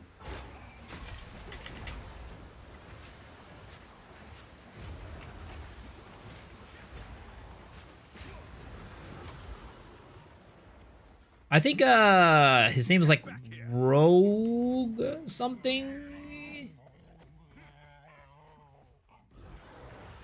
Oh no. Oh my god. Dude, how the hell did I not, like, I parried it, but then it like heavy stunned me or whatever. Dude, why? How does that work? I parried the first hit and it doesn't do the parry animation.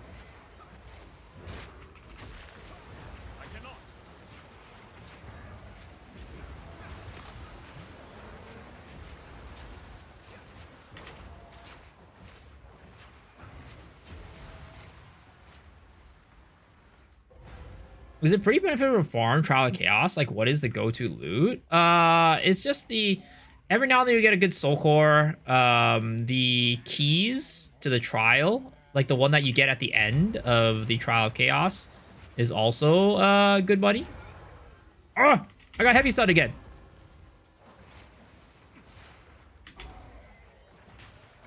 Like, how do they expect me to like use parry when I get heavy stun on like a small attack? It wasn't even like the bell attack. It was like he used his like his little backhand slap, and that shit heavy stunned me. What the heck?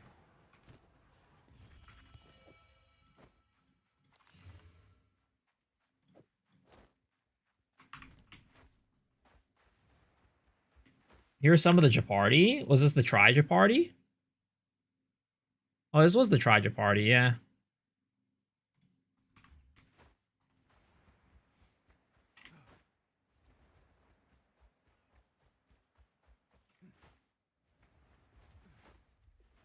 But also the other thing that's really good about what is it called? The Trial of Chaos is if you're doing the Trial Master, the kind of go-to loot for that is Adorned, which is like a 1 in 35, 1 in 50 drop or something like that. Un-ID'd, it goes for multiple mirrors right now.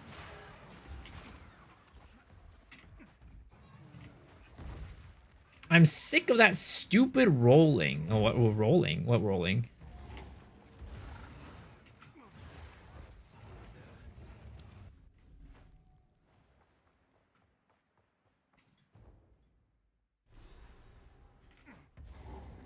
I sense a surreal presence.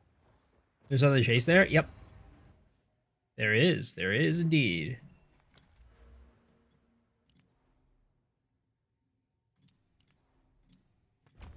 Good timing. The spirit is near.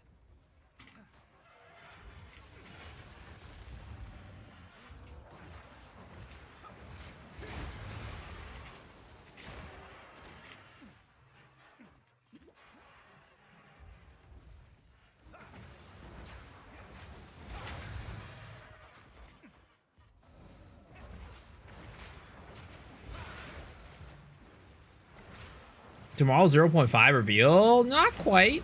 A little bit more than tomorrow. It's at least 2 days. 2 days at the minimum, depending on you know, well, it's depending on where you live, not in terms of hours, but like it's 2 days later.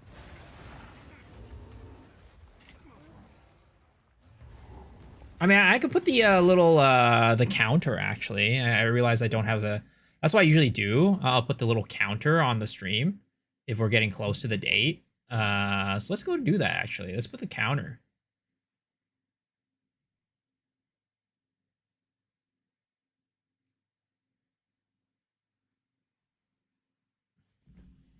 Is it pathofexile2.com? Is that what it is?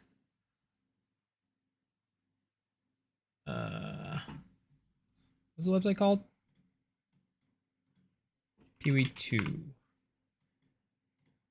Yeah, it's pathofexile2.com. /home. Aha, there it is.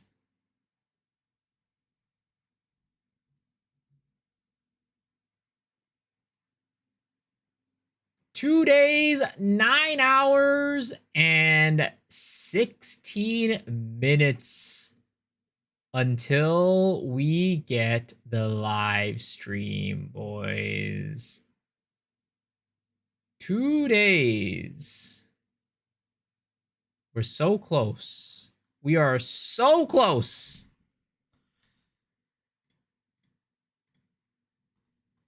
What about Diablo? What do you mean? He's finally playing a game? What do you mean? I've been playing games for a while. I've been finally playing the game for a while. So we would get another 3 chapters in 0.5? 3 chapters? What do you mean? Like story-wise? Shouldn't they release something today? If they release anything, I don't know if they're going to release a trailer. Because they're going to release the Twitch drops soon, right? I don't know. I don't remember how. Usually I feel like the Twitch drops video is like 2 or 3 days before. So I think they got to release the Twitch drops video. I yap more than I game. I'm turning into Asmin. I mean, I'm gonna be honest, right? I feel like one of the reasons why I enjoy streaming these grindy games is because I get to yap a lot. So I'm definitely, if there's something to yap about, I'd rather yap than game. Maybe I'm a weirdo, but I feel like I'm in my element when I get to yap about the game that I love. Imagine interacting with chat as a streamer. Cringe. Absolute cringe. You're second honor when I'm grinding out the shit in Po 2. I need the app. Perhaps should try some gacha slot while waiting for 0.5. Dude, I mean, it's more, the reason why I'm not playing like Neverness to Everness is more for me than anything else. Because I know that if I do end up playing Neverness to Everness and I do enjoy it, I want to throw down money at some point for characters. And to avoid that from happening, I'm just not playing it at all. Have I been playing Maple Classic? How is it? Well, Maple Classic is done. Maple Classic was only a week. It was only a week-long beta. So we can no longer play that game anymore. It was only a week? Yep. It was only a week. When are we getting the next miso talkative try beef? Honestly, I don't know. I need to talk to Try about it. Maybe we could fabricate some more beef before 0.5 gets released. I was leveling whatever as a test build. I just want to see how the Fangs of Frost Twisters things feel. So I'm doing that right now. For some reason, NT is being generous and it makes me suspect things. Well, a lot of these Yacha games are very generous at the beginning. And then as time goes on, they're less generous. That's usually how it works. I fear I am too late.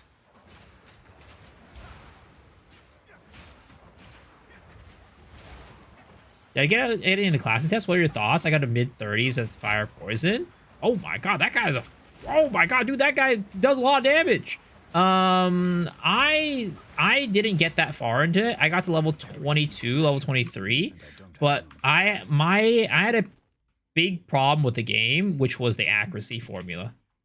Because I played, what is it called? I played Sid. And the accuracy formula is complete trash. And mages didn't suffer from that problem. They had a completely different accuracy formula. So you guys playing mage, there's a reason why people were saying mage is like top tier. Yeah, the accuracy formula is whack as fuck. People were literally like missing on mobs that are like So mages could hit like level 60 mobs at like level 20. Meanwhile, like weapon classes, like non-spellcasters, were missing on mobs that were like around their level. And there was like full dex classes.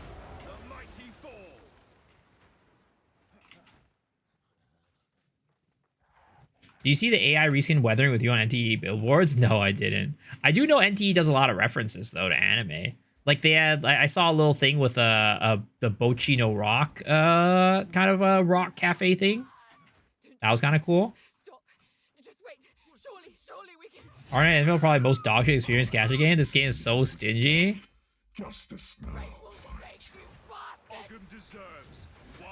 Dude, I'm really afraid to parry this guy. Because last time I tried parrying this guy on just like a regular attack, he bopped my ass super hard. He heavy stunned me in one hit.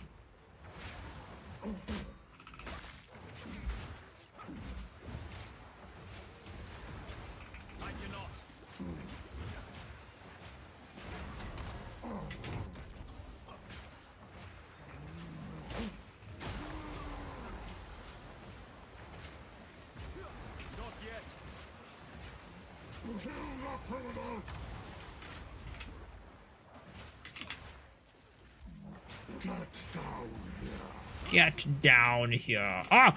I'm stuck, step bro.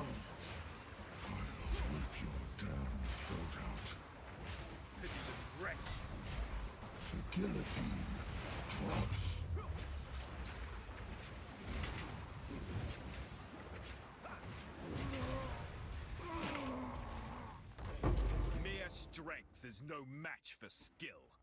I saw scenes that were ripped straight from the movie. They just had different clothes on. That's fucking hilarious.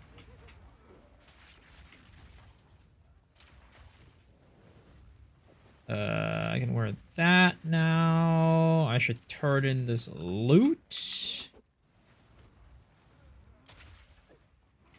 There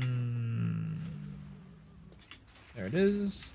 AI drama is in every third game at this point. Well, there's some AI stuff that's like not as egregious and some that's just like, yeah, what the fuck is this? But you know what's gonna happen? We're all just gonna get like desensitized to it at some point. We're just gonna, it's gonna be so widespread. We're gonna desensitize to it. We're gonna be like, oh yeah, this game is AI. I mean, it's at least it doesn't have like an insane amount of AI. Like, you know, it has AI, but it's not like ridiculous. And then at some point, we were just like, yeah, AI, who cares? It is what it is.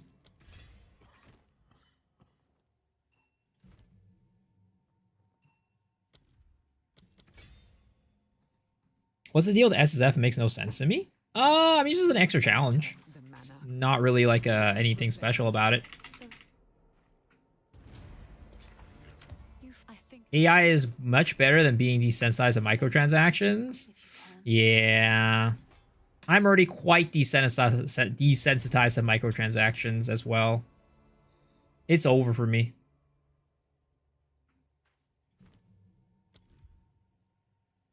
Give me that MTX slot, baby. I'll pay for all of it. You want to give me a cute little pet? I'll pay for it. I'm saving all my time, all my playtime of any PO for the 29. Anything take your fancy? Till next time. If 0.5 banger MTX, it might be saved.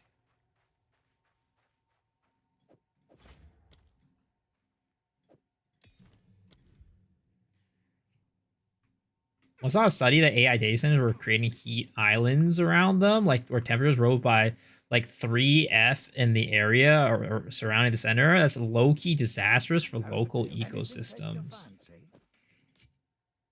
I mean, what do you guys think the chances are that AI never gets like more, what is it called? More optimized or whatever, right? What are the chances that you think that AI will never get to a point where like it won't be a crazy amount of load on stuff or like a relative load? I feel like, you know, we as a human race are pretty good at like figuring things out and solving problems.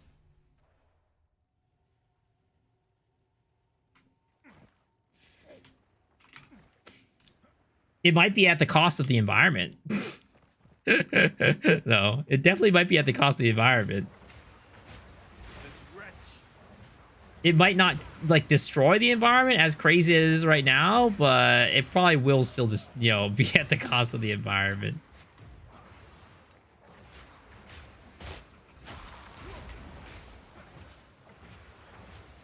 We as a human race are low-key cooked. Oh yeah, 100%.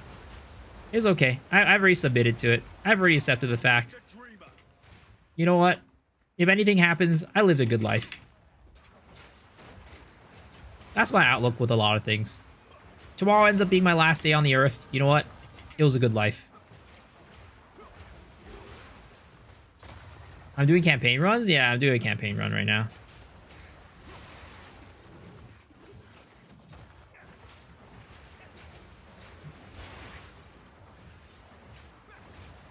Send me your PC and your will. I need an upgrade.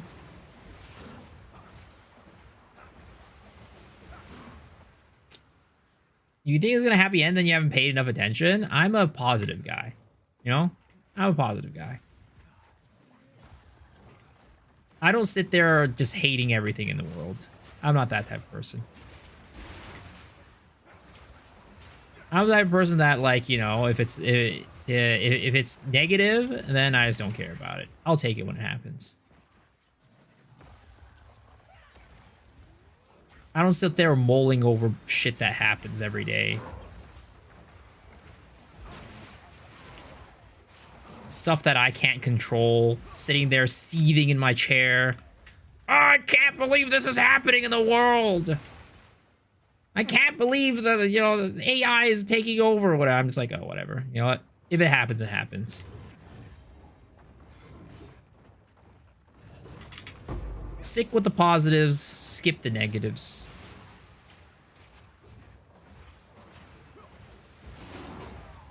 Not caring about bad stuff, I have a pretty comfy life. I do. I really do. And I'm very lucky that I do.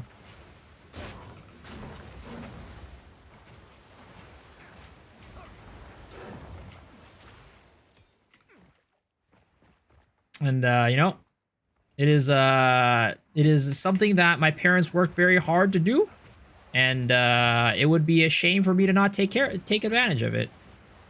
Because if my parents worked very hard to give me a comfortable life and I didn't have a comfortable life and forced myself to not have a comfortable life, then that's a bigger problem in itself, in my opinion. I was talking about it yesterday about, like, privilege.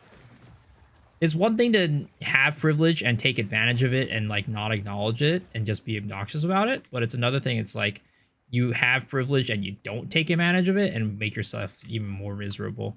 It's kind of like a kick in the face to those who worked so hard to give you that privilege and you don't use it.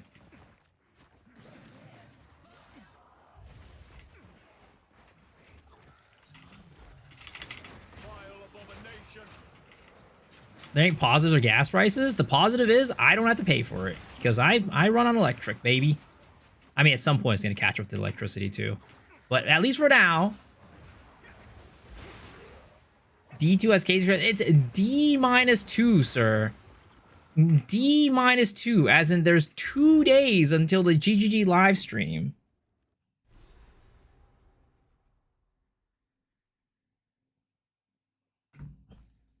The walls carry a subtle beat of a monstrous heart.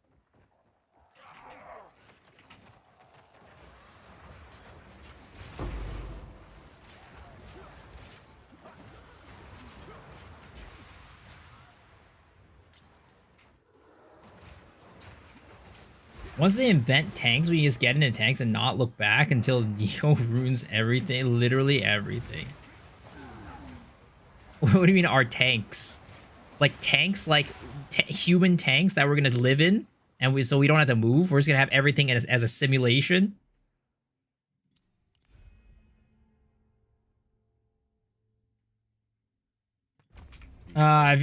If you die, can you tell your parents to rewrite the will and replace your name with mine? I need a little bit of upbringing.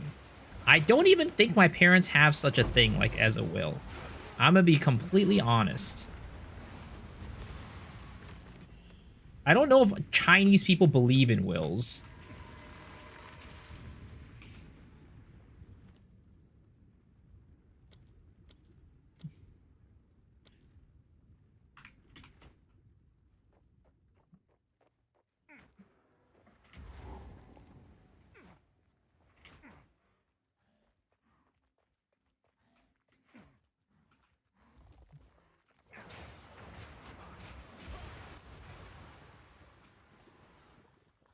Don't you watch those Chinese dramas? Yeah, but those are like actual, like, you know, these like big like families with a lot of money. Like, for example, when my grandparents passed, it was just people sitting in a room deciding who got what. And let me tell you, it was a fucking mess. Let me tell you, it was a fucking mess. When my grandma passed away, what was it called? I think one of my aunts literally stopped talking to my mom because she wouldn't like back her in like her like quest to get like my grandma's like wedding, like her like one of her diamond rings or something like that.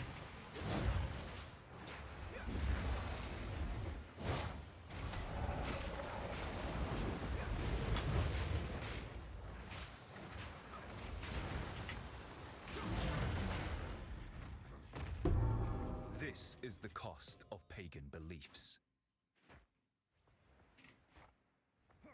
Your family is sentimental, so you don't care about who gets what? Dude, my family, like, my mom's side of the family is, like, a very interesting. There are many people who are very selfish.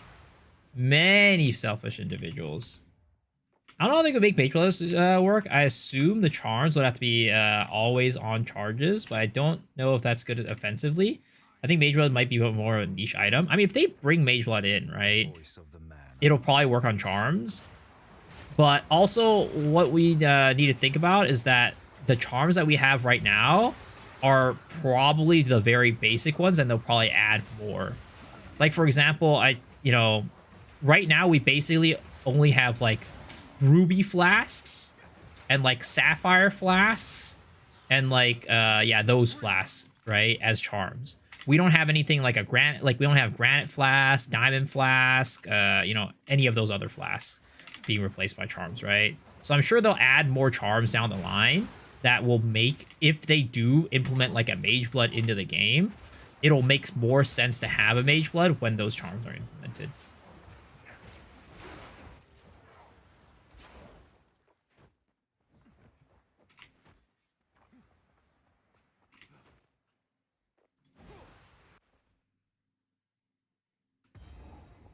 Sounds like Romanians and Chinese people have a lot in common, fighting over a lot of meaningless inheritance.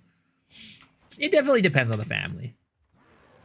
I mean, I've only been in my own family because I can't speak for other Chinese families, but definitely there's a lot of really greedy people in the family, and they're going to be fighting over pennies.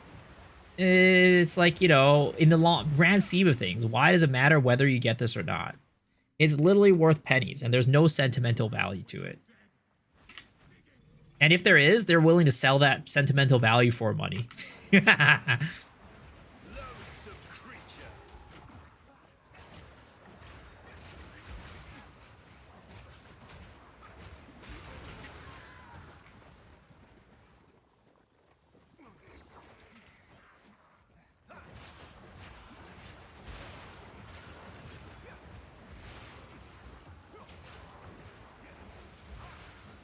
Fighting over ass 11? Fighting over penis? Well, those actually have a lot of value to them. I don't know what you guys are talking about. Those have a lot of value tied to them. I'm bored with the build your treasure in heaven idea.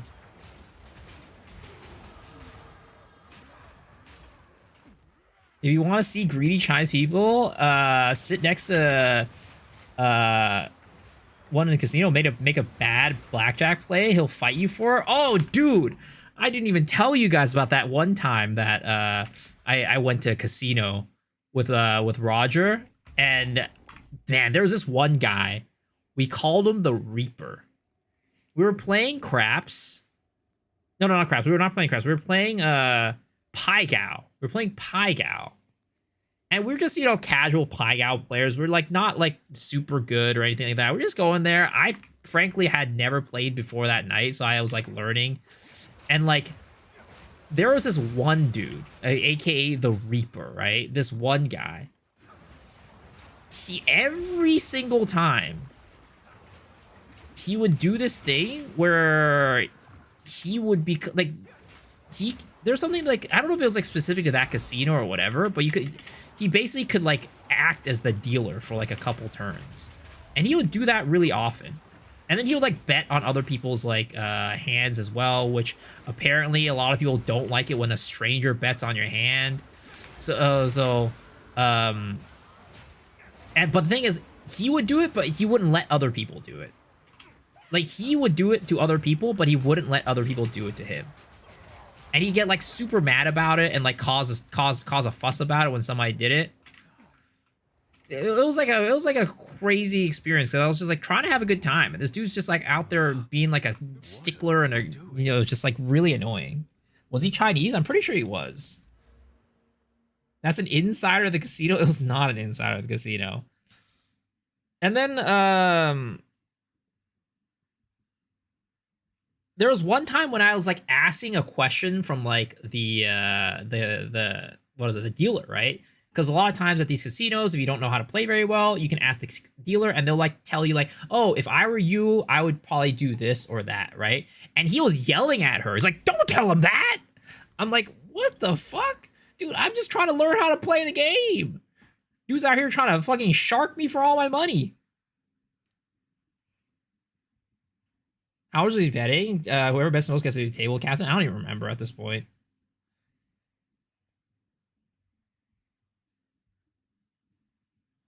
Dude was like trying to shark me for all my money. He was like, don't tell him how to play the game.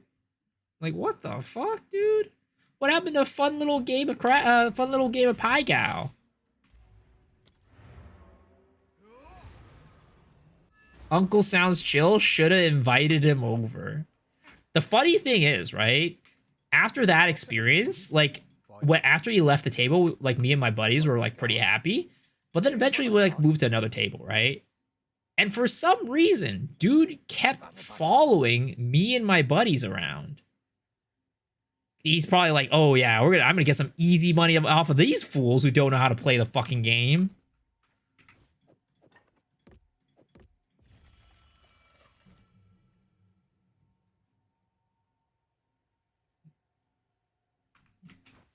Should have went to the bathroom and see if he followed. Let's see here. Going Ice Strike. Actually, why am I going a fucking quarterstaff? Literally don't need to do that.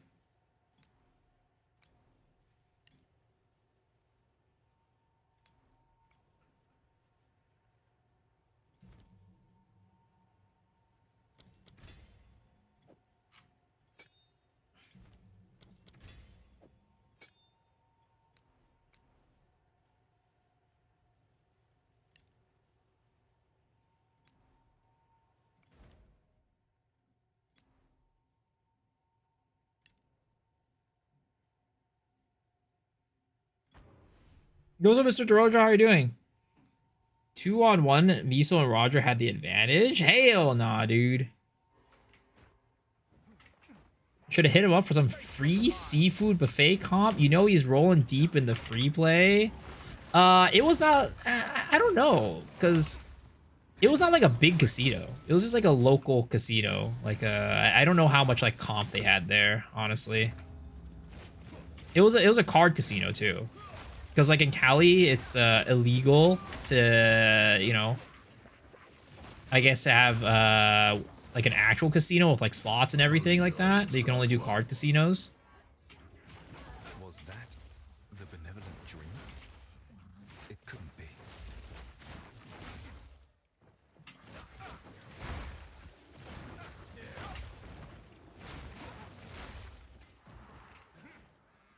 But yeah, we were there for my birthday, actually.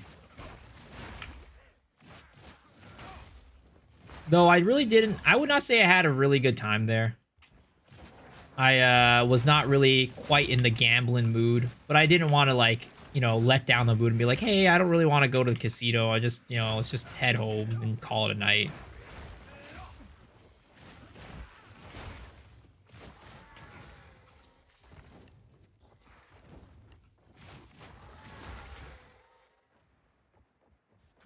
California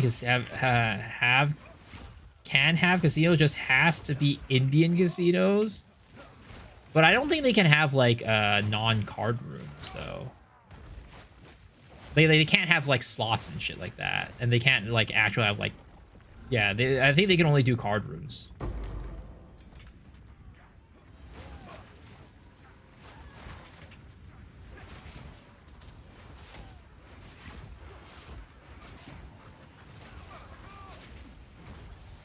Indian casinos can have slots in California. Oh, really? Interesting. I don't know. I'm not a big casino goer. I like them. I like them every now and then. I think it's like a good time to just kind of sit there and just drink with friends and like play some low stakes game. I usually walk out losing like $100 to $200, but I spend like a couple hours in there, get some good drinks. It's, you know, it's like, all right, it's a chill time. Hang out with the boys, right? That's how I see it. That's how I see it. Rather than like, I like the gambling part isn't like the part that I really enjoy about casinos. It's just like hanging out with the homies. I think that's like the part that I enjoy the most. Pai Gow is where it's at. I'm usually more of a, what is it called? I like sitting in front of a slot table, slot machine, and just yapping and getting drinks. The other one that I do usually is like craps. Craps is another one that I play pretty often. I do like blackjack though, but usually blackjack's very expensive, so we don't really do blackjack all that often.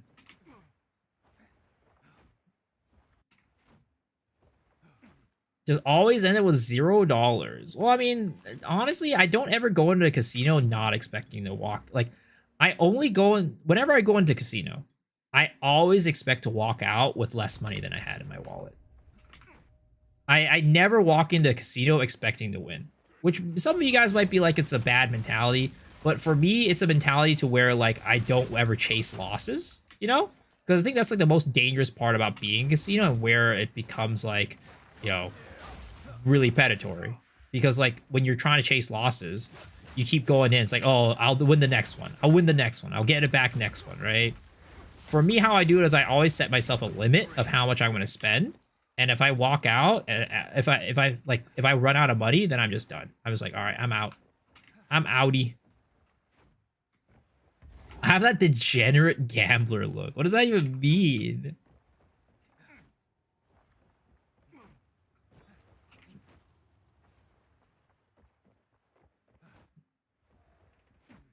Get the casinos fun. I don't get why my friends play online slots though. Yeah, I don't know. I mean, it's just some people just like gambling, you know? The reason why I don't do anything like that, even though I do enjoy going to the casino, is like because I don't really enjoy gambling as much. Like I like it in a sense, but I like it for more of the community aspect, right? And like the hanging out aspect more than like the actual like, hey, I'm gonna win money aspect. One more heated chorus, I'll definitely win it. I'll definitely hit it.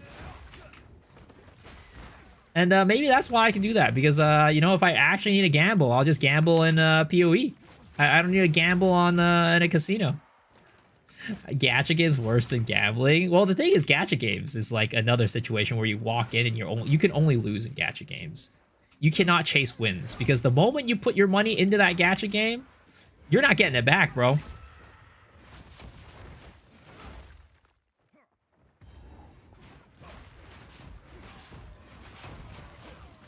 McD's has boba tea now? What the hell? Where? Which McD's? Why don't you do that with NTE? Because I want the cute waifus. I want the cute waifus.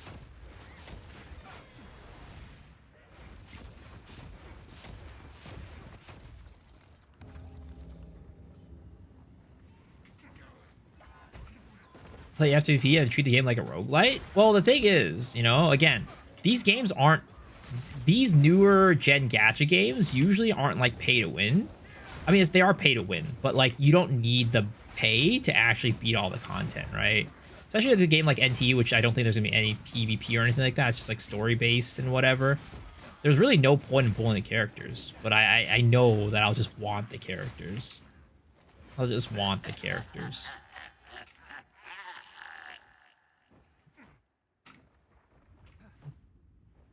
What makes Poe 1 better than Poe 2? Poe 1, I would say its strengths lies in the amount of content that you have in the game, the amount of customization that you have with like how you play the end game, how you can build characters in that game is like really complex, and there's a lot of freedom and player expression. And overall, just like it's a more complete game, right? So all that stuff ends up being that Poe 1 overall is a better ARPG. It just has all the bells and whistles, right? PoE 2 at the moment is like missing a lot of things. But where PoE 2 excels in compared to Poe 1, in my opinion, is the moment-to-moment combat and gameplay, right? I just feel like the game feels so much better to play compared to PoE 1. So when PoE 2 gets to the point where it has that content and like potentially has the what is it called? The character depth, building characters, the depth of building characters as well. I think PoE 2 will definitely be considered the better ARPG. I mean, there's even a chance that after 0.5, it might get to that point. Who knows? That's probably copium, but you know what? Maybe. It could happen.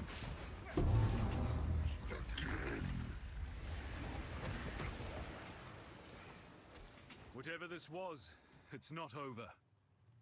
This dark power will return. Can tomorrow be the 7th already? My god, I can't listen to this any more BS from all the streamers anymore. I want the teaser. What the fuck? This guy's sitting in here and he's calling what I'm saying BS. Ain't no fucking way, dude. Oh my god. The amount of disrespect that I'm experiencing right now. I feel betrayed. I thought you were here because you liked hanging out and you liked listening to my opinions, but apparently that's not the case.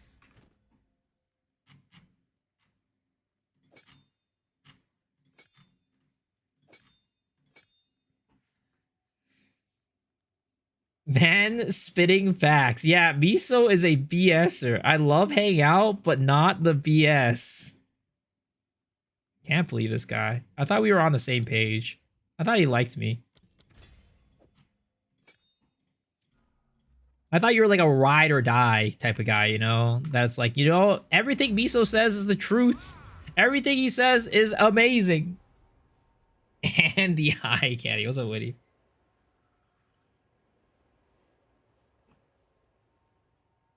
Maybe on the same book at best.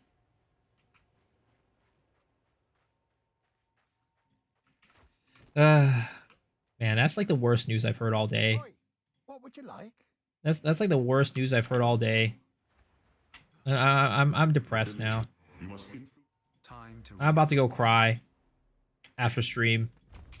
I'm gonna go cry in the corner after stream, and it's all gonna be because of you. You're not Joe Nathan.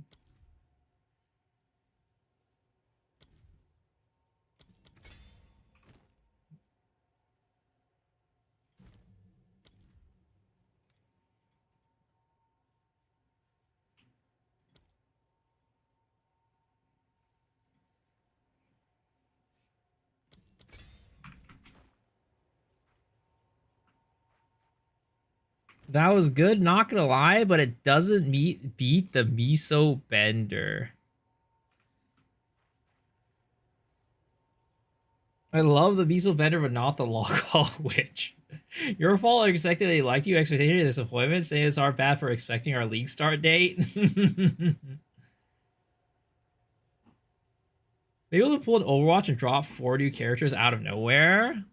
I mean, I honestly, again, don't blame me if you end up like huffing the copium and later on be like, bro, you said they were gonna do this, now they're not doing it. I'm super sad. All right, don't blame me for believing me when I say this stuff. All right, that's your fault. Believe me at your own risk. But I think that they are going to absolutely knock it out of the park with this update. We're gonna be getting our socks knocked off of our feet. And it is going to be one of the best updates ever.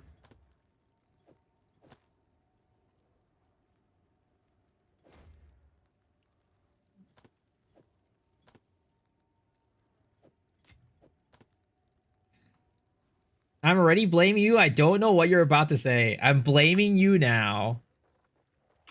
Streamer's fault always. I knew it. I should just kept my fucking mouth shut.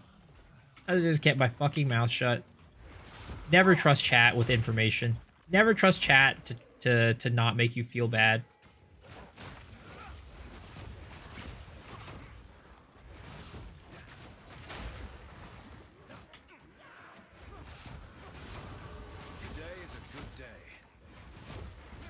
Wait, did I oh, maybe hold up.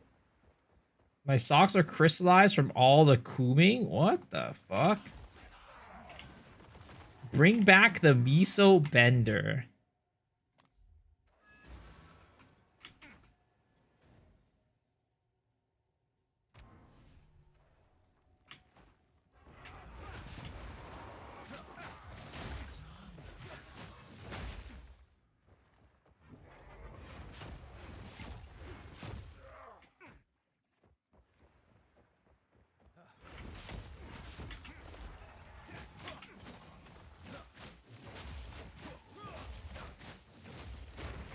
Mighty fall.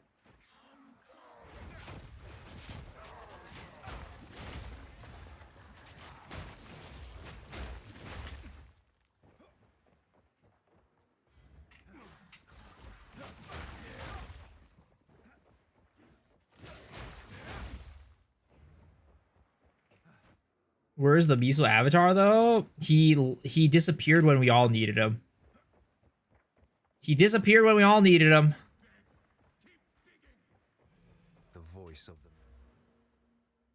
Miso is a miasma lover. He never promotes PoE1 as much as he should. PoE2 will get there, maybe as soon as 0.5. I mean, PoE1 is a very good game, man. I always say that's better than PoE2 at the moment. But, you know, I'm just speaking the truth. What my heart says. My heart yearns for PoE2 in a way that it doesn't yearn for PoE1, you know?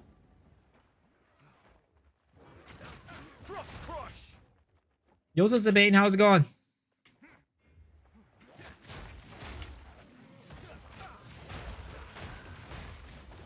You know, PoE1 was just the old flame. PoE2 is the hotter, the sexier, the younger looking, you know, lady in my life. Like, you know how, like, you go and, like, you're like, date this lady, right? You date a woman, you fall in love with her, and then afterwards you're about to propose to her and you meet her family for the first time.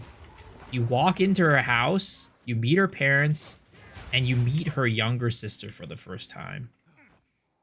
And that changes your life, the direction of your life going forward. And your entire life starts spiraling out of control at that point. That's kind of like how PoE 2 is for me, compared to PoE 1.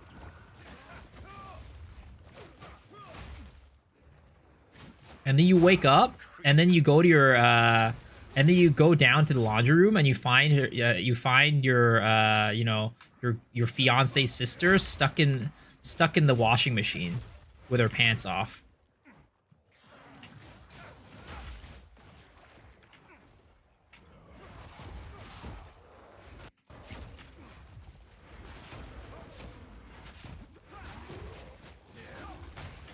You decide a cycle with commitment problems. I speak from experience. You think I have any experience with women, guys? You truly think I have experience with women? That's a good joke. That's a good joke right there. I hate it when that happens.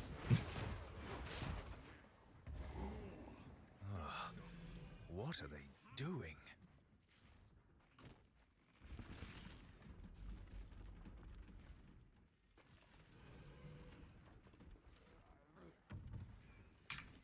We all know you made up imaginary girlfriend at some point. Husband, this interloper has the power we need. Kill him, and you shall have everything I promised. Again, I peaked in high school, guys. It is what it is. I acknowledge it. I admit it. I peaked in high school.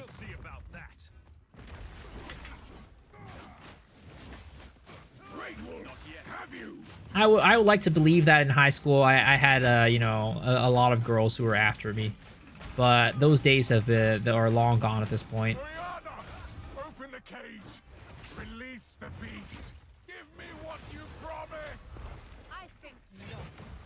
I expected so much more from you.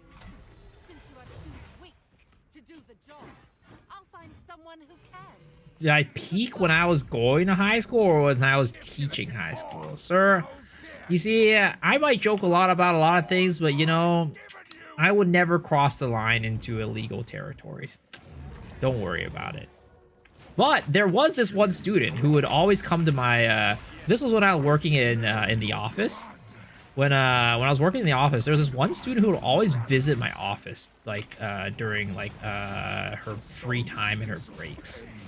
And she, for some reason, she was always talking about how, like, she had, like, relationship problems and, like, asking me for, like, advice and stuff like that. She's like, yeah, I have this, like, older boyfriend who I met. He's, like, you know, she was, like, 18 at the time. He's like, yeah, he's, like, 26.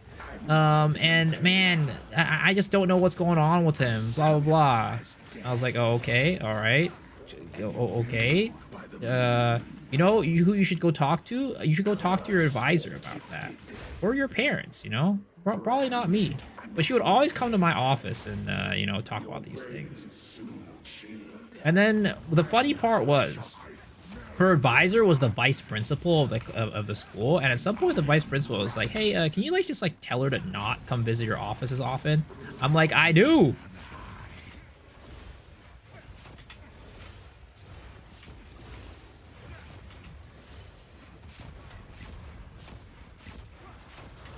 Don't tell you, hell nah, dude. What the fuck? Like I said, I'm a man of honor. Allow me to clear your mind, if only for a moment. I'm a man of rules, not a man of morals. Do you have a couch in your office? We did have a couch in the office, yes. We did have a couch in the office. Where has she taken the beast? I found messages from the desert. It's not a black couch. Yes. No. Find her. Kill her. You guys have advisors or students who can talk about their love life? What kind of school is that? I mean, it's not about can or can't. It's just whatever the student wants to share. We must make haste. Let us return to Clearfell to make our preparations. It's an acting school? No. It was a private school. Did I smell the seat? Why the fuck would I do that? That's crazy. That's some deranged shit. That's some abnormal activity right there. We can fight. Take a look. Like I said, I'm a very well-adjusted, normal human being. I don't do weird shit like that. All right, I don't do weird shit like that. I'm an honorable man.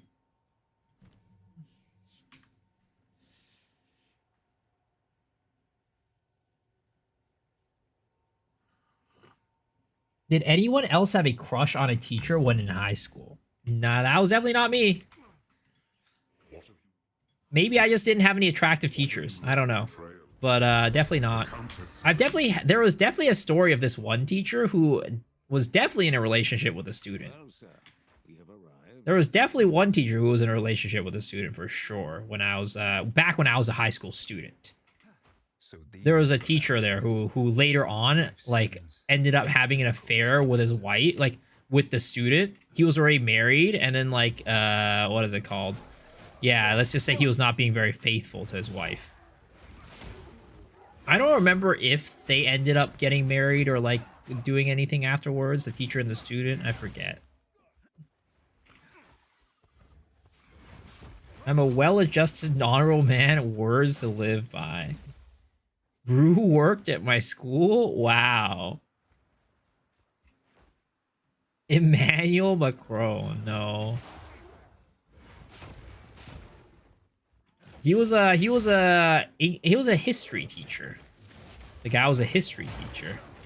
And he was a very weird teacher. He would not like it when so I was the leader of the Smash Bros club along with my buddy, one of my buddies, right? And we would our club room was his room. So we would go there and play Smash Brothers after school. But a lot of times he'd get really angry at us and be like, "Hey, you shouldn't be doing this in my classroom or whatever." But we're like, we're an official club. We this is our club room. What do you mean? And he would just get like mad at us all the time. What club? The Smash Brothers, Super Smash Brothers. We played Smash Brothers Melee and Smash Brothers Brawl at the time. All right, not the type of smashing that you're thinking of. I was smashing his club brother. Yeah, I was smashing them in Smash Bros. I was beating their asses in.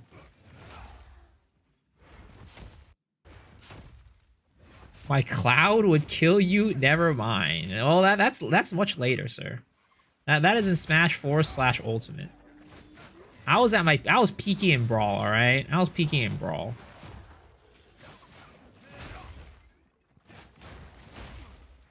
I mean, I was a cool kid in high school. That's all I can say. I was the leader of the Smash Bros. I was the leader of the anime club, Smash Bros. Club, Animes Club. You know, I was that guy. You know, I was that guy.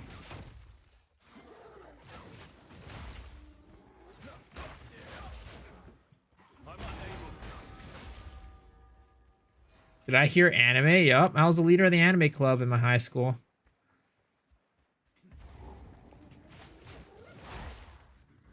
Did I make a bingo card yet? No, I haven't yet. Honestly, I should. Maybe I'll do that tomorrow. I might, maybe we'll make one with Rabbit or something like that. How about chess and math club? Nah, what the fuck? Why would I hang out with those nerds?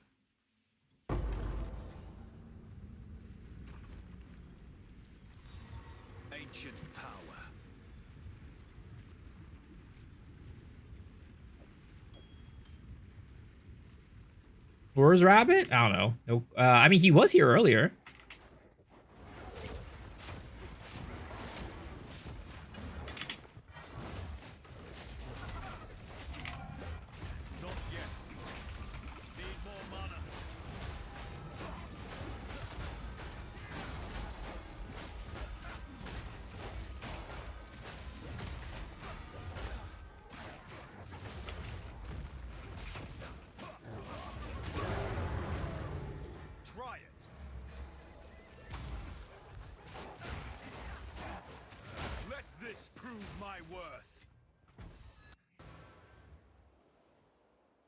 Any predictions that they haven't showed us yet?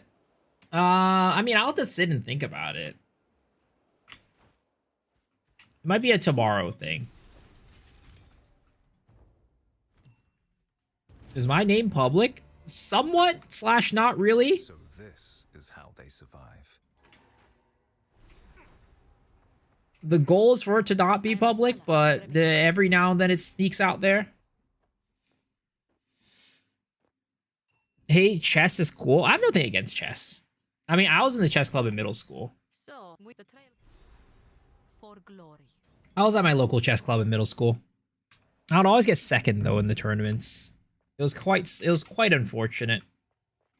Young one for you, young one. Did I make a bingo yet? No.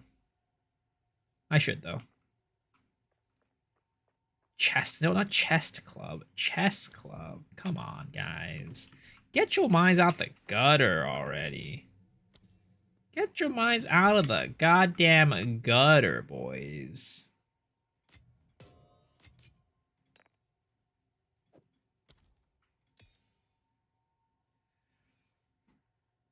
Am I done with D4? I'd say so, yeah.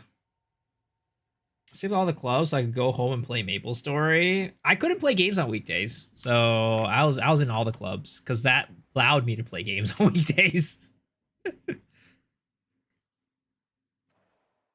My beads weren't good enough to win a tourney. I didn't learn about beads until much later in my life.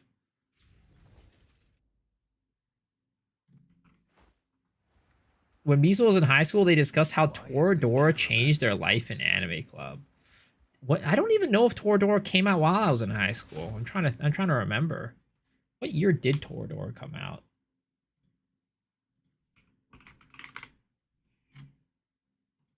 ...2008. Oh yeah, that was during high school.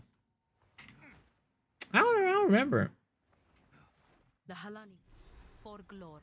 At 2008, I didn't remember much of Anime Club, to be honest, because I wasn't the leader yet at that time. Fubgun loved D4 the most. Yeah, he definitely did. What's my favorite anime? To this day, it's probably Free Run. This great wound in the land bodes ill.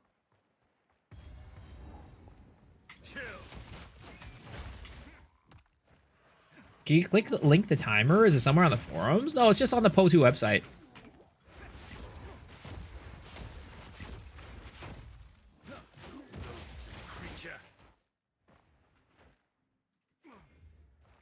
D. Grayman.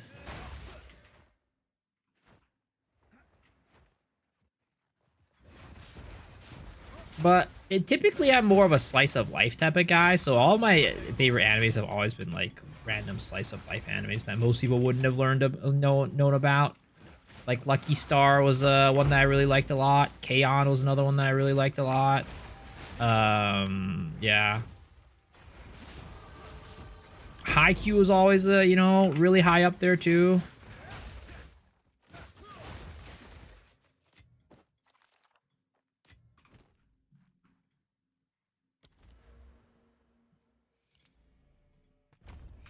I like Naruto. I never finished Naruto, to be honest. I finished the regular base Naruto, and Shippuden I kind of dropped like maybe like 40 to 60 episodes in.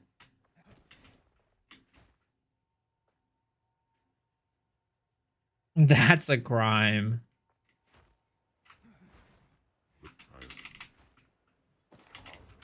All right, you're dead. GG's. This is what it is, man. This is what it is.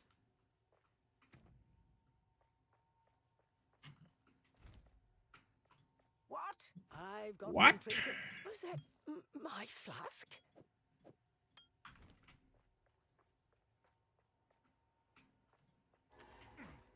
Speedrun Naruto until 0.5.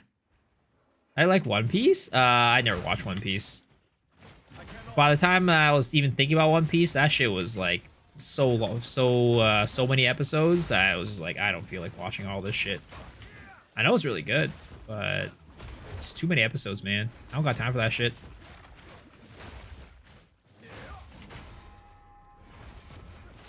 Slice of life into K-pop fandom tracks.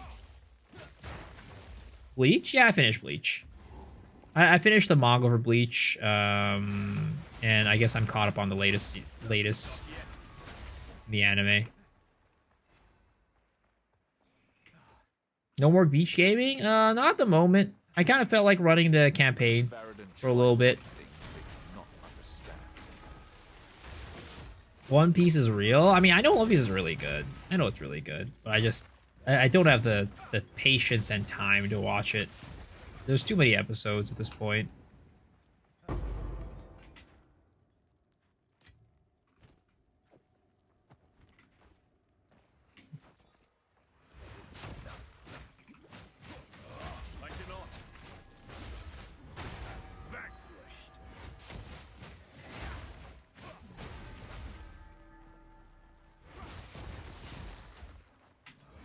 Should watch season 1 of One Piece. You ever get his Samurai Champloo? Yeah. I watched that. Samurai Champloo. It's a good one. That is a good one. My favorite kind of like older anime though definitely has to be Trigun. I remember watching that shit on Adult Swim back when I was a kid. Such a good anime. Love and Peace, yup. What do you think the best leagues are based on past leagues? ED Contagion.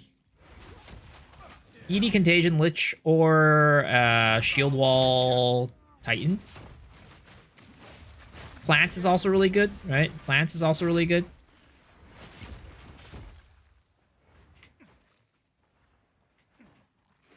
One Piece is a shorter version. Dragon Ball Z, I used to watch that in high school, like when I was in middle school, elementary school, whatever, on Toonami. I never like really super followed it though, because like, you know, back in the day when you're watching it on TV, like if you missed a day, then you like missed an episode and you couldn't catch up on it. So I never like super closely followed it.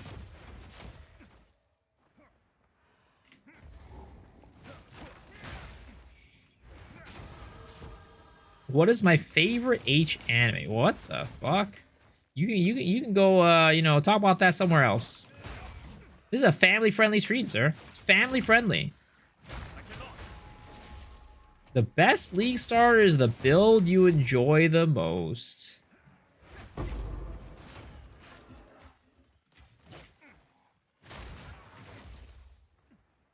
Still running the beach on your druid? Oh shit. What level are you, man?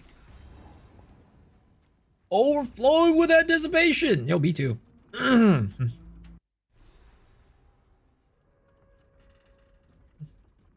died clawing for escape. This place is a tomb.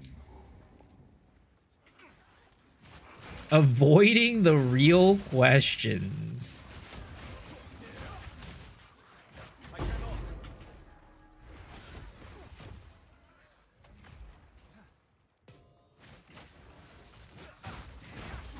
What about ecchi ones? Any recommendations? High school DxD. High school DxD. Yep. That's the one. That's the one.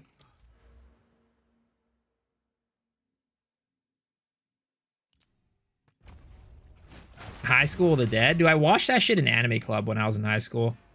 We were like in the back of the library. And like there was one time we were watching, I don't even remember which anime it was, but definitely some ecchi anime. Like the D-2 students walked by, looked through the window, and some bullshit was happening on the screen. He just like stood there for a second and just walked away. He didn't want to deal with it. Dude didn't want to deal with it. He was like, all right, well, you know what? You guys do you. Lurking for days. Shokugeki no Soma? No, that was post-high school. That was way post-high school. I think that was in college. It had to be like High School DxD or something like that. It had to be. It was like High School DxD or like Seki Ray or some shit like that. You see, the thing is, the quality of anime back then was so much worse than it is today. Like, the average quality of anime back then was so much worse. To where, like, you would watch like, if you were somebody who watched anime, you watched all of, like, the shittiest fucking bullshit back then. We did not have the bangers that we have today.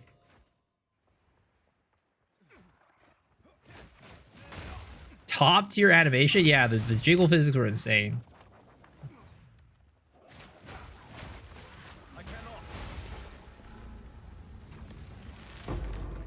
Feel like the quality's not worse? Definitely not.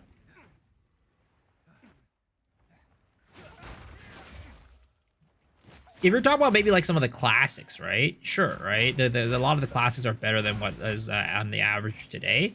But there's a lot more quality animes today in terms of like there's a lot higher number of quality animes today compared to like back in like the late 2000s, early 2010s.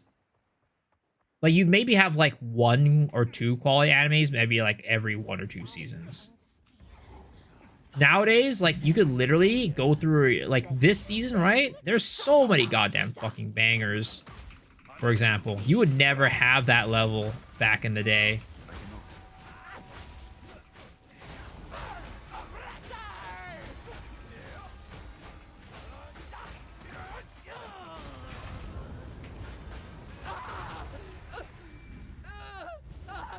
Industry grew a lot and now it's mainstream, yeah.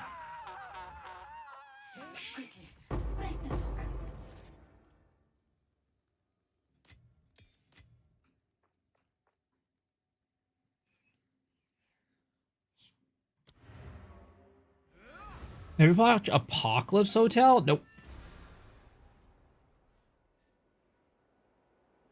I got an insane Firebolt level 2 with +1 to fire and 67 fire spell damage. Holy shit. Still a bunch of stuff getting released? Oh, for sure. But, like, the amount of good stuff is, like, a lot higher than back in the day. Like, literally, you can take a look at, like, this season, right? Take a look at what's happening on this season, and you can pinpoint so many really good ones. Right? Like, out of the ones I'm watching, right? ReZero, fucking banger. Witch Hat Atelier, so good. Dr. Stone, I'm not really watching anymore, but I know there's people like this a lot. This seems pretty good. I haven't watched it. This is okay. It's not bad. Classroom Elite, goddamn banger. Slime Anime, banger, right? Yomi no Tsugai, banger. I really like the Bookworm, right? Akane Banashi, also really good. And some of these other ones are like a little bit whatever. This one's actually pretty good. Ages of 4 seasons. But you have like such a high concentration of like really good animes in one season. Whereas back in the day and like, or like way back in the day, right? It literally would be like maybe you get 1 or 2. 1 or 2 per season or something like that. And then the rest of the other ones were just slop. Those are turtles.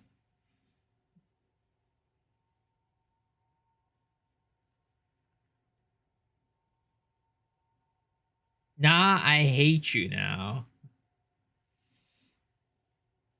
I've fallen off ReZero probably because of the cap. By the way, releases is so big.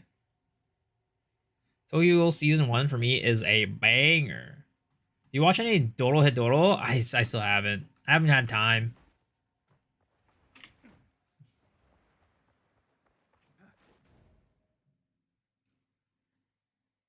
Darling in the Franxx?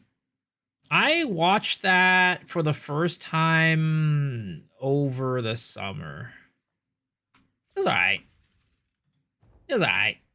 I wasn't really quite happy with the ending of Darling in the Franxx, though.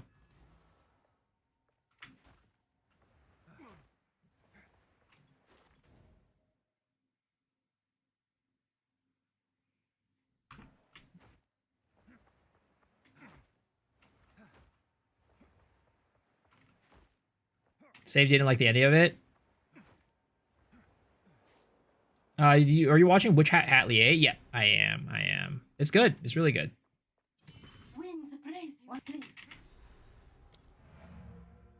At least there's one.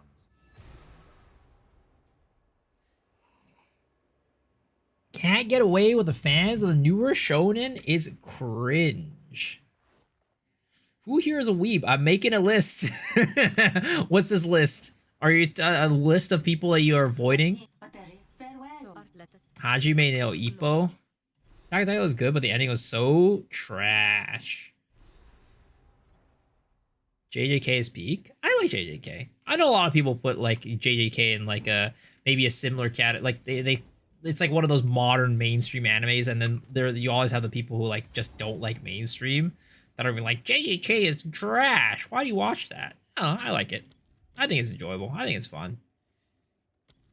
Maybe it's not the most like, you know, sophisticated thing out there, but I think it's an enjoyable watch. That's all that matters to me.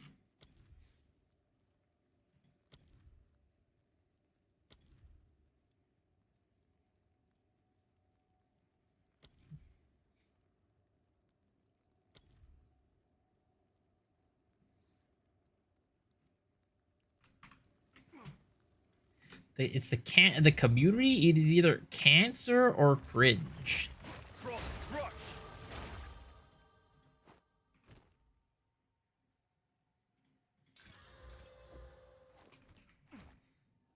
Did you say Ignite should kill an RFL if I remember correctly? I mean, there was an April Fool's joke that I made on the April Fool's patch notes that said that when you ignite an enemy, you die. That's what I said. It was a reference to a joke that Pox made about Righteous Fire and Path of Exile 2. I want Spectral Shield Throw? Same. I love that skill. I love Spectral Shield Throw. One of my favorite skills. What's the over-under on Ritual teaser today? I personally don't think it's happening. I personally don't think we're going to get a Ritual teaser. I think today is going to be teaser for Twitch drops. For the GG live stream. That is what I feel. I got Miro with Spectral Shield Throw? I did. Actually, was it the Spectral Shield Throw or was it my Righteous Fire? I don't even remember.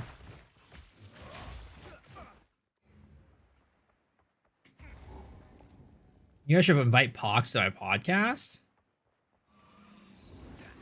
You see, our podcast has a very interesting relationship with PoE1 creators. Ever since, you know, the incident, I feel a little awkward approaching PoE1 creators that I've never talked to before.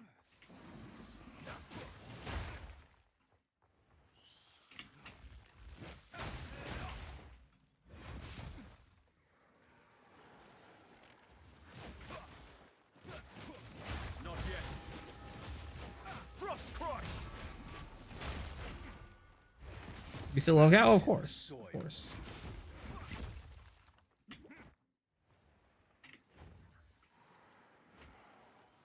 What incident? It's an if you know, you know situation, you know? Is it if you know, you know situation?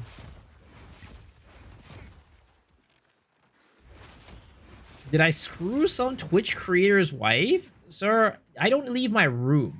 How the hell would that even happen? What works of wonder?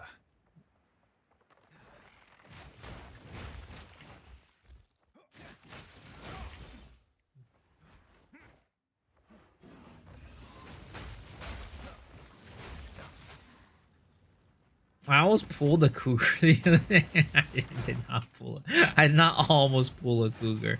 I simply had a conversation with her. We were simply yapping while we were drinking. When are we gonna have Fub on the podcast? I don't know if he wants to be on the podcast. We threw it around jokingly one time to him, and his response gave us the feel that he did not want to be on the podcast. He didn't directly say it, but it definitely there was a little bit implied that he might not be trying to get on our podcast anytime soon. Invite Rax? We had Rax on, and we're having Rax as our next guest, actually. We had Rax on 3 months ago, and he's going to be our next guest.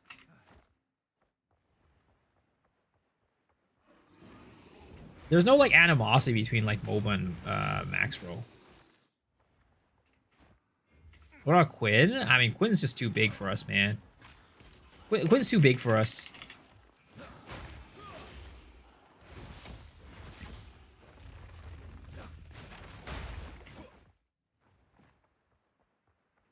Quinn does his, like, you know, pre-league launch, like, kind of, like, impromptu pod with Mathel and Ziz, but you know, I think he's we're a little too small, too much of small fishes in this giant ocean to get Quinn on the podcast. How's on?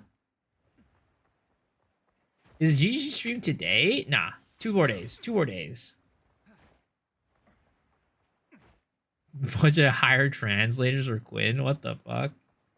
I show speed? Yeah, totally. Yep. We're definitely getting I show speed onto the podcast. We're definitely getting I show speed on the podcast, guys.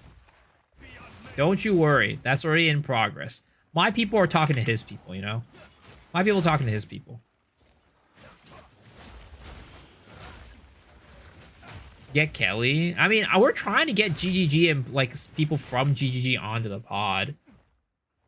But, you know, we got to go through, like, the proper channels and everything like that. So, I don't know. I don't know how that's coming. They said that when they're looking for pods to go on, they'll let me know. That is what has last been communicated to us. Elon? Yeah, I mean, you know... if we can get Eon on, sure, I wouldn't be opposed to it. I mean, it would give us views, that's for sure. Wooly? I think we've talked about getting Wooly on the pod at some point. I don't remember what happened on that conversation, though. Got DM in there. He's interviewing Joe Nathan, which means you can ask anyone at this point. Wait, does DM have an official interview with Joe Nathan this league? I haven't seen any official posts from anybody.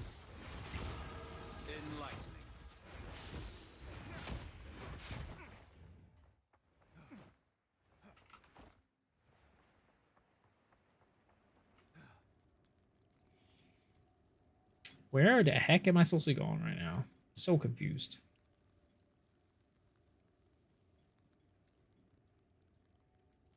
Oh, is it right here? Did I miss it by just like a smidge?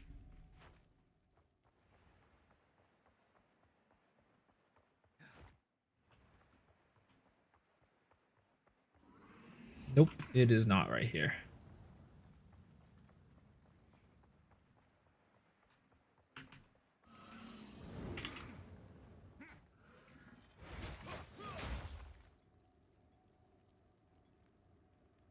I mean, if DM's getting Joe Dathan, that definitely means that we're not getting him. What the fuck? How'd I miss this shit?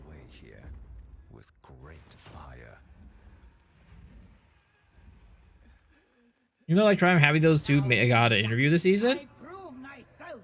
I mean, Try's had like a monopoly on Jonathan for like the longest time, so it is good that we're finally getting some different people. I mean, I would have hoped that would be us, but yeah. Again, I don't know if it's official. I haven't seen any like official statement about whether or not he's they're getting him, but it would be cool if they do.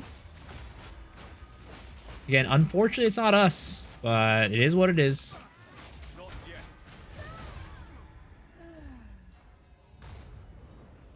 Should do a episode with Jung, Farmer, and Cute Dog.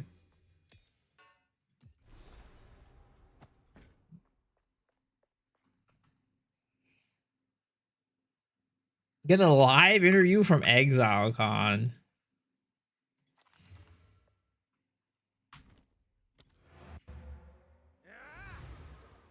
I feel bad for Try to do his last interview. What happened to his last interview?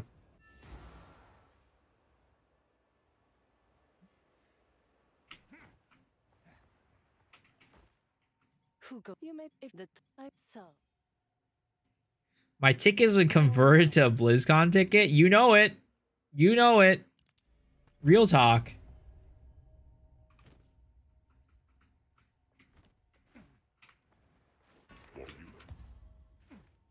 The Reddit question pool was weird, to be honest.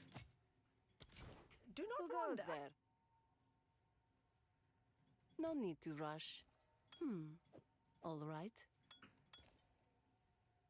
Maybe that's why I'm not getting Joe Nathan on the podcast. Because I'm now an active GGG hater. I'm a Blizzard shill. It is what it is. They have now marked me as a public enemy #1. Definitely on the blacklist, yeah. It's over. Young one. Oh, the whole Rue thing. Yeah, that was really annoying. I don't even know why that happened, bro. Oh, right. Here, have this. It was like Rue and Fub were like trolling in the chat.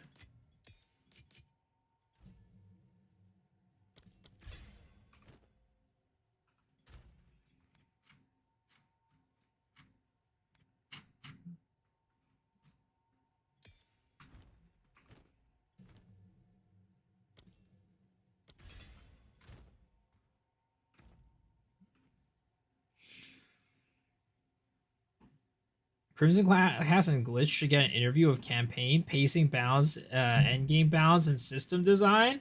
Well, I know Crimson asked to get an interview alongside of Rabbit for, I think, like, balance.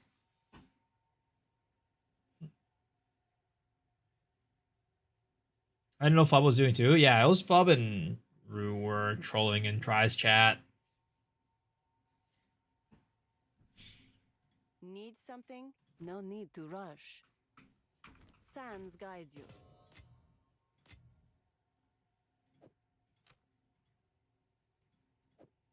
What trolling? I don't even remember. They were just being super annoying and rude.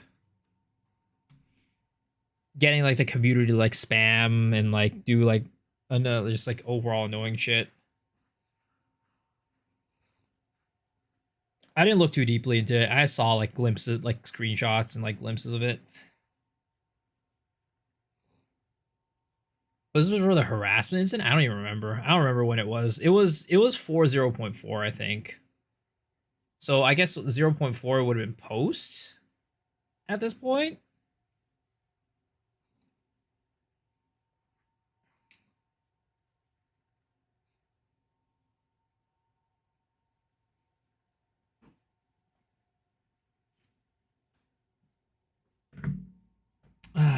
But alright, guys. I apologize for a little bit of the shorter stream today, but I need to wake up early tomorrow. So we're going to go and flip you guys on over to the last section of the stream, which is the Gacha giveaway. This is the part of the stream where we do a pool on our Gacha game. And if you get a 3-star horse or an SSR card, you win a prize. And it just so happened that last night we had a winner. Everybody was like, oh, you know, nobody ever wins these. I'm like, no, we do get winners. And it just so happened that we got a winner last night. So, you know, you can win $10 as well. So come on, guys. Extra play to join. If you're on YouTube, you will need to come over on Twitch, though. Paid winner? I mean, yes, they are paid. I pay them $10.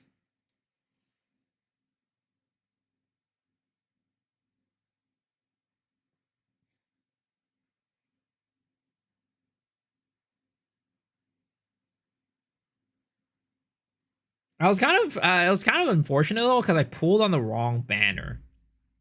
I didn't realize I pulled on the wrong banner, so I got the 5-star on the banner that I didn't want.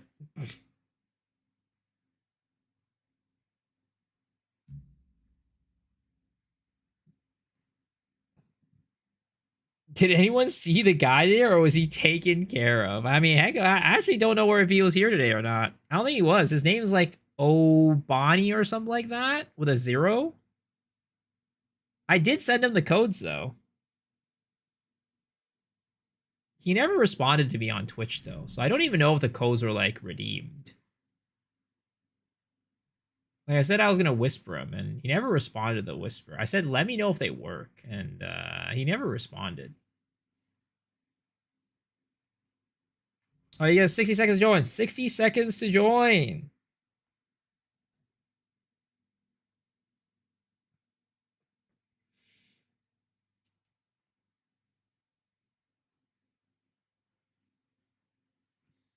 Exeter truck, play to join, boys. Get your asses in here. 8, 7, 6, 5, 4, 3, 2, 1. Let's go. All right. Let's see how this is going to go. How many people are going to die just in this first little bit? Oh, God. Everybody's falling to the grave right now. Jeez. I feel like we lost like almost half of the race, half of the competitors early on right there. We saw some folks though. Oh no, we lost 10 people. We lost 10 people out of 34. Oh my goodness. Well, right now we do have Lumix in the lead with Drex in second. Wait, no. Oh, Seducier coming out in the lead. Zooming up front ahead of everybody. Oh, but he went a little bit too fast. He was too fast for his own good. Ooh, but now we have Bradders in the lead with a Dopamine in second and Drek in third. Going down, but oh no, Bradders also falling and hitting the ground, or rather lack of ground. getting pegged a little bit too hard, sir. You were enjoying yourself a little bit too much. But now, Mr. Card is going to be in the lead with Dopamine in second. Oh, but they're going a little bit too far. They're going a little bit too far. And Burb takes the lead out of nowhere. Oh, but Hate is coming in hot right now. And they are both vying for the first place spot. Oh, but wait a second. Where did Jakku come from? Where did Jakku come from? Nobody even saw him. And he is getting, blasted into the abyss once again. Man, we've had a lot of changes, a lot of upsets, but we're coming down to the final line with these two people in the lead. Hate, is he gonna win? Is he gonna win? And boom, congratulations on Hate for taking first place. Cozy in second. Third is going to be Card, assuming nothing disastrous happens here at the end. And then now we have Burb and Dopamine coming in for fourth and fifth. And then we finally have Moon and Drek proceeding their way down the pipe. Oh, but are they going to make it before the stage starts to burn them up? Because the fire is catching up to them. Ooh, it looks like they did make it. Congratulations to Mr. Hate on your W. Man, we had a lot of DNFs, guys. Ooh, not many survivors today. The race course giveth, the race course taketh. All right, but good luck to you, Mr. Hate. I wish you the best of luck. As per usual, it is a 3% chance to take the W. Just caught the end of the stream. Yeah, I'm ending a little bit early today.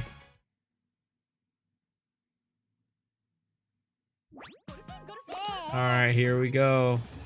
Let's do the pool on the correct banner this time. Mr. CB, good luck. I wish you the best. Come on, come on. Give me the rainbow. Give me the rainbow. Give me the rainbow. Oh! Unfortunately, that is an R card. Sadly, you did not win today. But don't worry. Even if you didn't win today, there's always a chance that you win tomorrow. But guys, that wraps us up. Thank y'all for hanging. Thank y'all for watching. I appreciate y'all. You guys are amazing. And don't let anybody tell you you guys are not. For now, it is not the end, though. I'm going to rate you guys on over to Mr. Palsteron. He's covering some Kiwi 2 right now, so I hope you guys enjoy his stream. And I'll see y'all tomorrow. Peace out, folks. Have a good one.